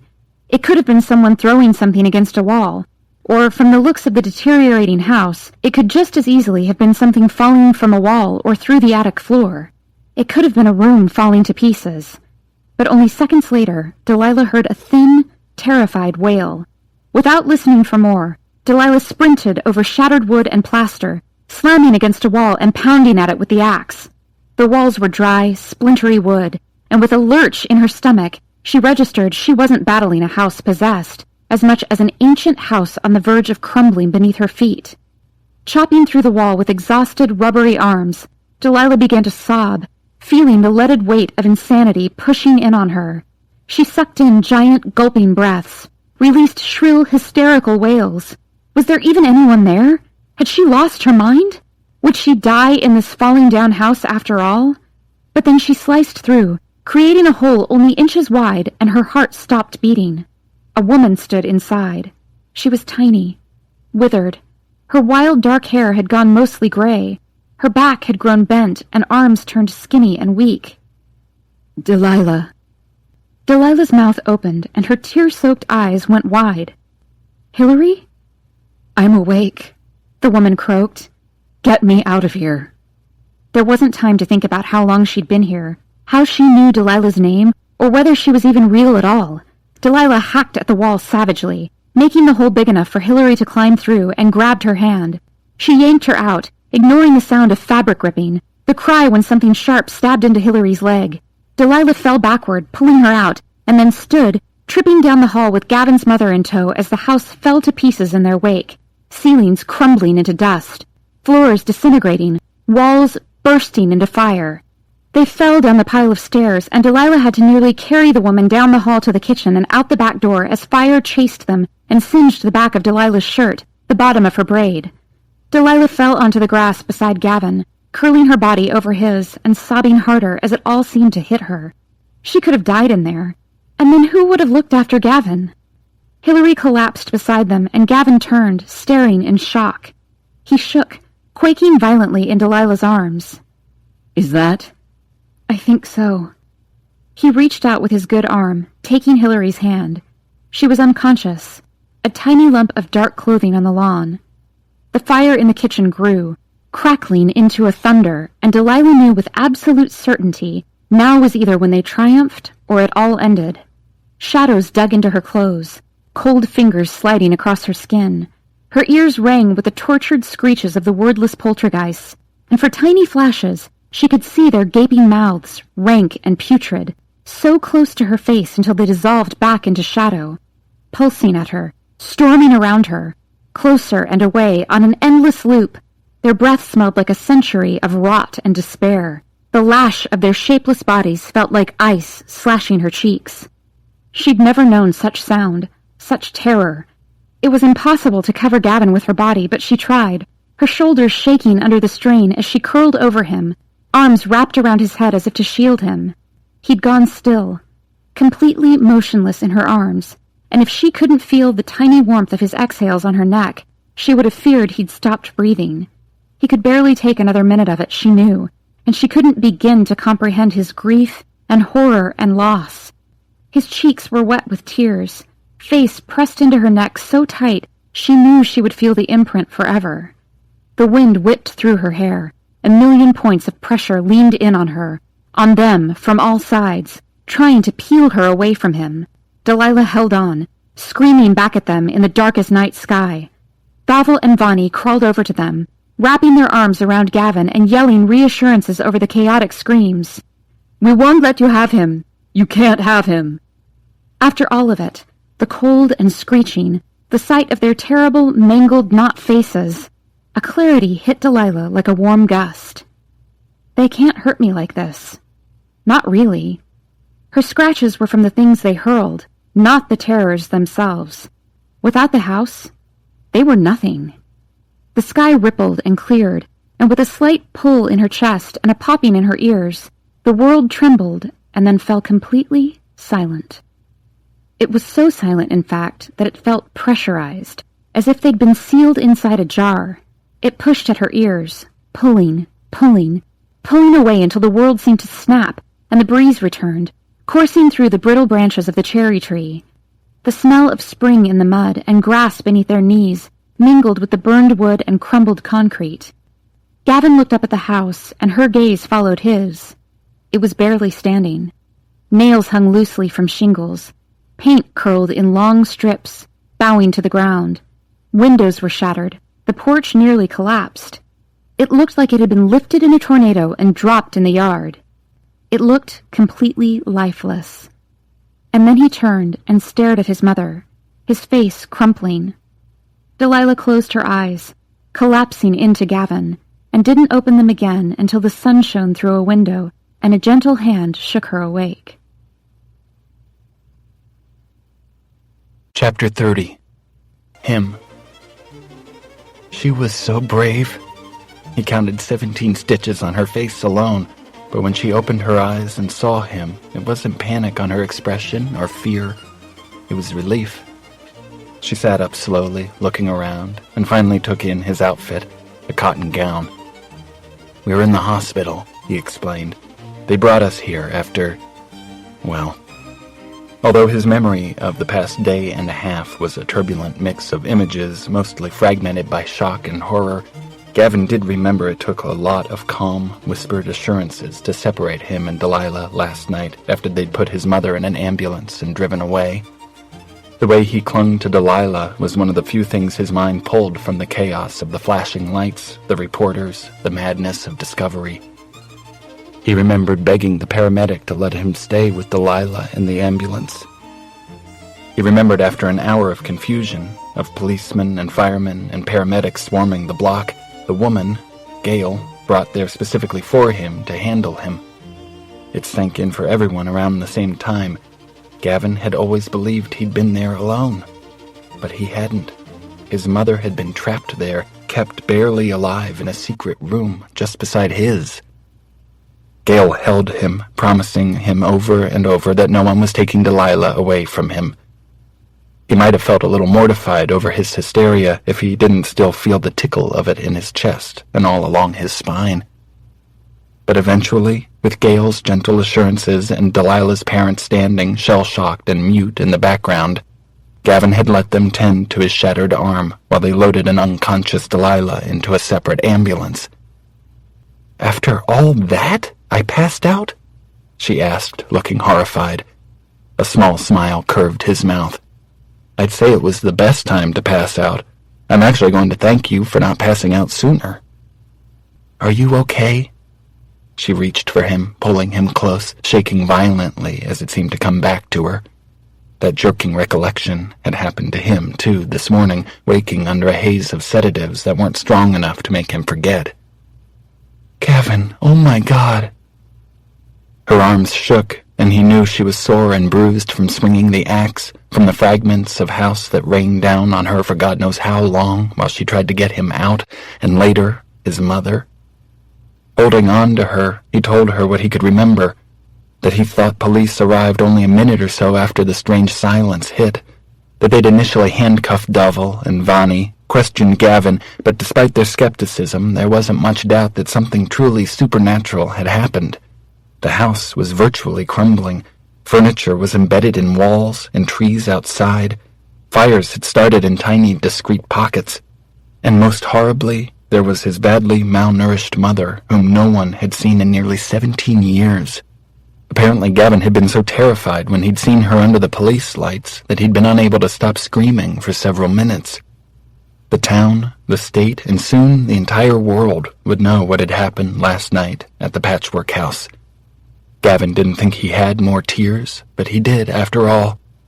He had tears and bewildered words and more grief than he knew what to do with. Delilah held him, careful not to jostle his casted arm, speaking quietly about their life together after this, the love she felt for him and what they'd managed to do together. He knew she was right.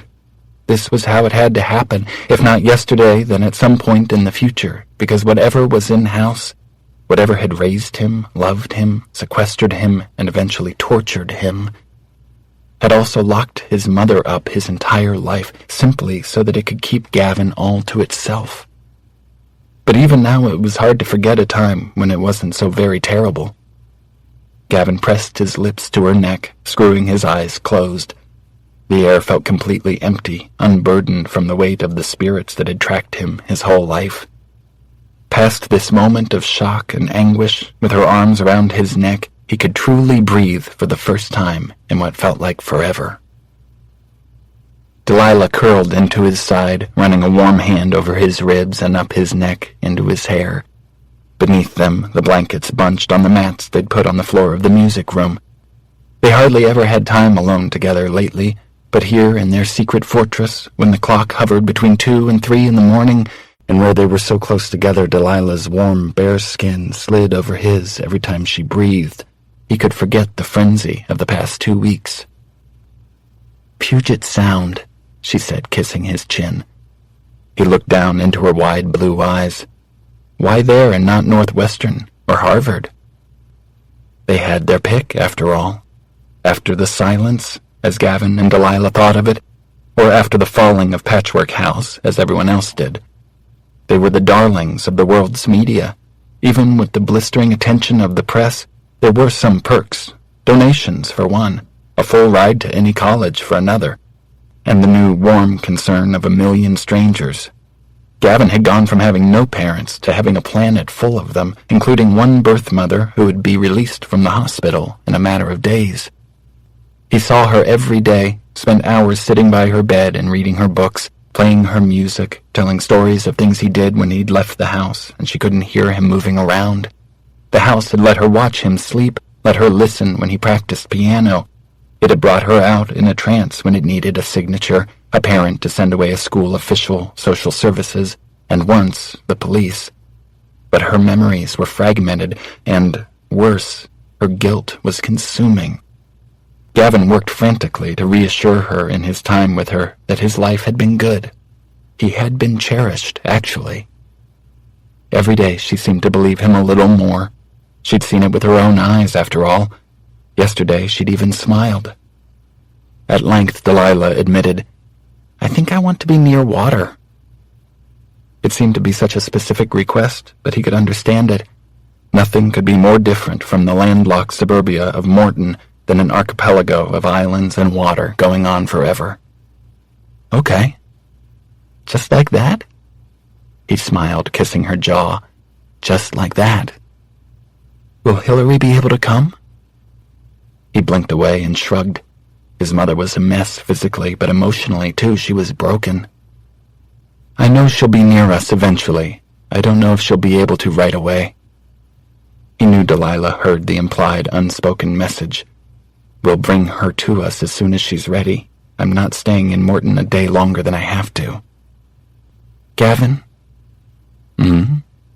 He pulled back to look down at her, and his heart tripped a little inside his throat at the determined look in her eyes. Gavin didn't think it was possible to keep feeling more, but he did. More admiration and lust and gratitude and adoration. At least for now, his world still felt tiny. Other than his stranger mother, Delilah was his only person, but she was such a consuming presence, he only really wanted her near him, while the shock ebbed and the reality of this new, odd life took shape. "I love you," she said simply. "I love you too. We can do this, you know?" She ran a soft fingertip over a scratch on his cheek that had nearly healed, and then slowly rubbed his lower lip, distracting him. "Eventually, people will forget about us. Your mom will be better. She'll find a way to be okay. Maybe not for a while, but after we graduate, it's going to be what we wanted. College in a new town. Just us, living in an apartment together." He bent, kissing her as he rolled her onto her back, hovering above. Her legs slid up his sides, her hair spread out beneath her, and while he loved the image of the future she described, he couldn't deny how much he appreciated this view, too. You mean someday we'll do this on a real bed? He asked, giving her the smile she liked, the hungry one that made her eyes go unfocused and her cheeks heat. She nodded, dazed, but it was almost impossible for either of them to imagine, he knew. It wasn't easy to process all of this. Their lives would never be normal after what had happened. He kissed her with his smiling mouth. He didn't need normal. He didn't even know normal, and she'd never seemed to want it anyway.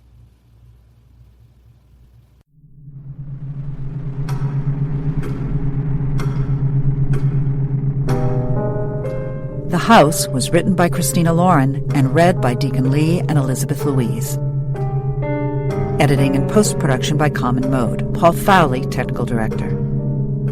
The associate producer was Louisa Solomon.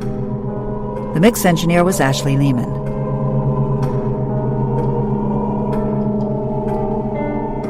This has been a presentation of Simon & Schuster Audio.